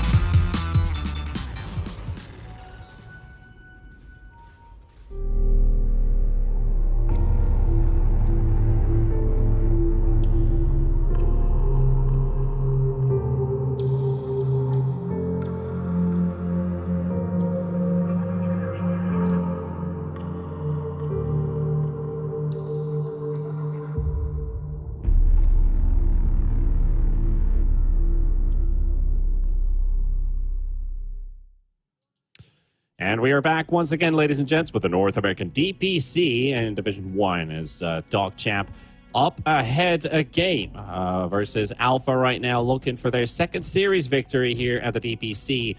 And also a quick mention for all of you people out there, NA fans especially, and especially looking at Division 2. If you have not noticed yet, PGL has officially published that if you've watched the American Goons situation, the verdict has been overturned. So American Goons, they're free. That being said, let's dive into the draft of this particular game as we're talking about Division 1 action, of course.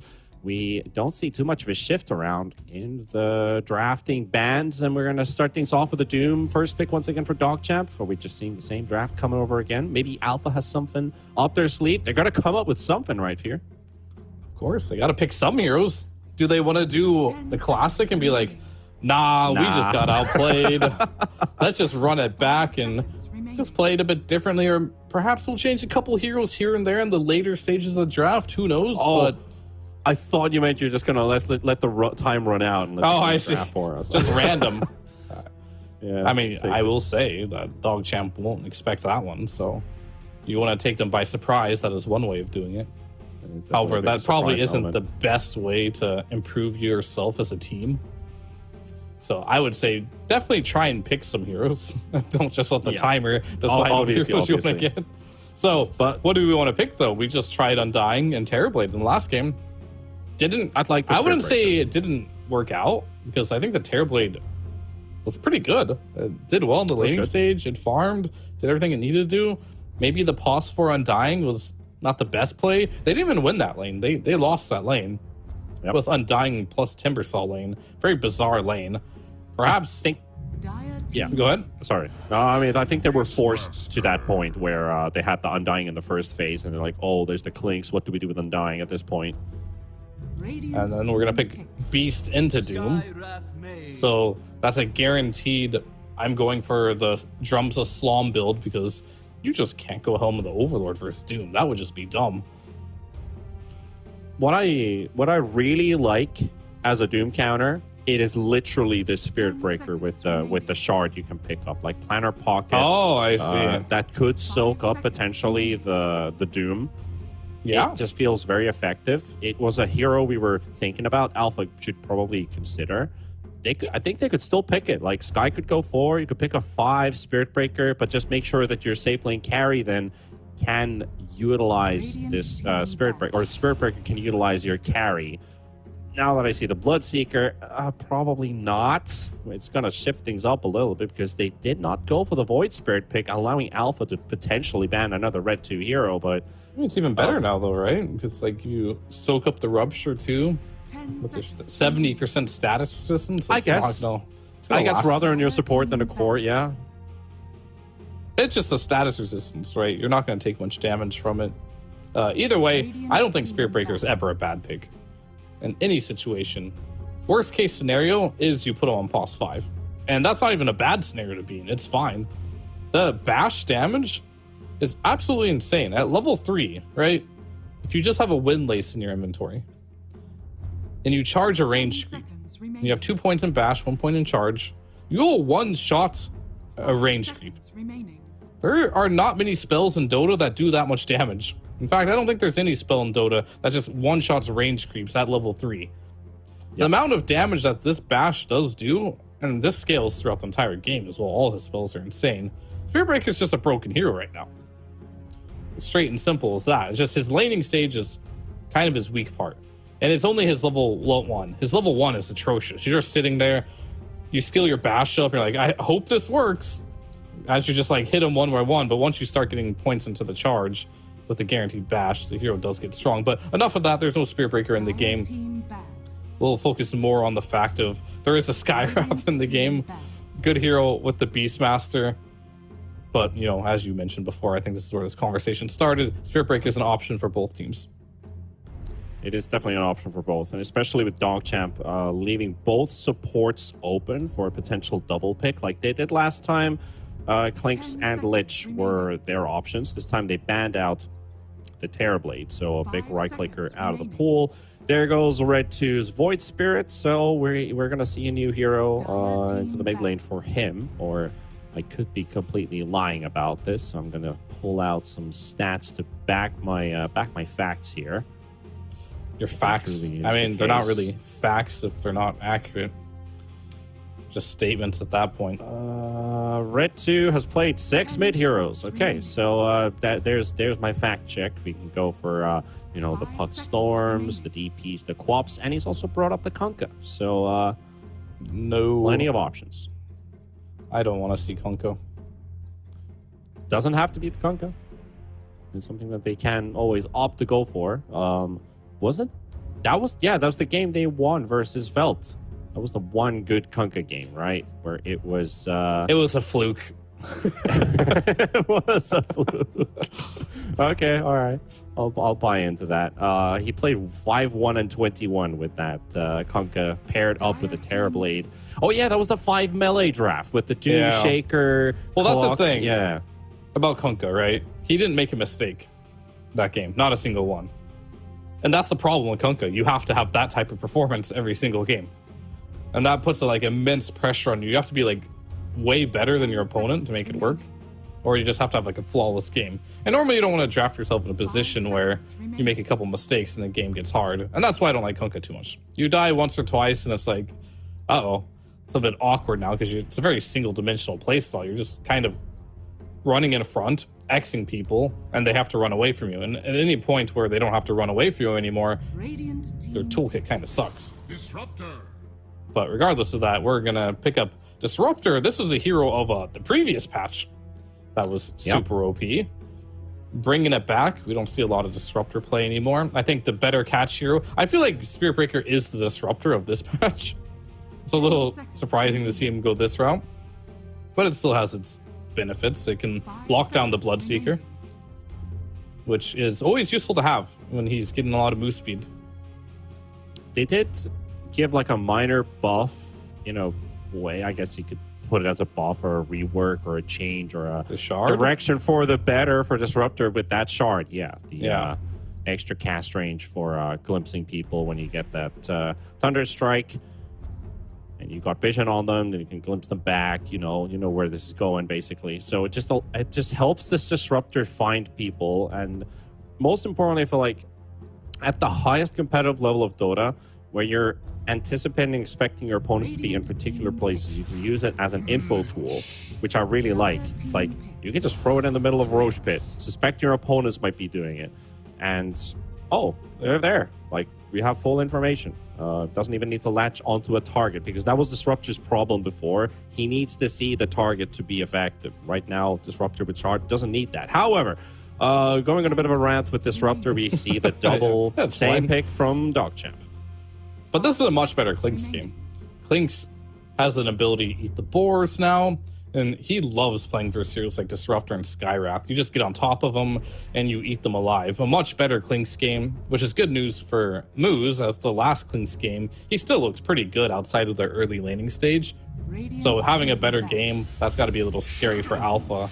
So you're going to pick up a Shadow Fiend. This hero... This is such an alpha hero, right? Like, no Yeah. matter who's on the lineup, they bring up the Shadow Fiend. They played this a lot in Tour 1. They also brought it up a couple times in Division 2. But bring out the SF, synergy with the Beastmaster, extra attack, speed, and the minus armor. Both of these heroes get a pretty sizable benefit from it. Downside for Alpha is their lineup is rather squishy. If Bloodseeker just has like a BKB and just runs around hitting targets, he could just get these big regenerations in the middle of the battle and just doesn't worry about a single spell being thrown his way.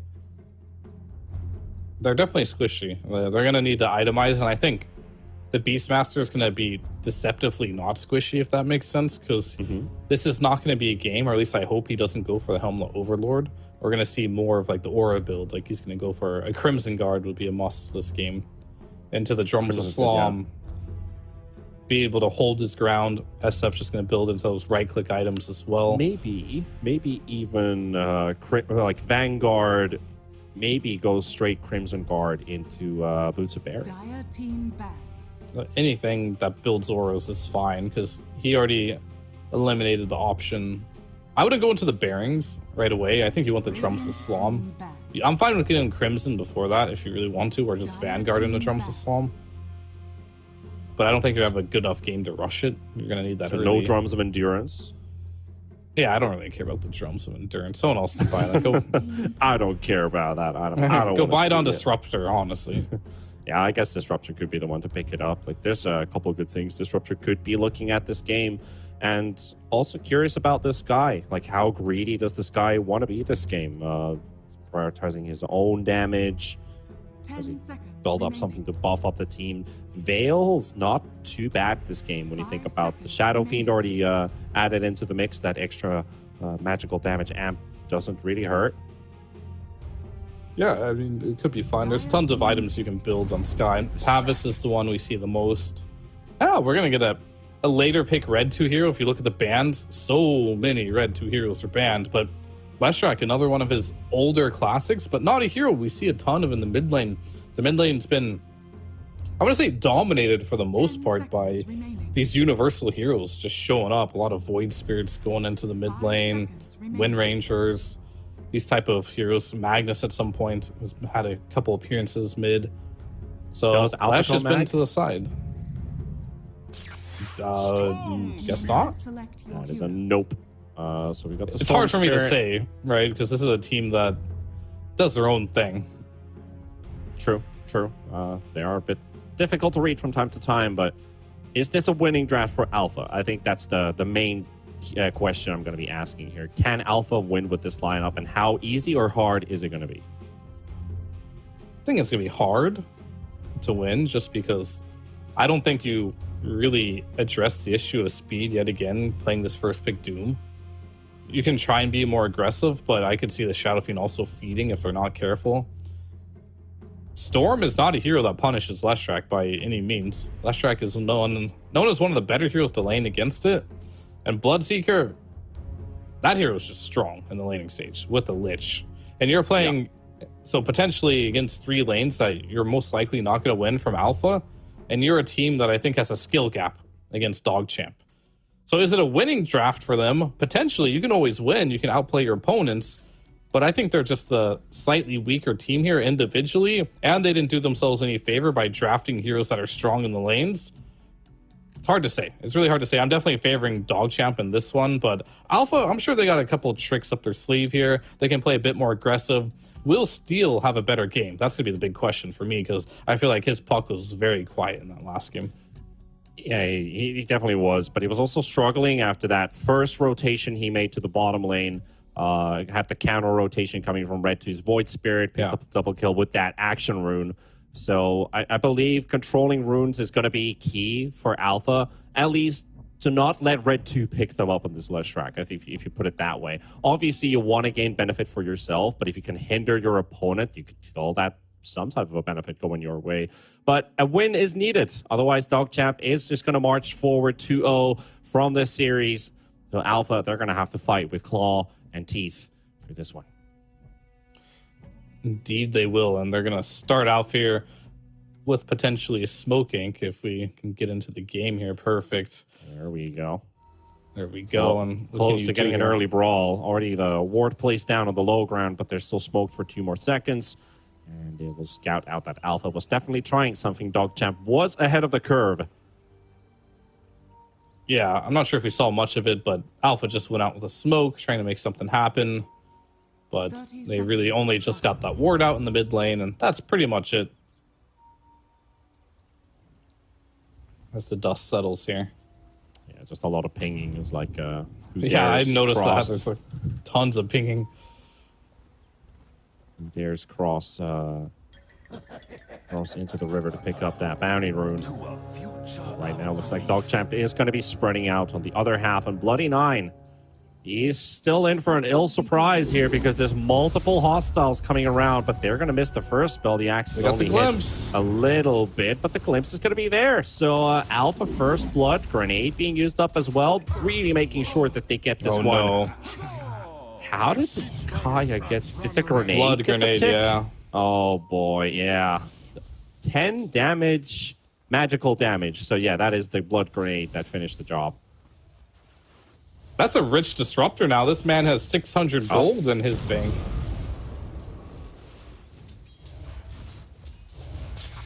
Very interesting. See what he wants to do with that. Buy another blood grenade. Might as well. Only waiting for the boots money to be available and then send the courier in. Wants to be able to move around with this Moose Clinks going all around the place. Doesn't want to let him have a free game. Steel is very low in mid already. Red 2 is asserting some dominance here versus the Storm Spirit. You got to walk in close to drop a Remnant, right? And this is why Leshrac is pretty good versus the Storm. It just sets up these easy stuns. And he's going to keep punishing him. So very interesting pick to see the Storm into Leshrac.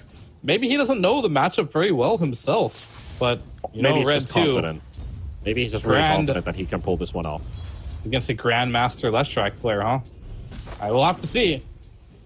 An uphill battle. You did talk about these, you know, North American mid players. They know Leshrac by heart. They're basically born with, you know, Leshrac hero put in front of them. Born with Leshrac blood in their veins. Yeah. Disco pony since birth. Yeah. Just got back from EDM, probably Red 2 in Las Vegas, ready to play some Disco Pony. But depending on the decade you were born in, maybe some of that 90s rave is running in there. Braxy looking for another kill on Lich, but not going to be enough with that Arcane Bolt, and DNM. He's kind of celebrating right now. You know, he's level 2, 1 point in Thirst, but moving pretty fast for a level 2 Bloodseeker. And Also it's only gonna get a bit easier here. Satoshi, he's just low HP here. Oh, this is an easy connection for them to get Braxy. This could be potentially a first kill going their way, but still slowed up a little bit. Just enough with that concussive shot connecting onto the Bloodseeker, keeping him at bay. They don't need the kill. Look at the lane. It's in their favor here. The HPs, they had to double salve now. An economical blow here. Maybe, I think you got to make something happen pretty soon here in this bot lane for Alpha, or things might get out of hand very quickly. Of course, DNM, you know, you're playing a Bloodseeker. Your opponent has to go all in or nothing. Can't do a half-assed job against this Bloodseeker. Bloody 9 actually wanting to get that Lotus, but not going to get it because it is Braxy who picks it up, and maybe after the Silence ends, the Axes are going to do the job. No, but the Arcane Bolt surely will. Braxy will get this kill. 2 on the board for Alpha. Game 2 starting off pretty much just like the last one in terms of kills going in the way of Alpha, but the farm is still an advantage for Dogchamp. Speed's going to get sent back into top lane. They're going to turn it around potentially as the Shadow Fiend is taking a heavy pummeling, but he also has a raise available. And he's going to get this one. Moose trying to fight till the bitter end, and he's going to drop as well. Blessed Kid. Shadow Fiend for the double. Play. Alpha up to 4. That was super good. We hit every single raise there. Turn to get this the double kill. If he would have died there on that stuff, that could have been the deal breaker for, honestly, potentially this game spiraling out of control. But him getting those quick kills really, really helps. Because bot lane, it's struggling pretty hard. Mid lane got a little bit of struggle as well. And now we got the glimpse all the way back to base, and Moose, he gets tipped yet again in this game, having to buy the smoke of shame to walk back to this top lane. So Kaya versus Moose building a bit of a rivalry here. Speed has 3 stacks on him. Is there any way to give him mana? Mango him? 4 stacks? 4 stacks, make it 5, and he's dead. He's gone. Dire's top tower. Every single raise to connect from the Shadow Fiend. Blessed Kid. He's having a blessed lane. Really looking at like the star player here for Alpha. Game number 1, just pretty impressed. Yeah, game number 1, I was pretty impressed with its TB performance. Game number 2, overly impressed by his Shadow Fiend thus far. Winning the top lane here, keeping his team in the lane. I mean, they are up 5-0. However, it's less than a 1k gold advantage so far, so not the biggest lead. And a lot of that has to do with how hard this beast is struggling. And Storm, not struggling super hard, but definitely down by about 400 gold to 500 gold in this mid lane. Yeah, he's following up behind on this Leshrac, but not by too much. So the margins, they're there, but at least they're not massive margins. Shadow Fiend at least topping the net worth right now. And already has the Mask of Madness lined up, so Blessed Kid could start farming even faster. Where is Blessed Kid going? Oh, he wants to go on Moose. I mean, We got some raises available. They've really got a It's not gonna bloodlust for work. this lane. Yep. Nope. They really have a depends who you're bloodlust looking in for. this lane. Yeah. Tokaya's got some beef with Moose, apparently. Really playing the mental warfare. I wonder how Moose is taking it, you know? He's probably a little tilted. How couldn't you be? 2 games in a row picking clinks and feeding your brains out in the early game. Let's see in the mid lane though, Bloody Nine's gonna be focused here. Steel to get himself a kill. He's level 6 now. TPing a bit closer to the rune. And Takaya is gonna be there to take away the shield rune from Red 2. So we talked about Leshrac. If he doesn't get dead, those isn't power he? runes, then that's gonna be beneficial for Alpha. And they will look to kill this Shrek, who's dealing a lot of damage to Braxy, but can they kill him? No, they cannot. He's going to be able to get out on Bloody Nine.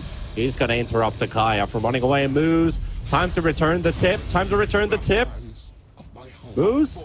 Yeah, I think Tips left? Moose doesn't want to do anything prematurely. I think, yeah. He'll save it believes to in the very karma, end. you know? Yeah. Until the throne goes down. Very You know, humble guy. He's at the cliffhanger, you know? He'll get him at the end if they manage to win this. The thing is, when you have a rivalry like this, who's the real rivalry. antagonist? Who's the antagonist? Is it Takaya or is it Moose? For the dead. That's Takaya for sure. Dire are scanning. He's the villain. He did the aggressive tipping. These aren't like, wow, you played well tips. These are, you messed up. I'm trying to shame you. He is the antagonist, and he's the villain of the story. Sometimes the villain wins. Let's see if this one is definitely going to be making the case or not. Both offlaners timing Vanguard at the same time. So, Beastmaster Doom, extra tankiness brought back. Satoshi's got some big juicy stacks to farm with 3 points of axes. Gonna be relishing this jungle farm. Both offlaners having a horrendous game as well. I could say Satoshi's maybe doing a tiny bit better than the Doom is. This top lane, how much did Shadow Fiend get out of this compared to how much did the Bloodseeker benefit? Well, you're up about 600 gold here on the Shadow Fiend, Yeah. so. But at the same time, Doom is slightly ahead of the Beast. Nothing to write home about, actually, after those stacks, so. Just a clear advantage for the side of Alpha here. But it's the mid lane, though. We're going to have to look at it again. I feel like they should have definitely killed Red 2 with that engagement in the mid lane, but instead, their indecisiveness on getting that glimpse off and going for the kill was a They little found the slow. Lich. That Will helps. lead into another kill that's coming with Satoshi and the help of the supports. And he's got Roar up now. And Blessed Blessed Kid's down Kid has here. also joined in, so maybe we will see some big action break loose. The Rupture Rupture. coming out, but they don't know about the Shadow Fiend. He's just going to Oh, they roar got the the roar. Seeker. And Blessed Kid, Mask of Madness up, and DNM, you've been schooled. Been debated. Debated indeed. Radiant's That might just bottom transition tower is under straight into a tower push attack. now. Radiant structures are fortified. First point into presence of the Dark Lord. Won't help with the towers yet. Have to wait another 7 more levels for that to kick in, but the damage he's already dishing out with Mask of Madness and all these filled Necromastery stacks. Dire's middle tower Yep, is under SF's in a good place. Radiant's bottom tower is under Steel attack. He comes is, to protect his cruising. tower in mid. Radiant's bottom Gonna tower. get stunned up. Here comes Takaya. Around potential here. Lich Shield is going to be soaking up some of that damage, but Steel going in for round number 2. The Glimpse and the Axes are going to do the work. And Alpha playing like a true Alpha pack right now, just hunting down the betas. The dog champs, the Corgis are being hunted down by the wolves. Yeah, you don't want to be dog champ against the alpha pack, that's for sure. But that's kind of what this game is looking like right now. 11-3. Bleeding kills all over the map here on the top of Blessed Kid and Tukaya. Really making some great plays on the map.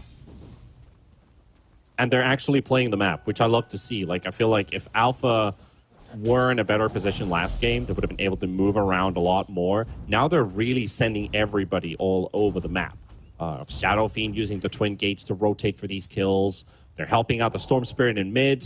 Both supports just going all around the map, top, mid, bottom, mid, finding kills everywhere they go. So this is the type of movement you want to see from all of these Division 1 teams.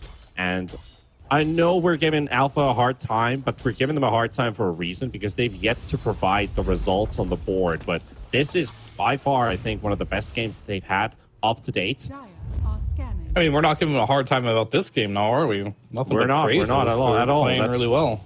There's a good reason for it. They're doing a very good job here in this early game. But as said, Alpha, even in the past, they've had good starts to the game. Can they keep up the tempo is the big question here, and they will get Red 2's Leshrac. Even if it comes with the entire mana pool of Storm Spirit being burnt, it's totally worth it to get this Leshrac out of the way. Dead for the second time, and he will not be pushing your towers while he's dead. Now you're kind of in a dream scenario here for Alpha. You've got your SF, who is by far the most farmed here in the game. Storm Spirit, after those couple deaths to the Leshrac, or not to the Leshrac, killing the Leshrac, is now second to net worth, having a much better game this time around on Steel, going into that Witchblade, double null talisman. When he finishes that, Oh, they're targeting be hard. Westkid. He's going to need backup right away. They have full TPs available. He's moving away from the safety of that tower. Moose is giving information.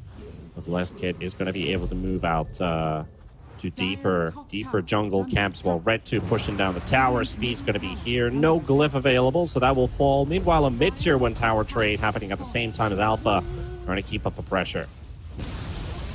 Blessed Kid been watching some RTZ stream or something. His moves are on point. Playing the Shadow Fiend super well on top of it. The rare RTZ stream's been coming back. It's a sign. I haven't been watching a lot of his streams, but every time I tune in, he's playing SF, and the moves and decision makings he's making across the map are that of a tier 1 carry right now, I will say.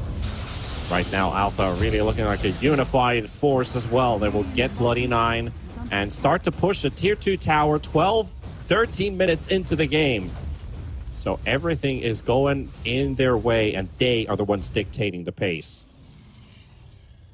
And you talked about Speed's Doom. Like, does Alpha still answer this Doom in the draft at any phase? Well, right now, getting kills off of this Clinks the whole time, and he's been punished twice in the lane. Really pushed his game back a very big amount. Yeah, Clinks is having a rough one. But a lot of players right now are having a rough one. Haven't seen too much from DNM, but he's also playing Bloodseeker. He's the carry. He doesn't want to make a lot of moves on the map. It's really been up to Red 2, who he just needs to farm as well. He will have that Bloodstone soon, which is going to help. Maybe that's the turning point. You're going to wait for that. BKB, Bloodstone, and I believe... I don't know if there's any item that Speed is going to get anytime soon that's going to be like, wow, that's great. Like, he can get Boots of Travel, sure. Blink Dagger with the Centaur creep, maybe, but that's going to be a while from now. That's going to take some time for sure. Speed, just playing the micro game. Ray's dead. He's just sending skeletons to siege that tier 2 tower, but it's nowhere as fast compared to the Shadow Fiend, who wants to take Roshan right now. So Alpha heading towards bottom. There's a Radiant scan. Are they timer check? Contest this? 14 minutes? 14-minute Roche? That's a bit early. It is a bit early, but Dogchamp, even though they did scan it out, they're not making any moves towards bottom either. Are they just going to let it go? Looks like I think so. And you give this one to Steel, I believe. You're only level 11 on SF. I don't think you want to be part of every single fight right now, but maybe he does with a Silver Edge queued up. We'll see who picks it up. Of course, Storm, I think. Makes sense. That's the most obvious choice. Anything other than Storm would have been, like, very out of the ordinary. Making their moves as well towards top, and Storm getting caught as well. That just might be your Aegis instantly burnt away as Speed does get the Doom off on time, and the Storm Spirit is going to be dropping for the first time, but the silence onto the Doom, and slowed up as well by Braxy. Blessed Kid moving in for the kill. But the Satoshi will be picking this one off. Getting the last hit onto speed. Aegis did expire right away. But Or it get did. reclaimed. It got a kill. Got a And kill. it baited out the Doom. So, wasn't the best Aegis use of all time, but it had value. And I think that's all that really matters as the snowball continues for Alpha. As there will be no Doom available for the next couple fights here, potentially. Depending on how slow or how fast Alpha wants to play. Dire's middle tower is under attack. Setting their sights towards the tier 2 tower, but no creep wave, so Alpha's just kind of, chilling about. It's a very early frost shield, by the way. Yeah, That's going to be on Bit too cooldown, early. but the way they're actually going to start pushing. it's only level 1 at the moment, but it's still a 30% reduction. And then the glyph was a little Bottom tower is under interesting as well here as Dog Champ. top tower is under attack. Are they just falling apart mentally here? These don't seem like the best uses of resources I've ever seen, but maybe they're just a little shook at how this game is going, and somehow their one singular range creep gets the last hit on Is under attack. the tower when there's 3 enemy heroes, including the Shadow Fiend, hitting it. Still, 16 minutes in with this much control on the map for Alpha, they only have a 2k lead. It's not like you're, we've seen this story before. It's like a 5-6k lead, but still looking for the next kill. Onto the ledge here. Sinister Gaze does go up. The silence is being built up here with the Blood Right, but it won't connect as the Lich is already dead and Steel will dodge it. Now Shadow Fiend making a move towards bottom. Shadow Walk. Requiem play potentially. They're trying to This go through runs the out. gate. He's gonna ult. Oh, they got the glimpse. Doesn't even Yeah, need they had a to ward pump his there. ult. I was wondering how he had vision for glimpse there. There's just an observer ward sitting there and checking it out. Bloodstone Leshrac still yet to show potential this game. Not the item they doesn't were seem- getting to play around. Yeah, this just doesn't seem like the game where Red 2 can just run in anymore. It might only be a 2k gold lead, but when's the last time you've seen Dog Champ even look like they could take any resemblance of a fight? Last game. Radiant's bottom Yeah, tower there you go. It's been a while. Glimpse play. Speed sent all the way back to the top lane. That was an easy catch for Takaya. And Alpha getting to siege this tier 3 tower. You've got sub 10 level supports here, and they're pushing your high ground. This is ambitious. I mean, they do have a Vision pays pipe. off as well. West Kid in the middle of the silence range here. Doesn't get to channel his Requiem moves coming in for the backline, trying to help out with a kill. Red 2's going to be dropping shield. West Kid gets his ulti off, and he explodes at the same time. Moose is going to be dropping here, and Speed's coming back into the action. 2-man stun, gets to catch onto the Storm Spirit. He's doomed up, and DNM still surviving, battling it out against Satoshi. And Alpha will lose members. Will they lose Braxy as well? Yes, they will. And talked about ambition. Well, sometimes you have big ambitions, but they fail. This probably was one of those. This is called playing too fast yet again. It's 18 minutes into the game. You're only level 12 on SF. You don't even have the level 15 talent. You don't need to be hitting high ground right now. It's really not necessary. Steel wants DNM. No be BKB. big. Can he get this kill He's to got a happen? haste. Haste rune, right clicks. Yep, he's got I it. got him. Big kill. And he's out. And he gets a Steel friendly really tip from his showing teammate. up this game. And that's what you wanted to see. You wanted I to see did. Steel have a better game, and this has definitely been it. 7-0-6 Storm. Dire's top He tower is delivering, and I want to see the patience from Alpha. If we want to see a 3-game series, you want to see some life from Alpha, then you want to see them win this game. So in a way, I am rooting for them in that regard. You don't like to see a team just lose every single game and get relegated. I want to see some improvement, and I want to see some map wins. Which means there's no real reason to go high ground. Like, I understand the 14-minute Roche, that was good. It was fine. You got a lot out of it. And you might get moves here too. Detection? Yep, they got it. And Mr. Claire on top. Moves at 0-5 now. Having a rough Clinks game here. Yeah, he's not in a good place. Bloody Nines died 7 times. Lamps? Red 2 4 times. Moves as well. Maybe they can get another kill on this Red 2 Leshrac. Oh, sure, they'll take it. Even if that was a 4-man silence from DNM, that doesn't do any difference for this Leshrax's life. And here we go again. This time the enemy is dead while they're pushing. And they're going to find another one. Bloody Eye's going to be falling apart as well. Coming in with a buyback, but they got the roar. DNM's going to be controlled. Doom coming up the back line, though. And Doom getting sent away just as fast as he arrived. Storm Spirit. Jump back to the low ground. Beastmaster still ruptured. Up. Moves. Dealing out damage. Frost Chain coming out as well. And Satoshi's about to drop to Red 2, but He's gonna live. The Requiem and the turnaround. Red 2 falling. Satoshi gets to live. And Alpha, there's some real hype mode going on right now. This is, you know, it's a 5K lead now. This is very different to the 1s and the 2Ks that they've had this entire game. A successful, very broken team fight. Just goes their way. They just want to end this game. It's been very clear. Let's go Maybe game they 3. don't. Maybe they don't understand fully that they think they can win this game by playing the map. But what they do understand, though, is if they just group up, play together, maybe they can just end the game. It's been 21 minutes. They're going to get one side of the barracks here. 6K net worth advantage. Roshan will be potentially spawning in about 4 minutes or so. It's one of those situations where God Complex actually plays in your favor. That Alpha is relentless. Yeah. If They definitely are. If they decided to go defensive and farm around the map after that last fight, I guess this game could still be going on for a much longer time. It's still going, and it still potentially could go, but taking a lane of Rax after being fearless of this guy, guys, let's do it again, let's go again.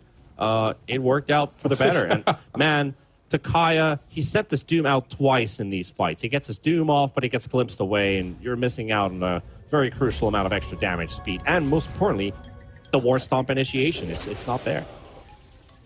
Of course not. I will say the one thing about Alpha's playstyle right now is it's entertaining to watch. Very rarely do you get to see teams that are winning just be like, let's go win the game right now. It's time. It's mainly, we're winning. We need to win more. Don't go high ground. But they're just playing against what most teams would do in these situations and going for the high risk, high reward plays. Fun to watch. That's all I got to say. Most importantly as well, Alpha yet to win a single map of Dota. They're in the driver's seat. They are. And speed. Oh, he should be good. Dire are scanning.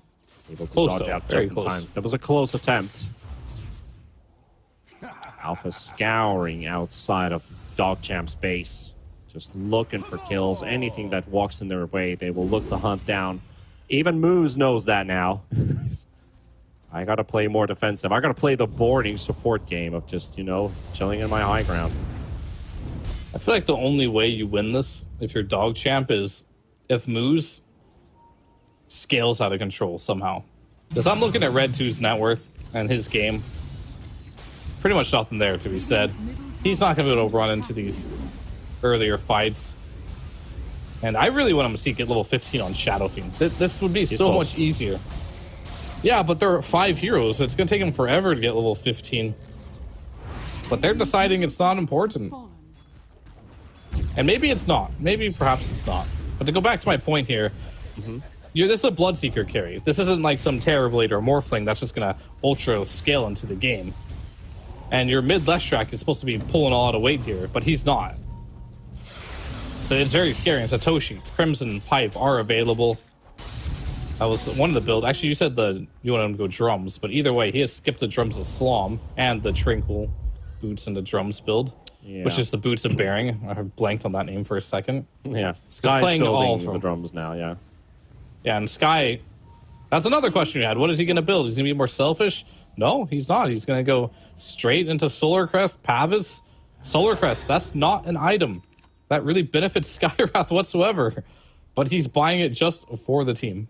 Selfless item, yeah. That's what you want to get on your applause for. Just selfless items to help out your team. Maybe in some cases you can get a pseudo carry or pseudo core.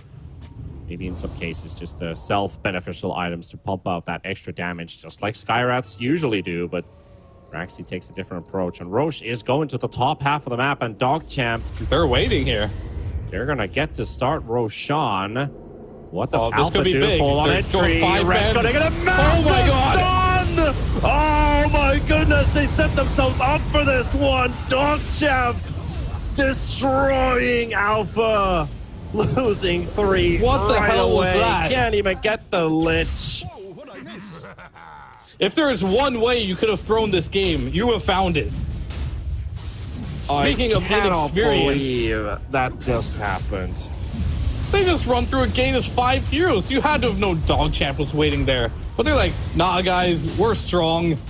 We can just TP into a gate like this. Surely they're not waiting for us. They're not ready for this. Get team wiped, lose Roshan, and now the game is back to even. What the hell just happened? Oh, Alpha, you've just handed out the game for DogChamp now.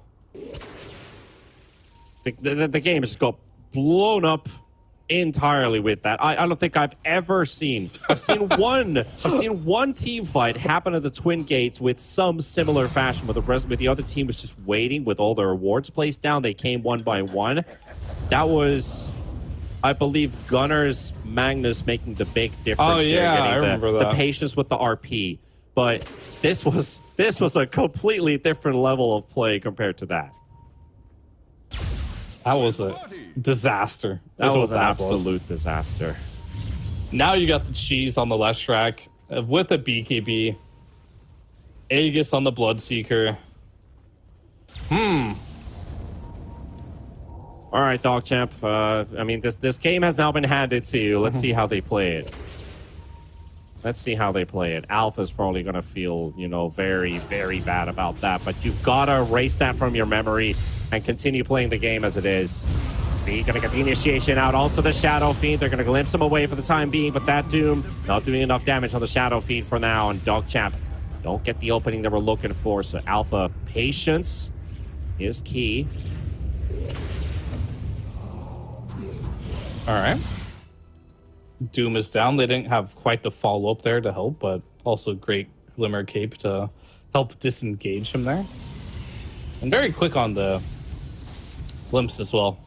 There was a BKB for speed, but I don't know if him pressing it would have changed anything as his team wasn't Gonna there go to again. follow up. At this time, they're going to get drawn into the fight. Red 2 in the middle. Blessed Kid going to take some damage here, but he's dealing more than DNM is able to receive. And Red 2 is looking to fall as well. And into the Requiem is going to be a bit premature to DNM, but it's going to be fearing everybody else on the side. That's 2 down on the side of DogChamp and 2 also down on the side of Alpha. DNM getting to run away from the fight for now as he was able to get the kill there. But not enough. He's going to get glimpsed to his death, and Speed's going to be the next one to drop. He's running out of resources, doesn't get to stun anybody, and Bloody Nine as well. Steel going to be marching onto the high ground.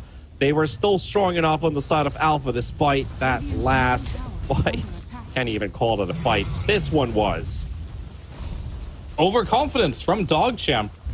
Overplaying their hand there. There was no Doom there, right? They go, okay, I can get this jump again, but this time without Doom. But you saw them. They tried to burn through this SF, had to use the cheese, had to use the Aegis, and without Doom being available, SF got off all his abilities there.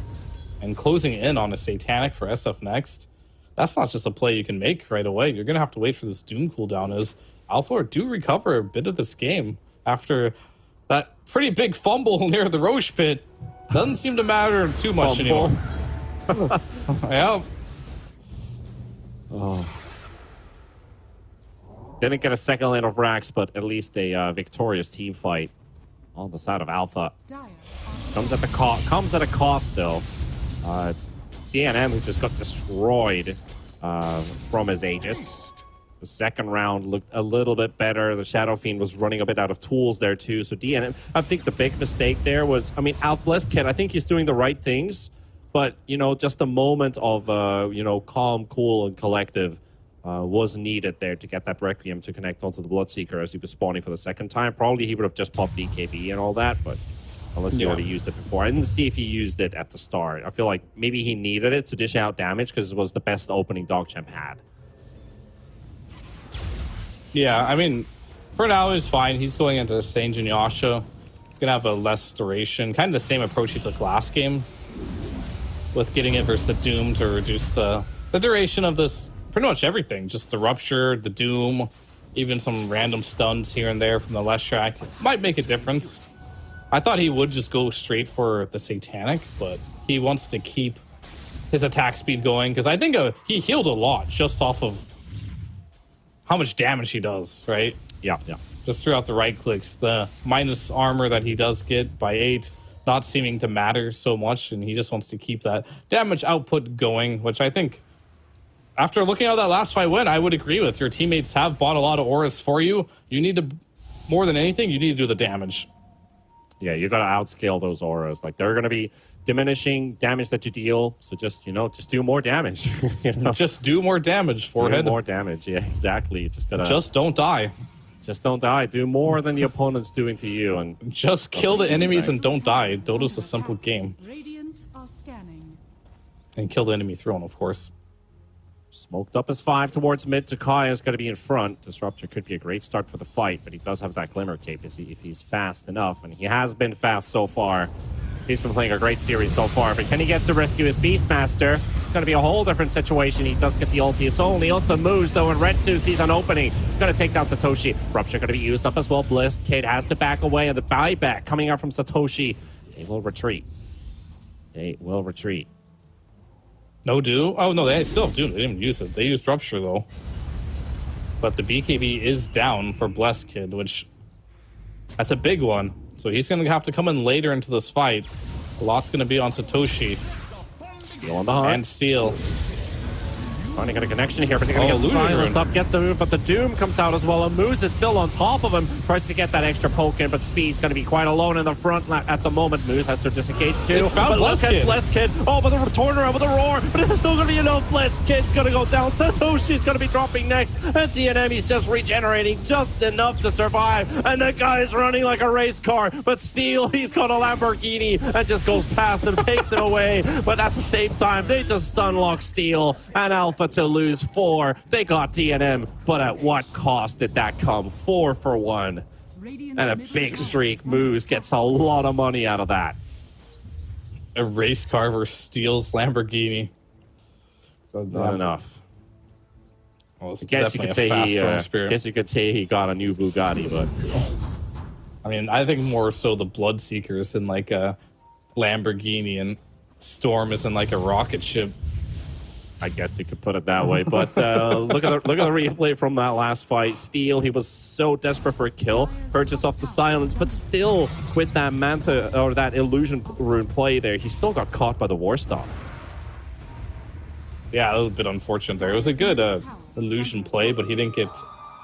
Unfortunately, didn't dodge the War Stamp, so he had to spin this fight on the sidelines. But the big thing was Red 2 finally showing up and getting that stun on top of the SF, who had no BKB available, by the way, and blowing him up right away in the fight. That is what made the difference, for sure, to help him win that fight.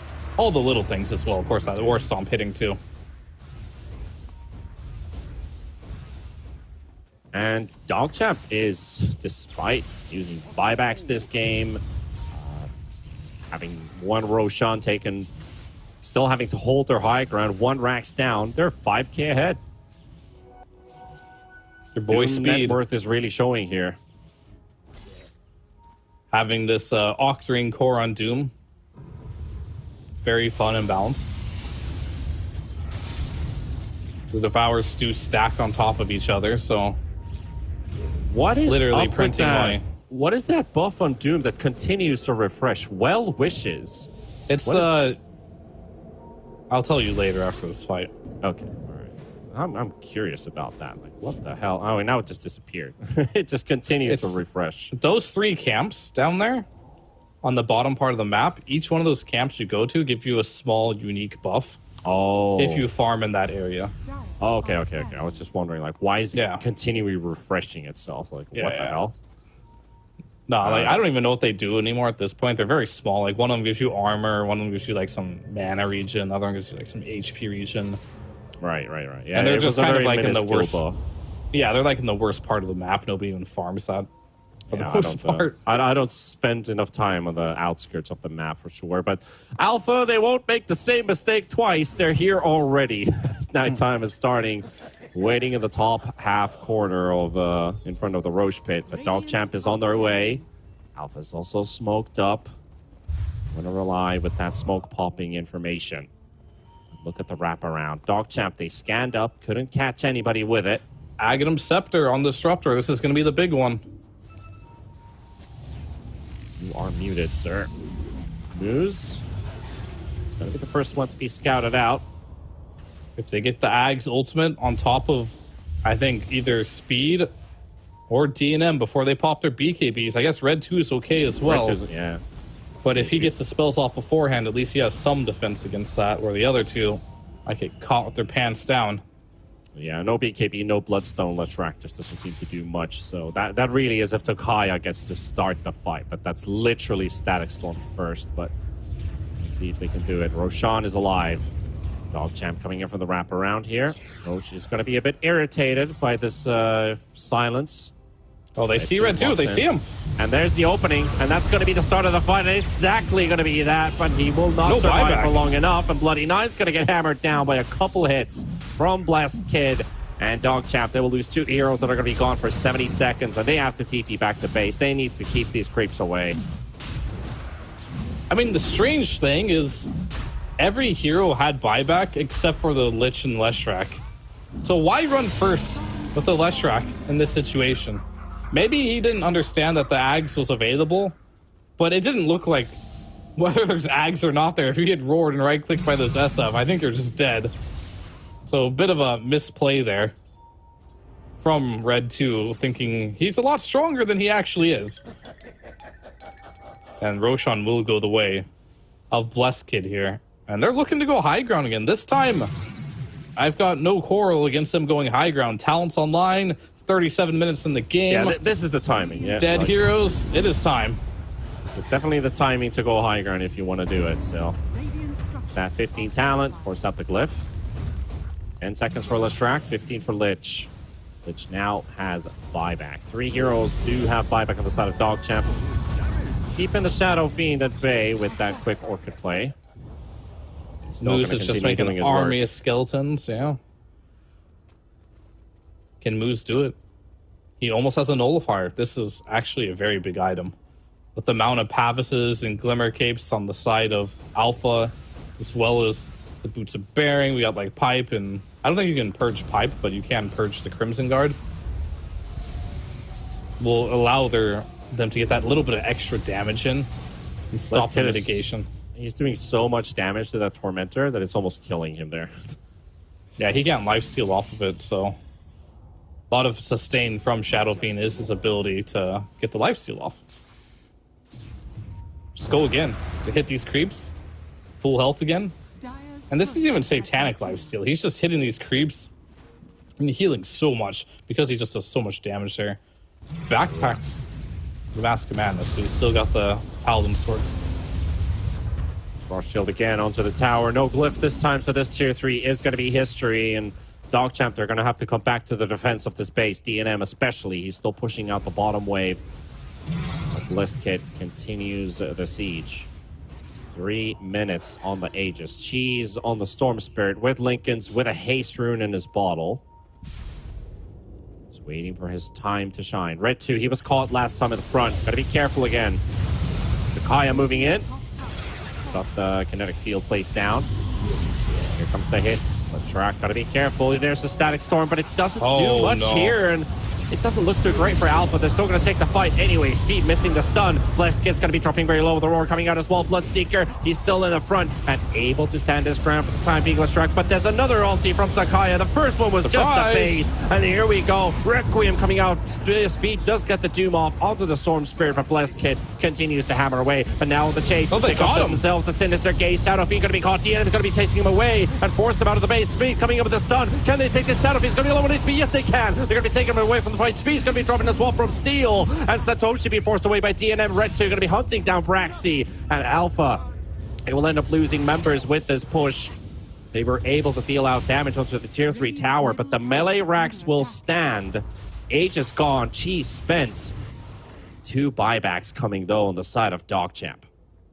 This is one hell of a game though, really back and forth, and I do believe there that SF could have got out of there if he wanted to. The buybacks are happening. It's an intense moment. You know, these teams don't have a lot of experience compared to a lot of the other teams we do watch. But he's sitting there hitting that barracks with his BKB duration as these buybacks are popping off. Someone needs to make that call faster. Go back. Because that could have been really good for Alpha, but instead, it's just another one of those failed high ground attempts. And when you're winning the game like that, even though you did get these buybacks, it's not a position where you want to give up this much money to Dogchamp to crawl back into this game here. As we have a nullifier completely finished for this Klinks. I said Klinks might have to carry this game. Yeah, absolutely. He's gonna deal out a ton of damage, and maybe even Moose can be able to start fights the way Alpha doesn't really have the capability to do so. Trying to take down Bloody Nine, but the stun's gonna be connecting despite the Lincolns, and he's going for it. He really wants this kill. He will get it. And it's a BKB charge to teleport away, but that is 6 seconds anyway. That was a vendetta kill right there. He's still got a arcane for a little bit here, so gonna zip all the way to the Tormentor. And it's dead. Who gets it? Beastmaster Shard, so now you got the root. And the reduced cooldown on the Hawks. Very nice. Handy to keep DNM and Leshrac, both very speedy heroes. If they're not BKB'd up, get stuck on the spot. Still surprised to see that Satoshi's still not valuing the drums of Slom whatsoever in this game. He went Boots of Bearing, though. He did. That's what you wanted to see. That's what I did want to see. And Skywrath also opted not to build the Drums of Endurance and has Pavis, Force Staff, Aether Lens after that. I'm glad he didn't, because they already have a drums. Yeah. I mean, it was when Beastmaster, I don't think he had the Boots of Bearing on his quick buy, but I did see the Skywrath have Drums of Endurance on the list. That's when I mentioned, like, Sky's going to be the one building it. Like, okay, sure thing. But Beastmaster's going like, nope, I want it. Let me have it. Yeah, it just goes for a Force Staff instead. Got a casual Aether Lens. A little surprising to see that one. And now going into the Scythe of Ice for the Skywrath Mage here. And it feels like Dogchamp, they just don't want to leave their base. Understandable, as they don't have buybacks after that fight on many heroes. Wisdom Rune. Klinks and Leshrac had to buy back there.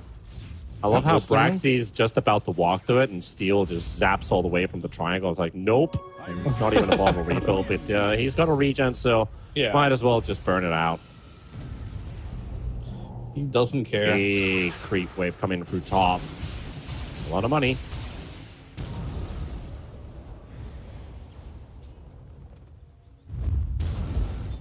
All right, Moose now going for the BKB, but we're going to have a smoke play. Is that what I heard? It's just a Ninja Gear. Ninja Gear. Radiant's top barracks are I thought the same thing, and I was like, oh, they're leaving? Oh, it's just Flash. Yeah. Misleading. Maybe the sound effect should be different. You know, something like formal ninja. Complaint. Yeah, it's just whisper ninja. Yeah. Ninja. Almost a refresher up on the Doom. You can then Doom up both the Storm Spirit, or pop your first on Lincolns to break it, then Doom the Storm Spirit, or get Shadow Fiend as a bonus. You should code the game, honestly. And when you go into a Ninja Gear smoke, you should have like a special effect where you're kind of like sneaking around. I have so many ideas in my head right now. Not gonna lie, I honestly feel like when you pop it, you get like this small like poof of smoke screen, like a poof ninja. If it already does the poof, but it doesn't say ninja. I mean, then does the Ninja Gear do it? I feel like you just turn invisible. I mean, you definitely hear the puff. I don't know if you see it. You hear the puff for sure, but you don't see like a real like smoke. Like when not sure how much you know about like ninjas and samurais, but they had probably like not as much as you.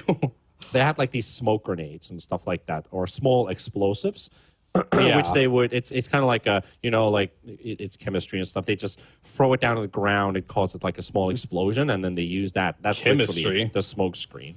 Yeah, because they're like chemical compounds and stuff like that. They thought it was ninjutsu or some shit. Yeah, something like that. Yeah. So the art of being a ninja was also making concoctions, making poisons and stuff like that. So it would be cool if you could like you throw it down on the ground, you make a bit of a poof, like a real smoke cloud come out of the ground on your hero, and then your hero just turns into this kind of like like this, you know what a ninja looks like, right? So you get like a I know what a ninja costume. looks like. So you get like a costume for the time as you're smoked up. All right, perfect. You just become a ninja. Yep. And then you turn back to your hero as soon as it breaks. Dire are scanning. Or it could make a sound effect when you come out. Hiya! ruin the real, surprise element. Make a sound effect for it to pop. Anyway, Anyway, you lost me on the hiya. It was great until then. well, that was the pause. TED Talk is over. So back to the game of Dog Champ versus Nothing's Alpha. really happening. Nothing has happened, hence the fluff. But the game has been a rocky road. Mr. PTP, if I believe you have PTP, can you show us the graphs for this game? I'm getting a no sign. That's not PTP. So it's a bit all over the place. Ups and downs, filled with ups and downs. It's been, the highest. The win rate was very high for Alpha, and then it wasn't. It looked like it was more even towards Dog Champ, and now almost back at the same situation. That was a 9% chance for Dog Champ to come back into the game after the full-on team wipe next to the Roche pit. So, big changes. But the one thing that's not going to change is for the next 2 minutes, Dog Champ will not be leaving their base. And how will Alpha deal with this, as we do see Satoshi has his own ninja gear smoking across, and Roshan is up. Hey. And he's got another refresher shard, which could be good on Storm, could be good on... I think the big thing was Tokaya, he had a refresher in that last game. This game, that last fight. Getting delirious here. It is getting late for everyone, I suppose. But yep, it definitely is 6 a.m. here. Yeah, same, totally here. But anyway, moving on. Like, if he missed time. One of his ults in that last engagement, right? If he connects with both of them, could be big, as he is going to pick it up. Dog Champ willing to fight outside of their base. Maybe they have something that Alpha doesn't know they have. They're going to be marching on the high ground. Oh, what a beginning. We've seen this movie before. The sequel, Volume 2. Alpha turning into Beta. Can they still battle it through, though? Red 2. Going to have to run away from the Requiem, and Moose is just going to disappear. Satoshi also bought back for this one. And Leshrac getting caught inside the second Static Storm, almost catching DNM. They're trying to get the vision, but there's no clips remaining. Roar comes out as well. Speed needs to jump in for the rescue, and DNM, he doesn't have the damage. He doesn't have the survivability. And Speed trying to TP home. He's going to be able to get back out of there. Alpha, it looked so bad for them at the start of that fight, but they've got so much stuff from Roshan, just giving them gifts. Christmas definitely came early for Alpha. However, these buyback timers are deceiving. 20 seconds before the Leshrac, 7 seconds for the Clinks. But this Lich, he's not coming back. Not for another 7 minutes, because he did just buy back in that fight. 7 minutes. But that's Mega Creeps. That's a But long maybe time they can the Lich hold is the going to be throne. out, but it definitely feels like 7 minutes because Alpha is just, they finished out the Mega Creeps already, forcing out the Glyph too. And that's one buyback coming out from the Glyph. From the Clinks. And another one from the Leshrac, and now Dog Champ. Do they ride on the wave that Alpha don't know Lich does not have his buyback? They probably do know he's spent his already a bit earlier on. 4v5. They should know, and you should wait 10 seconds for this BKB on Blessed Kid. It's not that much to ask for. 10 seconds, my friend. 3. Okay, he's good. BKB's available. Go, go, go! In circles, and they jump at the same time. Leshrac's going to be targeted. Red 2, he's going to go out. And we are looking right now, potentially, yep, DNM going to be falling into the Roar. That's a game 3 pretty much secured for Alpha here. Speed still trying to get a bit of vendetta here. Moose is going to go down as well. Speed, he got his ulti off. Tipping Moose. They are definitely mass tipping Moose. GG is called, and of course we go to a game number 3. But Alpha, that's their first map victory in the DPC. They gotta feel very happy about that one. It was not an easy win. It was not an easy win for Alpha. I mean, I think Alpha needs to call in the Fear T Panda cast, because it seems no matter where we go to game number 3. A lot of smiles coming out on the side of Alpha, and that's the thing we have yet to see during the course of this DPC from this team. Corralled themselves into a victory, but all these phases here in this game. Dogchamp was handed out the game at one point. There was a second moment where it's like, oh, okay, Alpha, can they really win this game anymore? Or are they just giving Dogchamp the possibility to get back in? They still were able to find key openings more than Dogchamp did throughout this entirety of this game. But I honestly have no words. This game is just something else. I mean, this one was a wild game for sure. It was really fun to watch. However, maybe not the cleanest game of all time, but we got to see some very cool stuff, especially from Alpha. They're really showing that they're a young team. They have their ideas. I saw so much passion in this game. That's the only way I can really explain it. They're doing Roche at 14 minutes, which is absurdly early for this patch. They're trying to go high ground when SF is level 12. Honestly, didn't work at first, but they're like, screw it, let's just do it again. And it feels like they're just really in their own heads, playing their own game. And it just really worked out for them in this particular game. And I really took off Dogchamp by surprise, but really it was just the laning stage, I think, by Alpha that set this all up. Bless Kid with his SF. Absolutely insane performance, I will say. And Steel, he really showed up. Can really talk to everyone here. Satoshi going for somewhat an unconventional beast build, just skipping the helm, which is fine. I'm totally okay with it, but also skipping the drums, which we normally don't see. And of course, Takaya with the great glimpses throughout the game. Really well-deserved game from Alpha, and will they be able to pull out another type of game and replicate this type of performance? We'll have to see coming into the next game. Yeah, this was this was a very wild game for sure. But you got to feel happy for Alpha that they're not just a punching bag. They're able to fight back against a team that has kind of shown that Dogchamp can beat any of the middle ground teams here at the first division. Dropping a map to Alpha means that they're not the worst. They're not the worst out of them all. They've got a lot of fight in them. And of course, that morale boost, that's going to do a lot of good to them. There was a lot of reminiscence of South American Division 2 Dota of, just 5 guys running around, 4 guys running around the map, just want to fight, brawl the whole time.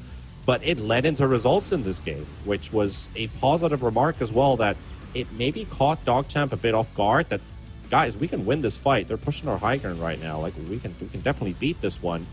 But Alpha wasn't giving in to the fear. They would repeat that again. They'd get successful results out of it. A couple, maybe expected wonky fights. Like, we already saw what was happening with those twin gate teleportations. It's like, And then, of course, that they just finished Roshan. They're pushing onto the high ground. They're not expecting Dogchamp to even be there, which was a good play from Dogchamp. We've got the vision. We have high ground positioning here. We can get a pick off while they're farming the triangle, pushing the wave. They're not going to be together. And 3 guys just walk into their arms. Unfortunately, that's an Aegis, that's a cheese, that's a refresher shard. That's so much stuff you're still going to work through. And at this part of the game, it wasn't enough for Dogchamp to corral into a tie. So, it is what it is. It is what it is. However, they did win 1 game on Alpha, which is great, but that means nothing if you can't close out the series. So this is going to go to 3 games. They need to win 1 more. Otherwise, it's a morale boost. We didn't get completely shut out, but that's not where you want to be. You need these series wins. You need to get on the board, and they want to stay in the division and prove what they can do. In terms of MVP, we're not going to give one player. We're going to give it to an Alpha team MVP because this was a team effort that they get themselves their first victory on the board. Can they turn it into a series dub? That after the break.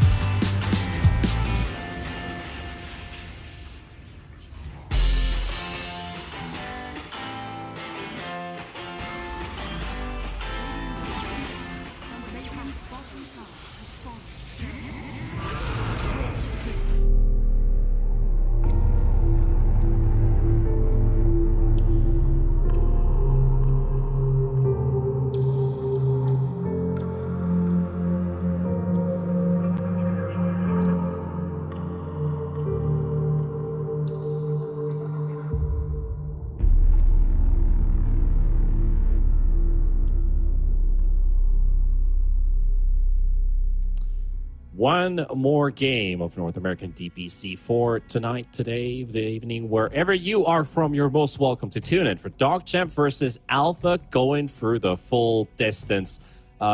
Game one, it was a very DogChamp favorite game. Alpha started the early minutes pretty well. And after that, it was a lot of difficulties for them. Game two, holy moly. Okay, if you missed that one, I'm pretty sure you're in for some entertainment. But they tied it up nevertheless. And we have a draft ready for game number 3, Fear. Do we just throw everything out the window and not wait for any expectations? Or is it just going to be the same old first phase? What are we going to see here? Dire do you think? team Oh, we're back. gonna see the same thing. Oh, actually, we're not So- gonna see Beastmaster. We're not gonna see the same thing. I lied, but we're probably gonna most likely see what Techies. First pick Doom. Yeah, Techies and Doom are in the pool. Techies didn't make it the first 2 games. Dire It is available team now if they want it, or they can go back for the Doom. They don't care. Doom it shall be. Doom it Gonna be is. the opener again for DogChamp, and now just looking for a pair up with the hero. I'm surprised we haven't seen more Spirit Breaker. I think that's the hero that maybe I've been asking for a lot, but I believe at this point, seeing 2 games of the hero just being pretty much uncontested. There was one ban maybe towards the Spirit Breaker. I think it was at the final phase. They banned the Underlord and they banned the Spirit at Breaker. Braxy. But Underlord going through, yeah, Braxy, he's You should have saw when he got his Techies. He's just like, oh yeah, gonna play some Dota now. He seemed genuinely excited to be playing Techies in this game. They He's don't look they don't look as excited on the side of DogChamp. Very focused. Definitely not. I mean, I think Moose and Red 2 especially, they did not have the best game of their life. Not feeling too hot. And I think they should steer clear from the Clinks for a little bit. I know Moose can make so much more happen on the map with other heroes. Not saying he didn't have a lot of impact in those games, but he was dying a lot the past 2 games. In the early game, you're playing versus a team that arguably you should have the advantage in individual skill. Play for it. Play for the early game. Get ahead. You probably won't lose the lead. Dire team back. Play the team, you know? And the team you're playing against is one of the more inexperienced ones, and you can take advantage of that by just playing an early tempo game very fast and apply the pressure to them in the early game. You don't have to play this defensive style. Let's pick up 5 melee heroes. Let's go Earthshaker for DogChamp. Sure. Something that just gets kills on the map and is a bit stronger in the lane. Spirit Breaker and Earthshaker, 4-5. It's just get them both in the game, huh? I don't know about that one. Dire team I think you should ban Magnus if you're Alpha. We've seen this Magnus plus Void Spirit. Radiant They team literally ran this exact same strat in game 1 where they crushed you. Ban Rubik, okay. Interesting. I mean, the Mainly Firestorm, mainly I because guess. of the techies, I guess. I mean, we've seen a lot of Rubiks go up against techies. Oh, you not in can the also lane, steal but- Firestorm from the Underlord, and that's a very powerful nuke. 5 seconds That remaining. is very true. I think they should get rid of Magnus. That makes the most sense to me. Yeah, at least meta-wise, like the hero is like stupidly strong, especially when you already have like Void Spirit in the game, which is another. I wouldn't say lane dominator, but a very, very powerful hero in the mid lane. Great scaling now as well with that right click being amped up. Don't want to let that Magnus go through as well. We see how much devastation DogChamp can cause with those two. So Alpha, one more ban to go.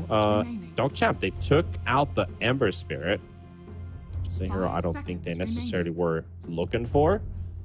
But the It's a good roots- lane matchup against the Void Spirit.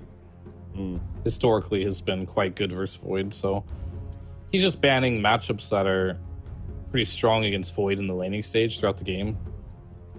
Yeah, I don't think know how much the ban- matchup changed though with Ember Yeah.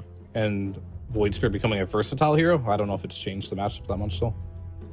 I think they banned Magnus and they picked CM. We've seen the Crystal Maiden already go up against the Void Spirit once. It didn't lead them into a win, but if, in theory and on the paper, I still like the idea of CM. Monkey King ban, okay. Maybe getting a better lane for the Underlord, I guess. Yeah.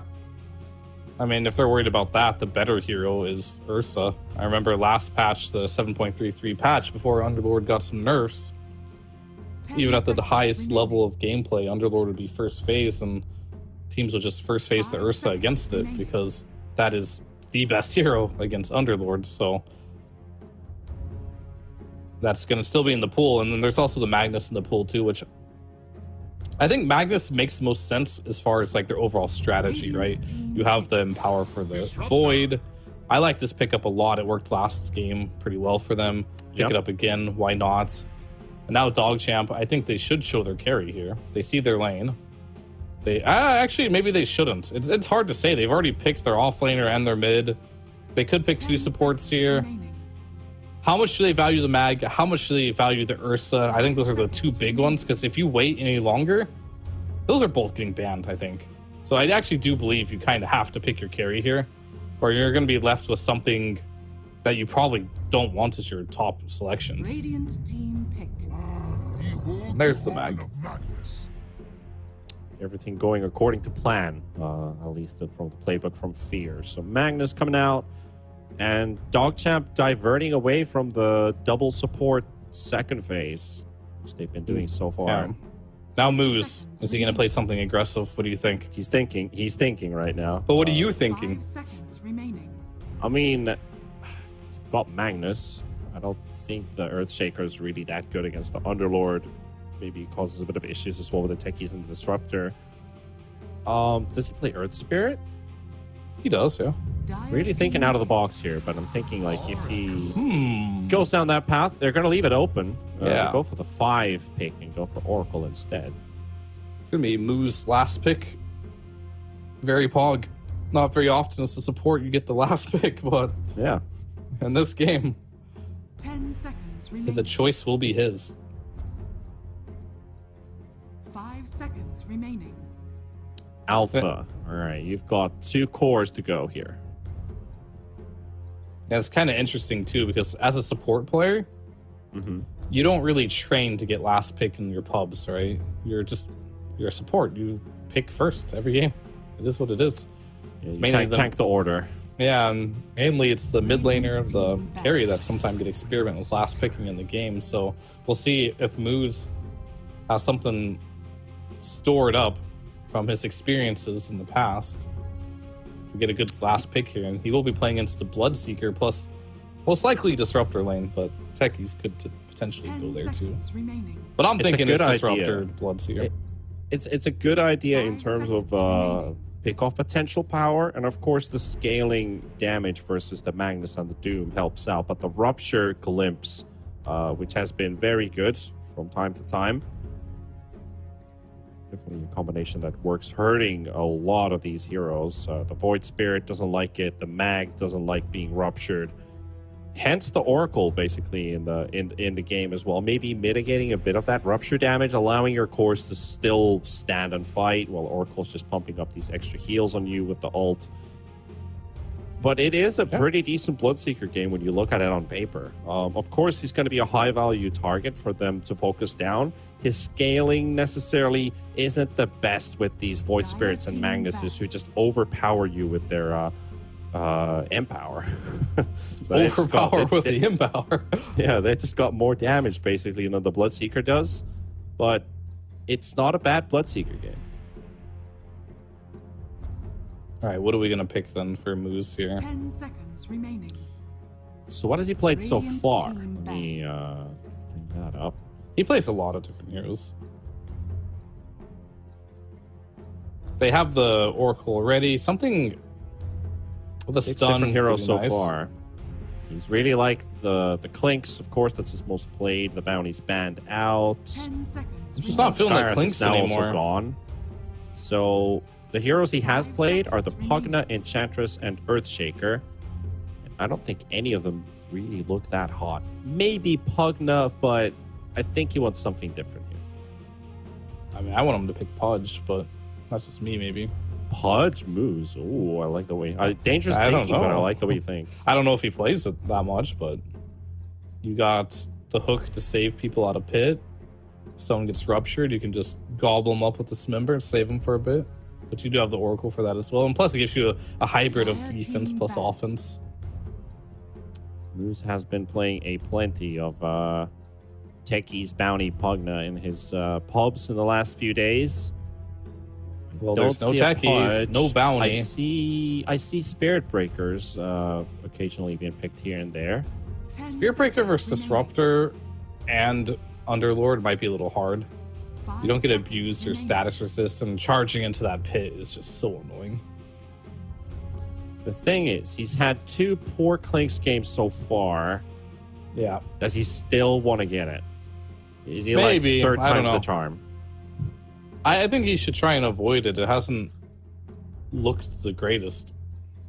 I mean, he can go for a Hoodwink if he wants to. The Pugna sounds fine.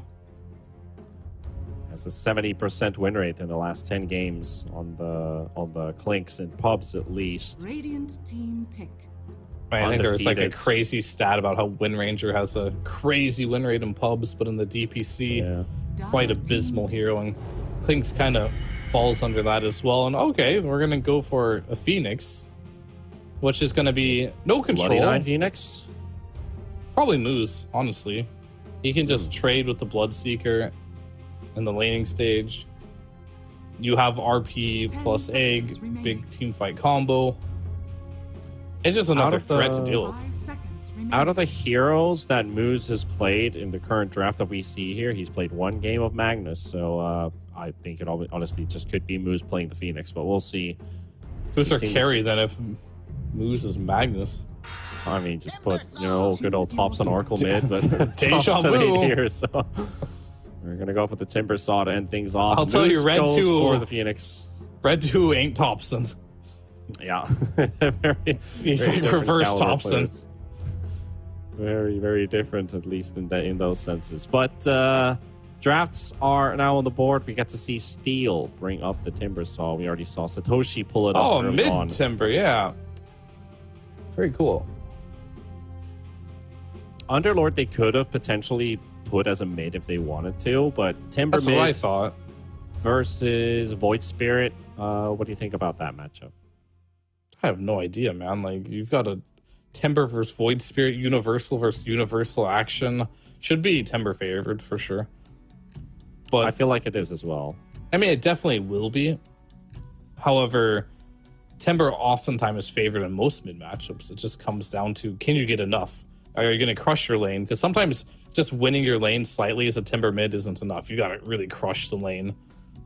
And I don't know if it does that.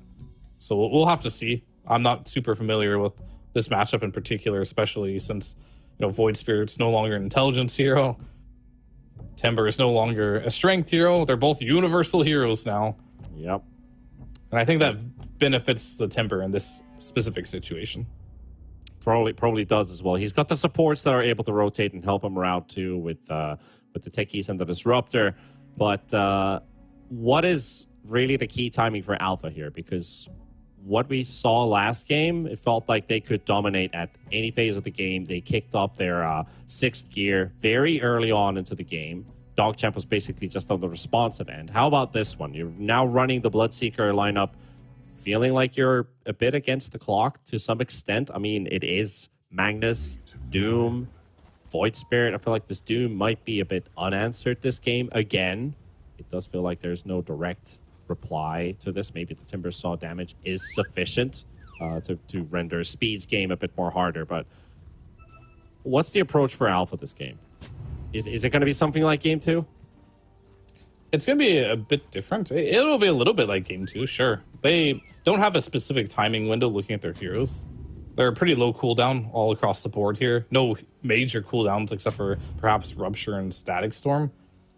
So they can keep fighting. And they're playing heroes that want to keep fighting too. But as you mentioned 30 before, seconds to battle. you're probably going to farm slightly faster. And if the game is even, I sense you're going to scale slightly better with Dogchamp as well.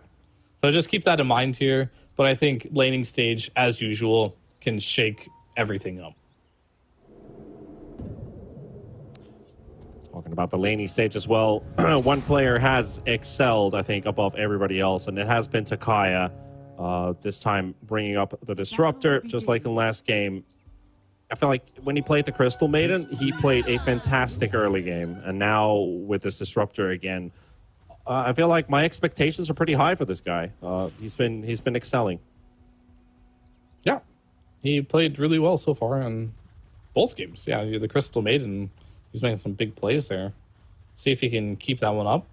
He's going to be laning versus a Phoenix this time instead of a Klinks, which I'm not entirely sure. I think it should be a little easier for a top lane now. I think Phoenix is a slightly worse laner. And plus you're, of course, taking damage yourself to cast your spells for moves, which is going to give bonus move speed to Blessed Kid here. Yeah. But not much could go worse than game number 2 as far as laning goes. Because that was an absolute disaster for Dog Champ in game number 2 there. Looking at this mid lane battle, both mid laners have literally lost like 75% of CS in this lane. They lost almost every single creep from that first wave. Steel got such a good block that the creep wave was under his tower. And it's going to be 2-0 versus 3-1, so 1 deny. Snuck in between by Steel. All right. So who's going to win these lanes? That's going to be the question. Mid Well, lane, I think we looking? determined. How much are you looking to win the top lane as Dog Champ? It's Doom Phoenix. Oh, you definitely just want to survive. Exactly. So I feel like maybe Alpha has to be the more aggressive out of these two. Yeah, it's a Doom lineup. If you just let him farm, he's going to farm more than you, so you ideally want to punish him, and Bloodseeker is good at punishing. However, they need levels. This level 1 Disruptor, not too scary here. Maybe a couple of heroes need to get low on the map for Blessed Kid to get some rotations, and I think Steel will be a big part of making that happen, because he'll continuously spam red 2, getting him low. But the one lane I think you should win for sure on Alpha is going to be this bot lane. Techie's a super strong hero right now in the meta. Yep. And you've got the Underlord as well. Really high base damage. Should free farm. And of course, Oracle, pretty weak laner overall. So things are going pretty well in the laning stage here across the board for Alpha. But that's kind of what we expect from their draft. Dire's courier has been killed. Alpha coming out strong with the CS here in the early 3 minutes. Getting all of the boys, all of the cores on top of the board for now. Moose ending up taking quite a lot of damage here. Still holding onto his Blood Grenade. Has a Fairy Fire to kind of mitigate that damage dealt to himself to slow down his opponents. But this Blessed Kid Bloodseeker is going to be difficult. However, in bottom, under the towers, Satoshi. Blood Grenade does connect onto Bloody 9 as well. Is going to get burnt up by the Firestorm at the same time. And Bloodseeker is fast. He definitely is.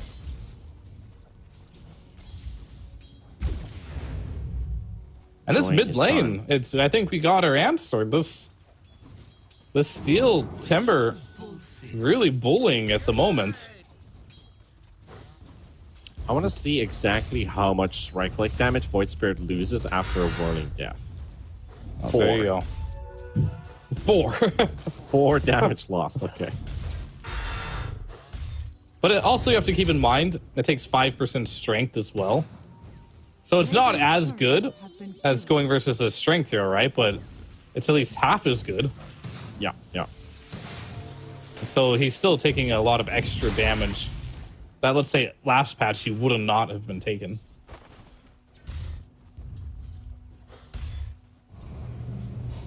Four minutes without a first blood at this phase. We've already had 2, 3, maybe 4 kills take place. Braxy in the bottom lane, he's missing his blast off. Oh, he's gonna kill the courier before the he got it before the bracer and Tango even arrived. So DNM gonna miss out on a lot of region here. Great success. You know, didn't get the hero stun connection, but got the courier kill, slowing down the bracer. It's always good to have. For sure, and you're out of region now in this bot lane. You don't have a single Tango for DNM or Bloody 9.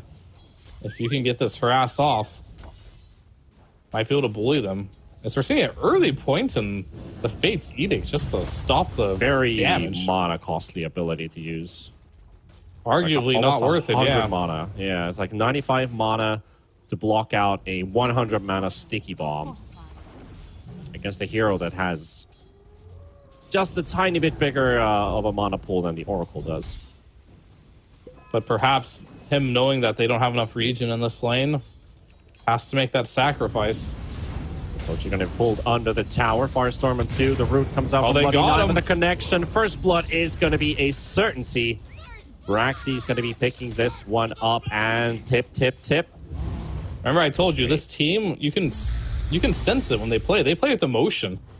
They're feeling it. They're getting in the game. They're trying to get in their opponent's head as well here with these tips. Peruvian Dota. Yeah. They really want to get under the skin of their opponents, or like you said, get into their heads. Maybe it worked last game. Potentially it could work here as well. Top lane, a bit of a scuffle going here as Takaya is going to be dropping to Moose. Radiant's middle tower is under attack. You have sufficient damage to take down this Disruptor. Open up the board for DogChamp. And Bloody Nine's in trouble too, yeah. again. And we're gonna get a Arcane Rune as well for Steel. Alpha? Hello? You're exceeding my expectations for this series, that's for sure. Or maybe DogChamp Are fortified. a little too late for them or something. They're Either way. failing to meet requirements. There you go. Potentially that could be it too. They've got Glimpse available. Satoshi's there to provide the poke, and DNM, he is And Blast very Kid low on in top HP, lane. but the Bloodseeker is also in trouble in the top lane. He goes down first. Blast Kid is down, and DNM TPing away. And bye-bye. No Glimpse available as they just used it. It was coming off cooldown for 5 seconds, but DogChamp successful with that Bloodseeker hunt. One carry dies, the other one has to TP back to base. Essentially, both carries pretty sad about this outcome, but definitely a clear win here for Dire's top DogChamp tower is under attack. by getting that kill. There's only room for one carry, right? That's true. I mean, I don't know. I don't know if that's true. I'm sure you've played a game with several carries on just your team, but Oh, I played plenty of games where we don't even have a carry. It's like, well, the enemy just has it, we don't. yeah, you either Oh, have good. no carries or you have 4 of them. Yeah, Radiant's That's how it bottom goes. tower never a good balance, right? Not usually. I mean, that's why we love Dota, because we are all masochists deep inside because we play Dota 2. Yeah, We love the pain of the game. yeah, and I thought it was our good boy PTP and observing, but it is our good boy Scurf here observing these games. He's also happy to stay up until 7 a.m. Radiant's middle with tower North American is under Dota. attack. Steel hunting down Bloody Nine. Gets some TP away. Oh, Good attempt from Steel, but you know, half a second earlier would have done the trick. You have them off cooldown. can't control your cooldowns. Well, you sort of can. That's why you see a lot of people build into the Octarine core nowadays. It's their first item. And you know that repetition thing being like clockwork I talked about for our boy Speed here? 3 games now, same hero, same build. Yeah. This man is truly like clockwork. Yeah, he's loyal to his builds. And No his changes. heroes. And his heroes too, yeah. No changes whatsoever. Silver Tier Doom. Doesn't play this hero a lot in his pubs. Only plays it in demo hero and competitives. Demo hero mode. Wow. a lot of heroes there too. A lot of Invoker gameplay in the demo mode. Oh yeah, get those fingers warmed up. Yeah. Not a lot of fingers to press. Not a lot of buttons to press with your fingers while you're playing a Doom. But when do you do? Hopefully you land all of them that you need to. You know, the blink, centaur, stomp, get the Doom out. I mean, Doom has a lot of buttons actually. He does. They're just long cooldowns. Yeah. That's why that's have a one of the single reasons why passive. I like playing Enigma. Is like you make that one moment count, There you go. and then you're on cooldown for 40 seconds minimum. So like an excuse just so you can go AFK farm. Satoshi having his time of his life pushing this bottom tower here. 84 extra damage from a trophy aura. Bottom tier 1 tower almost down. Dogchamp planning on doing something here in the top lane. The plans are just plans. They can't just fully enact. And Braxy, does he go for the haste rune first? Okay, they go for the glimpse on red 2, but it comes out a bit too late. But Steel gets a bit of extra poke onto red 2. At least get some harass in there. This is slightly concerning if you are playing Dogchamp. This Underlord and Timber, similar heroes, right? They're just these really tanky guys that sit in the front line, and whenever they get a good start, sometimes they feel nigh unkillable.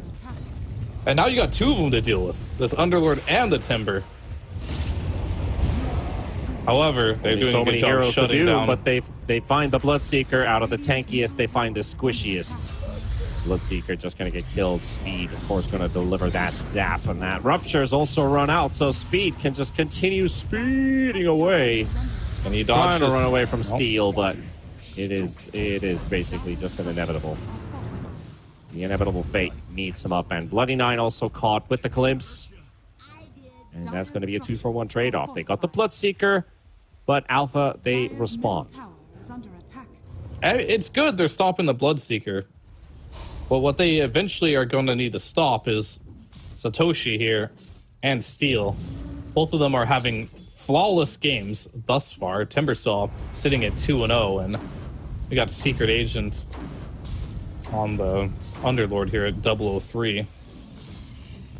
Getting close to his Rod of Atos. No kills yet for Underlord, but he is participating.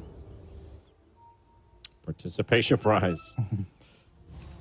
Oh, blessed kids. Not He's again. counted out again. Red 2 finds him. be a Bloody Nine's morale going to be blow. around, just trying to get just close enough. And the silence runs out. Blessed Kid's going to be surprised by hostiles. Rupture comes out, but it's really not going to be enough. Red 2 doesn't even care. He astral steps just to make sure that this hero's going to die. Bloody Nine getting the kill, but again, Bloodseeker down for the third time this game. Not really the best start for Blessed Kid out of all the games he's had this series, especially if we compare it to last game. He had a Yeah, they're phenomenal really, beginning. really important kills here. The more they can slow down Blessed Kid here on his Bloodseeker, the better. And this Techies is really farmed. Didn't even actually look at that, but yeah, his net worth is his stonks are rising. Definitely super high here. And he went for 2 points on Blast Off. We normally don't see that in the Techies nowadays. That 1 point of Taser. Well, Usually ignore picked up that. pretty early. Speed. Yeah, Speed's not really worrying about this at all. Red they 2 gonna do jumping it? in with the follow-up from the Oracle, but that second Astral Step doesn't come out on time, but the Egg's going to be there, and Got Steel's him. going to be blown up. Dogchamp, they're finding pace.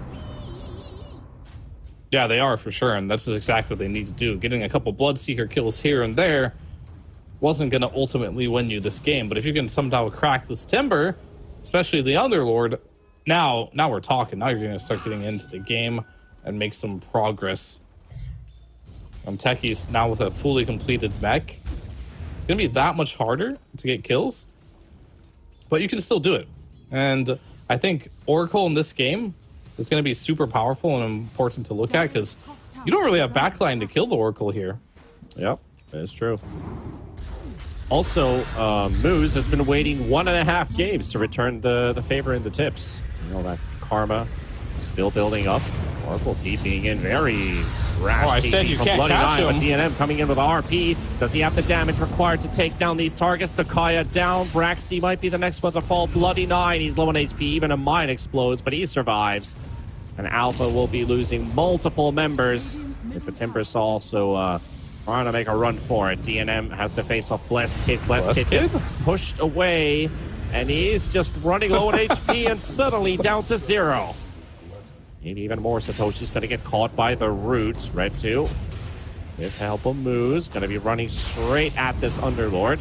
Pops the piggy pole, tries to run away, gets caught by the Remnant, and Takaya turning it around. Maybe this is what Alpha's looking for. A lot of damage onto Red 2. No Oracle ulti to save them either. Doom's going to be low on HP. Braxy with the jump in. It does a bit of damage onto the Doom, or Braxy looks like he might be dying. Satoshi's still alive, but now finally falls on Red 2. Relieved that all that trophy aura is out of play, but Steel is still there. He will close him out and take down this Void. And now on to the next one. Chasing down Bloody Nine. Chakram is available, but the glimpse comes out too. The Bloody Nine will be brought back into the loving arms of Takaya. Steel for the triple. And Timbersaw takes first place in net worth after that long fight. All right, but the 3 gold for 4. looks like it did go the way of Dogchamp, however, and the EXP. Poor Blessed Kid, he just like shows up to this fight, ruptures Red 2 early on at the beginning of this fight. Red 2's like, okay, just sits there AFKs, and then he starts right-clicking the Magnus as everyone's running away and gets skewered back in. I feel like that fight was salvaged a bit by Steel. However, Blessed Kid, I think mentally needs to get back into this game because he's making some uncharacteristic plays so far, and it's understandable. He's had 3 deaths in a row. Maybe he's not in the right headspace, but if they want to win this game, he's got to come back to reality here and start having some performances like he did in game number 2 or even in game number 1.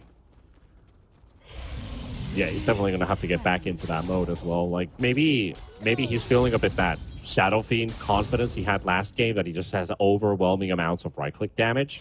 But he doesn't have that as a Bloodseeker, so he has to be much more patient with it. Definitely a different game. This is a 0-3 game instead of a 10-0 game. Oh, yeah. You got to be able to adapt. That too. Raxi doesn't quite get the connection onto this Magnus with the blast off, so DNM's going to be he's going to be just fine. He's finishing off a harpoon and a couple hundred gold. And we've seen these harpoons, especially at this level of play. Just it seems like sometimes you just get the harpoon and then you just starts raining kills for your side because the other team doesn't really know how to react to it. Animation too good. Red 2 going to walk into the smoke gang from Alpha. They will stack everything on top of Red 2, make sure that this kill will go their way. Not close enough. Losing Bloody Nine, can't quite save him there. Steel, now he's just going to hunt down the supports, and Speed is going to have to intervene. Getting with the teleport, Doom is available, gets it onto Steel. Oh, no, he doesn't. Illusion dodge. Very good. That was a super good usage. Illusion and the stack. Explosions, and then where did all the Ancients go? All of them gone, and Alpha's out. They had a ward which revealed that entire sadness of Dogchamp losing their entire jungle, basically, there. It's so satisfying watching a double proximity mine. Is that what they're called nowadays? Yeah, they are. Just going boom, boom, and then everything dies. You love to see it. Unless you're Dogchamp. Oh, I love the booms. Raxi. Targeted by Moose. Zoning them out is Takaya with the kinetic field. Dogchamp not really looking for the full-on engagement here.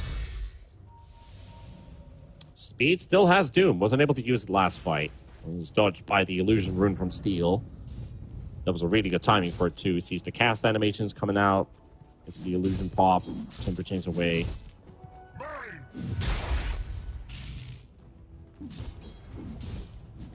Alpha holding on to a very minuscule lead, but it is a lead.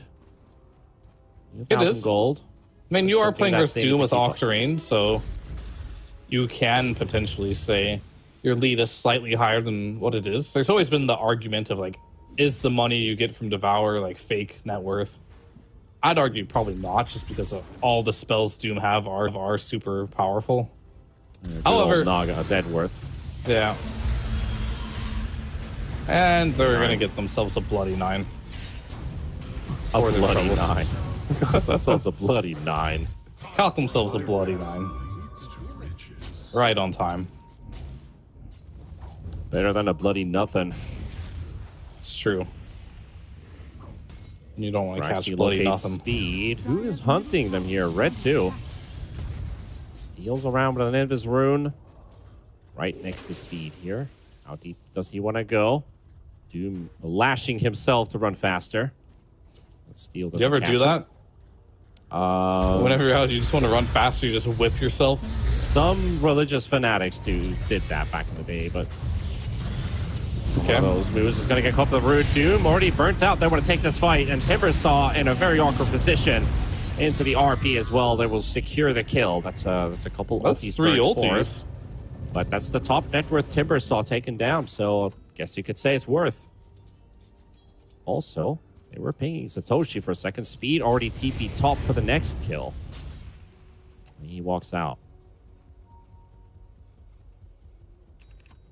All right.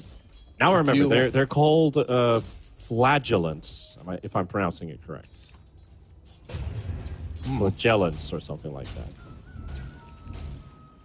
I'm aware of these individuals. They during the Black Plague, there were these dudes with these kind of flail-looking whips, and they would just lash their backs. Sounds very smart. That's always the thing that comes into mind when somebody has bullwhip. Like they're just lashing themselves to run faster. You know, whatever works for you. Though it should do like minus 10 HP damage or something like that too. I don't know. They will find Braxy in the bot lane. Techie's gonna get burnt alive. Or at least they're making progress towards it. Yep, there we go. Hurricane is such a fun spell in a way. Dire are scanning. Which one? Hurricane. Hurricane. Ripper Yeah. I heard arcane. So I was like, Oh, Arcane's a fun spell. like the rune or what? Yeah, no. You're right to question at that point if I'd said that way. Under attack. Starting to lose my hearing at this point. Old age, you know how it goes. Dire's middle tower Yeah. is under attack. No, maybe. It's like you're losing. My hearing is your fine, mind. but my brain is Your just slow from time to time. But that's not an That age also thing, but comes- that's okay. Alpha, Dire's can middle they tower push this is tier under 2 attack. tower? I think they got it on their sights. They've got good wards here. They've got 3 observer wards covering this entirety of the bottom half of the map. But they definitely want to set their sights toward that tier 2 tower. Radiant's bottom tower is under How attack. easily can they get to push it, though, is another question. They do have Crimson available here, which will help. But Doom is back online, Dire's middle and it looks like they smoking want up to the fight. defender. Yeah. Can they make it in time, though? This is unhealable damage we're talking about. The tower is down a half. Alpha's backing away. Dogchamp coming in for a bit of an interception. There it And is. Satoshi, he's going to get caught in with that skewer. Despite the glimpse play, Magnus had already done his job. We're seeing Or moves with Skewer. this last pick Phoenix. We're wondering what hero can he pick to have an impact on this game, but this Phoenix with the Spirit Vessel and massive burst damage is just burning through these heroes at this point. Even this Underlord who looked almost unkillable, maybe he's regretting not having a pipe at this point in the game. He should go back for it, under attack. but dying super quick to Musa. We also have Spirit Vessel, Sunray. That's a plenty of sustained damage. Basically going to be any type of regeneration coming from even the Timber Saw. We're also building up into this big HP pool. Absolutely, and we're talking about the Harpoon. Getting these kills, that's what set it all up, right? At the end of the day, is you blink in, Harpoon, skewer him back, you got the damage available. Red 2 did the most damage in that fight, thanks to being empowered. Look at Magnus's right-click damage, by the way, with that pack leader aura. That is pretty sick. That is pretty sick. This is 23 minutes into the game, and Magnus already right-clicks for 400 damage. Somebody stop this guy. Radiant's Good luck with that. I was suggesting they banned it for all the reasons mentioned, but it made it through. It was their choice. Because they think they got a way to beat it, and we'll see if that's true as a double RP. What an RP. Right on the money. And maybe a bit, an extra on top of it, potentially hoping Alpha would maybe team fight to defend that, but DNM, that's a beautiful RP. I mean, almost every meal tastes a little bit better with some egg on it, so Very true. can't fault moves for that one. What is the bacon in Dogchamp's draft? The bacon. The corgi. The banner. I don't know. Oh, Braxy. Getting hunted by speed here, but Are we making a burger or what? Because we're Americans? Is it bacon and egg burger? Dire are bacon scanning. and egg burger. Dire's top Yeah, you tower never had is that? under attack. Dire's top tower Something like it, yeah. I'm just trying to Okay. think about like what else is in is there. under attack. I mean, there's going to be the patty, of course. Some meat, which is going to be the RP. Uh-huh. You got the bun. RP's what is the bun? I'm Which one's curious the now. bun? Oracle false promise. Maybe he makes this ball. That's the Doom. Oh, that's the Doom. All right, Satoshi's gonna get caught by the patty and gonna be squished between the cheese. And here comes the bacon and the eggs. Well, Yeah, not I the mean, egg exactly, Bloody Nine but is something definitely the close to it. cheese. Moose is just firing up the grill. Braxy gonna battle it out here by himself, but you know it's a bit of a valiant effort. Just doesn't lead into anything successful as Alpha will lose 2 heroes. The rest of them sticking Here we around, go so again. DNM's going to be catching the next one. Scoring up the next guy, and Disruptor just basically almost getting 3 right clicks away from DNM, killing him. Blessed Kid, though, maxing it out onto Red 2. He wants this kill so bad. Probably should be able to get it, but Red 2 finds a kill, and he survives.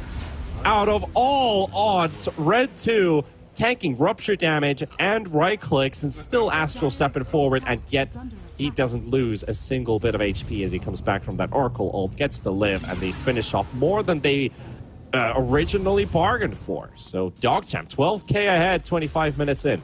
Did Flamethrower always catch trees on fire? That kind of was really weird. I don't know if you saw in the fight. He used Flamethrower and all the trees just caught on fire. I'm not sure if they added that recently. No, it looked really cool, but all the trees are on fire. Maybe it's always done this and I'm an idiot, but I don't play much Timber myself. My analysis is like going down by the second here. It's clearly Z. Well, I mean, let's see if Alpha can turn this one around, because Dogchamp clearly in the driver's seat right now. So Kaya going to be falling here. Egg popped up, That's but that down. egg's going to get destroyed. We've got some scrambled eggs this time. DNM have to disengage, but Steel's on the chase. Rotovate's dodge. Speed coming in as well. Harpoon playing. Okay. DNM feeling very frisky here. Gets a nice burst out, but that Aegis is going to be burnt out. He won't be able to get out. RP onto the Bloodseeker. Rupture coming out as well. Red 2 coming into the rescue. Skewering up a little bit, getting some extra damage with the BKB. The disarm coming out from the Taser. Taser coming out a second time, and they won't be able to get anything out. A Bloody 9 cleans out 2, and he will lose his life in the process. So Alpha, the real result, we were thinking, can Alpha still fight back? Yes, they can. Absolutely. And I think a lot of that was based off of just being patient and waiting to see the opportunities that Dogchamp provided them there. The big things are going to be for sure. Moose just jumped into 3 heroes there thinking he'd get his egg off, but didn't get the fire spirits off. So his egg immediately went down. And then I thought they were just going to back. There's a defensive blink dagger backwards by the mag. It was like, he's home free. He's got the Aegis. They're going to wait for this BKB to come online. But no, we just decided to go back in with that Harpoon play on top of the Timber, losing the Aegis, getting hit by the Rupture right after, and a little bit of a nice fight as we will see the trees catch on fire in the top lane. We need to watch this. The Flamethrower, it does indeed catch trees on fire. Oh, that's beautiful, actually. It is so beautiful. Look at that. Witness the fire. It doesn't kill the trees somehow. It doesn't kill the trees. It does. They're still alive. I've never seen a tree catch on fire and just be okay after, but that's sure. just dire things, right? Oh, sure, yeah. Do they? Okay, they do actually burn down and break, so it just takes a bit of time. It's just probably out of vision. They're dead logs anyway on the side of the dire map, but outside of that, Alpha, last team fight, swings them 5,000 gold their way, but that net worth is still building up on the side of Dogchamp. Farming speed is still beating the pace of Alpha. Alpha's going to need a lot more successful team fights like that last one. And now we have an Aghanim up for this Timber Saw. So how He's got that fast of armor buff. That one's been super underwhelming recently, by the way. I think when people realize that you can just ignore the Timber when he pops that, it's had a lot less impact. And especially Red 2 right now. Look at this man. He has a full Daedalus. I guess it's where you use it. Like, if so you don't farmable. have like multiple things you need to address, like say the team fight is already ongoing and then he pops it, you can't just stop DPSing. I guess But if he comes in alone, pops it early, kind of like the, it looks like an alchemist stun timer that he has on top of his head. Braxy, though, oh, not much of a life he had there. Not much indeed. That was a nasty crit from Red 2 with that Daedalus. Empower. I mean, he's bugged right now, too. Like, even if you click on him, it says he has plus 6 damage. Okay. He's got a Daedalus. It's much more than that. The tooltip is just completely wrong for him, unfortunately. Yep. It is borked. And now he's getting a DD rune on top of all of this. So we don't know how much damage he truly does, but it's a lot more than what it says he does. 900 damage crits. Let's just I put it that hope way. These do get fixed soon because Agreed. Sometimes hard as a caster to read these. Uh-oh. Look at that damage. Reactive that armor, axe. Agnums? For what? You've got a DD Void Spirit, 1400 crits with Empower. Do we still have the Alpha Wolf? He wasn't even near him with the pack leader order. This man is going to be critting for like 1800 soon. 2k crits on your way. Looking at that death summary, that he did tank a lot of damage there. RP came through. Right clicking away. 2,600 physical damage dealt to him, and that was 1,800 by the Void Spirit, even more than the Magnus, who is, by the way, your carry. Well, I think the started the funny fight thing with the about RP. that is Void Spirit probably only hit him 4 to 5 times. Yeah, he joined in late with that DD rune, so yeah, Magnus was there all along. But Magnus also does an insane amount of damage too, by the way. These two heroes, you can kind of see in like the builds as well. This is just the meta. Like if you look at Magnus, he has 1 point shockwave all into the stats. Void Spirit too. He's gonna do the same build, 1 point and dissimulate, all into the stats. They're just abusing versatile heroes. Versatile, that's not what they're called. They're called universal. Yeah. Universal I was thinking when you heroes. said versatile before, like, they're versatile heroes for sure. Yeah. They're like, not like when I said they're primal heroes. Heroes, yeah, that's a good one too. They're pretty primal in terms of they have raw damage, like a lot of raw damage. Yeah. And they just start slapping you and Pleases me to no end. I'm They pretty hit sure hard. they don't slap you. They just kind of, they maul you. pretty much. Either way, it's rough out here. You're playing versus Void Mag, and they've hit their peak. And of course, you got a casual Doom just in the draft farming, too. Yeah, You're playing just versus the vibing. most meta of meta on Dog Champ. And Alpha, unfortunately, they're going to be disconnected here for a little bit. But items are on the works for Alpha 2. Sheepstick for the techies. Underlord? Is that a Shiva's Guard that he's working his way to? I feel like it is. Plate mail. Mystic staff lined up. Recipe on the courier? It's on the courier, yes. So it's heading towards the secret shop from the fountain right now. So he's got Shiva's ready. All right. There we go. There it is. It's not really Recipe located. a game where I see Shivas turning the tides. Yeah, it's like, one Inside, beneficial so. item into the fight, but it's still not going to be enough. But as long as this Underlord is in the fight alive, nearby the Magnus and the Void Spirit, all that massive right-click damage that they have, it's getting reduced, right? So if he's alive in the fights, he builds tankiness. It's a good thing for Alpha. Yeah, fun, for sure, Braxy. But you got to make it fun in a different way. You got to match up that damage with something of your own, right? Yeah. I think the one item that they really missed this game, as far as timings go, is you kind of looked at the Void Spirit Mag and you just thought they're going to be all physical, but this pipe would have been super good against this Phoenix. I feel like a lot of the damage that's coming through, even to this point, is going to be magical damage. It's a good mixed damage, I guess, from Dog Champ. You got a lot of physical, but you got a lot of magical as well. I feel like Moose, he just kind of kills Underlord right now. You're not going to stay alive in these fights. Maybe you need a BKB pretty soon here as well.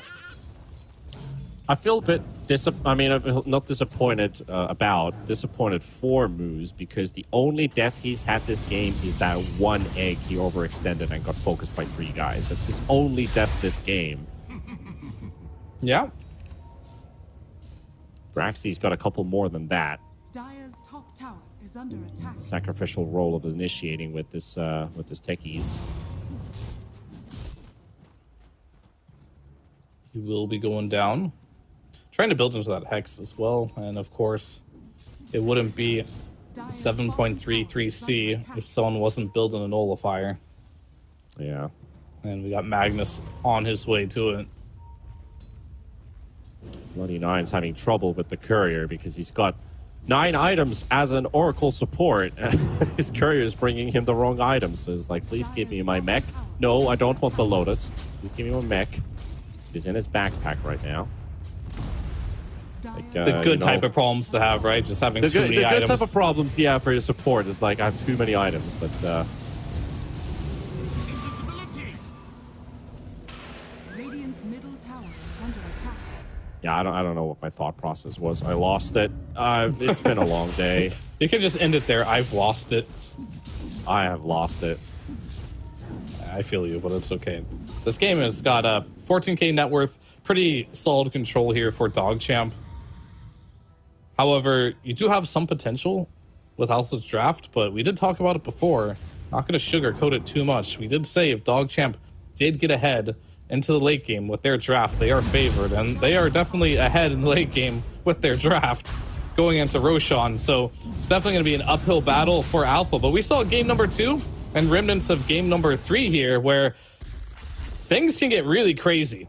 So even though they might have an advantage, you never know what could happen. They're just not going to be there in time for Roshan because it's already falling, but Alpha's making their way. Do they just turn around? They're going to decide to stay. Maybe they put down some wards and fight in this area. However, there's no Underlord. He can join with the Fiend's Gate. What does DogChamp do? Probably we're suspecting Alpha's most likely going to be contesting, so there's I like their positioning. They got vision here. They're sitting behind it. Sure, you're playing in Vegas Cheese, but maybe you get a good jump in Oracle. Oh, that's a really good timing CP. for a dodge as well. And Oracle does get scouted out on the side, and Alpha, this might be the only thing that they get out of this fight. It's just the Bloody Nine Oracle. Yeah, no gem or anything either, so it's just... it'll just be an Oracle. And they're going to make him work for it, too. As Red 2 pushes out top lane entirely. Yep. And Moose also just went straight down to mid, push out the mid wave at the same time. So unfortunate for Alpha that they couldn't find anything bigger and weren't able to interrupt DogChamp with that Roshan. I like their idea, though, Purpose with it. of like trying to play to win, right? Not just sitting there and playing. And Now they're too spread though for a fight, and Doom comes out. Braxy also going to be caught, and they will isolate Blessed Kid. No friends. You have no friends here. Kaya can't run away from speed. There's no way you're going to be TPing away from the Doom, and nevertheless, a DNM. Magnus showing up as well to pummel him down, and that's another kill potentially going their way with Steel. oh, invincibility Hunted rune down by on Red Red 2. Oh no.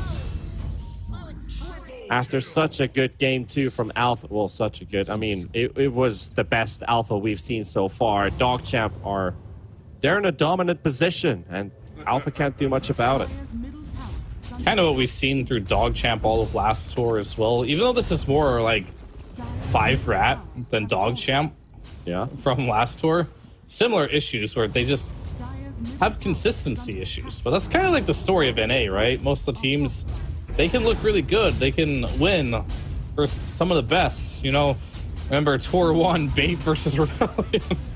Like, Oh, do I you remember? can win. All these teams can win versus each other. Satoshi, he just doesn't have enough tank ability here. He's just going to get slapped down by Red 2 and die. And another one. Founding the Disruptor on the high ground. Red 2 for a double. middle tower is under attack. It's like all hope is lost for Alpha. Just spraying and praying. Throwing abilities here and there. I've never heard of that one in Dota used before, but pretty accurate. Dire's just hoping for something to happen with. Oh you no! know- Yeah, he got him again into the war stomp. That's a BKB down. More than that, he's just gonna die. That's a Bloodseeker down too. Yeah. It's not even a proper fight. It's really just not even a proper fight. Alpha just crumbling apart. But DogChamp, they're relishing in the situation and the moment right now because things are going beautifully for them. And Speed is dooming his allies here because Timber had the Lotus Orb on. Speed doomed the Lotus Orb. But Timber has an Aghanim, so it reflected there. And did they call it GG there? That is it. Yep. All right, GG. It's a bit anticlimactic the way it ends, but It DogChamp, really was. you know, they do finally close out the series, get the 2-1 victory, and continue their path for staying in the division. At least that's something that I can say for sure, but a path they're building for themselves right now. But Alpha, it is another disappointing day for them. It is indeed. They got one win, so at least they can, going forward here, say we won a game, which is nice. But at the end of the day, they still want those series wins. Looked very shaky from time to time. However, they were competitive. These weren't stomps by any means, and all the games were very competitive. They have good early game. They have good fundamentals, I think, as well. And it's nice to see. Because I remember in tour number 1, we saw Alpha in here, and there was a lot of, let's just say, stomps. 20-minute stomps. Sure, it's maybe a little bit of a different patch, but these games are entertaining. They're much closer. Sure, you're not winning them, but you're still making the games competitive, and there's a lot to be said about that. Yeah, the games have not been easy for Alpha for sure. And this one, this game 3, it didn't feel like they had too much being built up this game. Like if we saw anything, if we saw anything good from game 2 was the big momentum that they were riding, the high of guys we're leading, guys we can win this game, we're actually winning this game. It didn't translate into game 3, so no, the culture of winning. I feel like they got the first tips, but they didn't get the last tips in the game. It was meant for DogChamp in the end. And someone could say expected results, that DogChamp's going to be winning this one, but game 2 kind of left me hoping more for Alpha, that do these guys actually have something in store we've all been missing so far? But it's just solidifying that scary thought, that root in your head that Alpha is in they're in a very dangerous position of soon facing elimination if they can't get those wins on the board.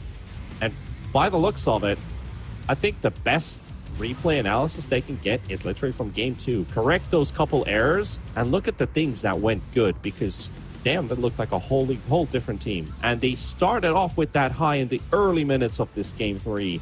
But again, it was just the early minutes that looked good. Yeah, as a team, they're just lacking a lot of experience, I want to say.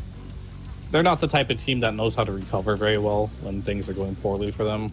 And when they're winning, they have their own ways of playing that I feel like are not going to be stable ways to win games. They're kind of like Hail Marys, if you will. So like they have good laning stage, they have good players individually, but what they're really lacking for the most part is just when they're starting to lose a game, how to recover from that. And then when they are winning a game, how to translate that lead into playing the map in a stable way where they can sustainably win games without having to do like some crazy all-ins to try and just get some barracks at like 15 minutes into the game type of play style, right? Yeah. Because that's not going to work every single time. And of course, Alpha, they don't have much of a rest coming out of this series. Tomorrow, they're going to be facing off against Bait, and Bait is hungry for more points. They've scored a victory versus San King Gomez and starting to turn around the tide because they lost to all the top 3 seeds of North America. So Bait's going to be a difficult opponent for Alpha to face up again. So maybe, what's the preparation going to be like? Do you just look at that game 2 replay? Do you look at the full series and try to package some kind of information on what went down? For Alpha, I think it's going to be a situation where they're just going to have to... Replays aren't going to help you the most.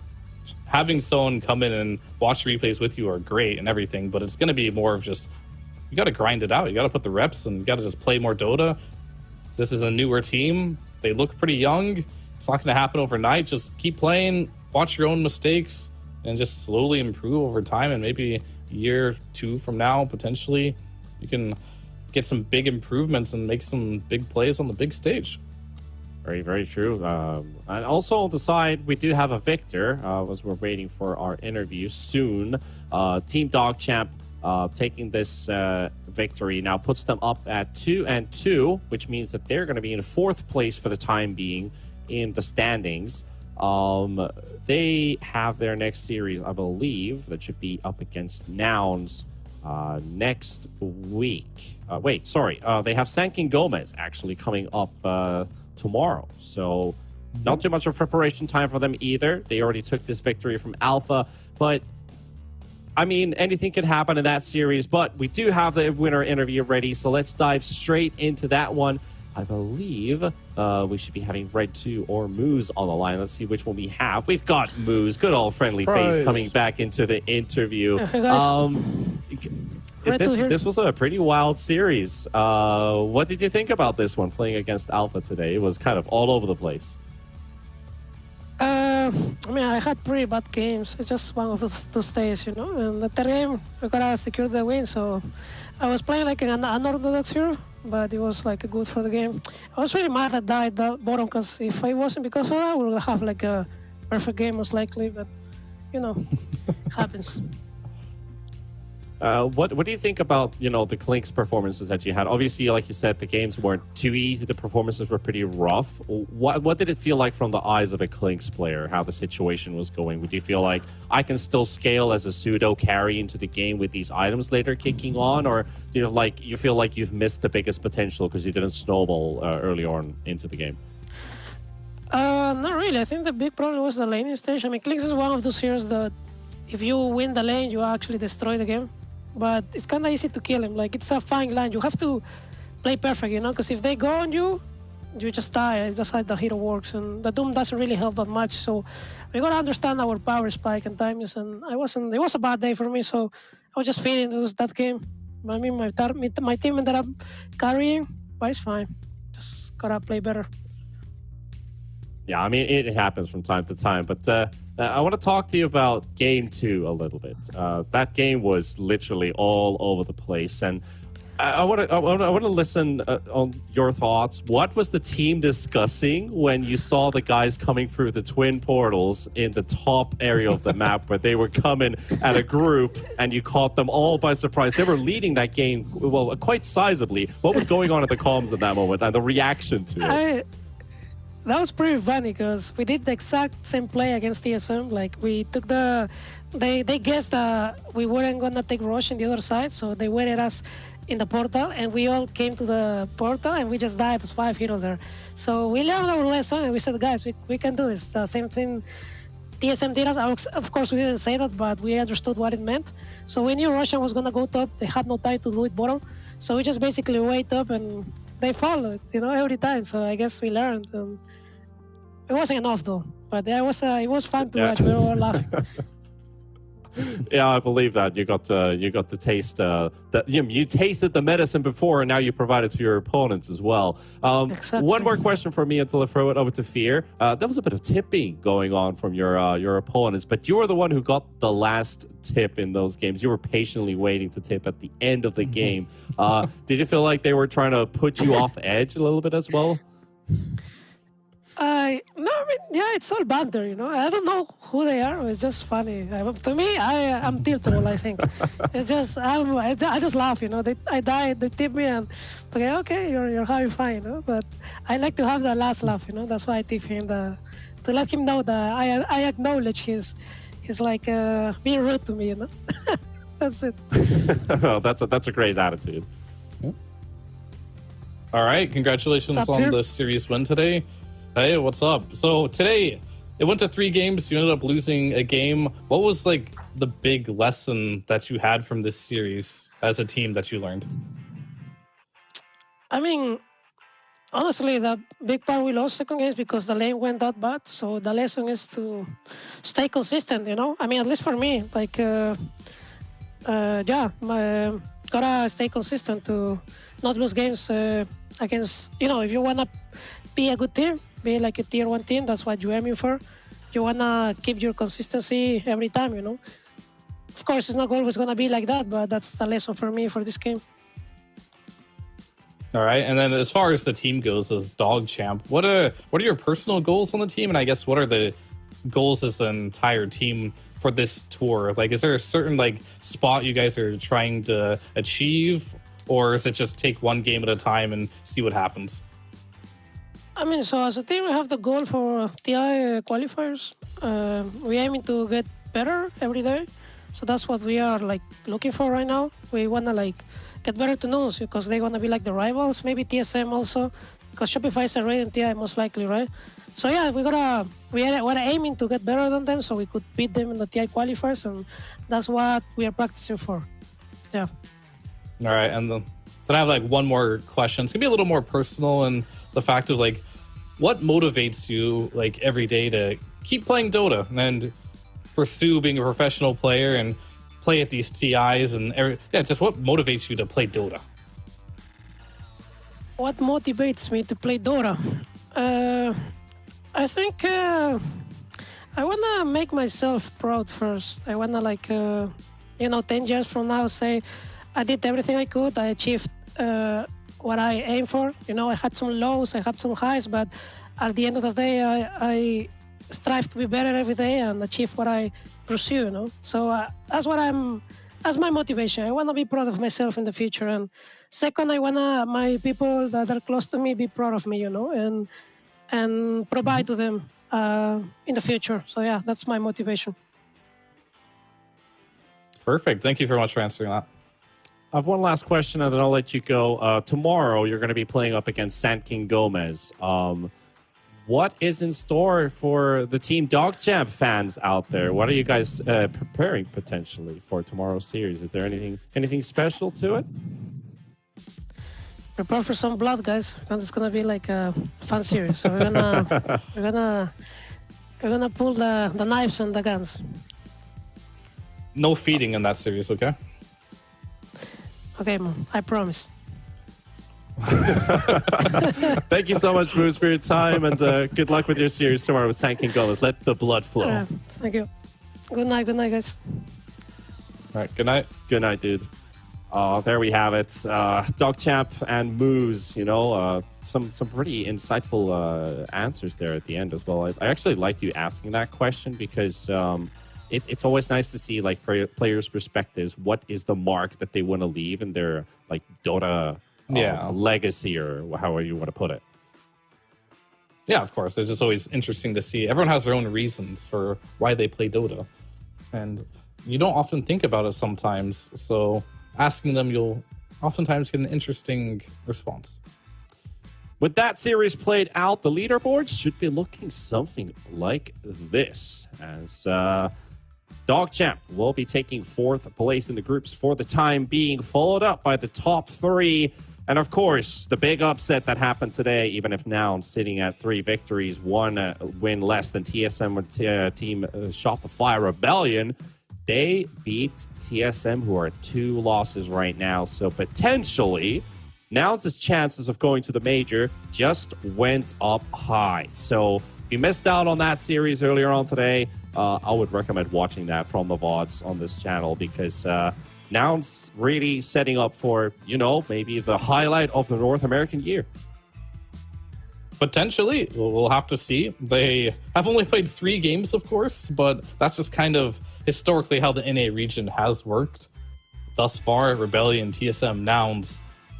And it's mainly been like more than that here. It's been like kind of a Rebellion, TSM, Nouns maybe taking a game here and there, but falling below expectations. But they finally did it.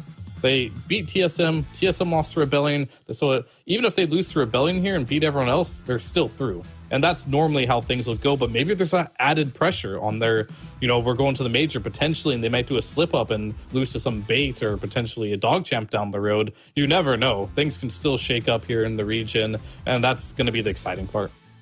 And of course, what is up for tomorrow's broadcast is we're not going to be taking too much of a break. It's going to be Felt versus Nouns to start off the day. And of course, for all those Nouns fans out there, that is the series where, you know, the road has begun. Nouns are now basically on the path towards victory. But that also means their opponents are going to be even hungrier to prevent Nouns from getting that major possibility. Followed up by Senkin Gomez versus DogChamp, as mentioned in the interview. And of course, the day will end with Bait versus Alpha. Can Alpha rack up more victories? And of course, the same thing for Bait. They played against the top dogs and now look to be the contender, or not even be the contender, the best of the rest out of the rest of the team. So they're looking to get that 3rd to 4th place, potentially even for Bait. They have 3 losses under their belt so far, so looks like 4th might be the highest they can get to. But staying in the division, getting a couple points, getting a bigger prize pool share, that's what's Bait up for. That's all for tomorrow. But ladies and gents, we're coming close to today's broadcasting day. It's been a lot of great Dota, a lot of games played out. Long day indeed. But thank you for all of you people tuning in and watching the broadcast. Thank you, Fear. Thank you, production. And of course, people, we will see you tomorrow for some more North American DPC. But until then, take care of yourselves, everybody. Good nights. Bye-bye.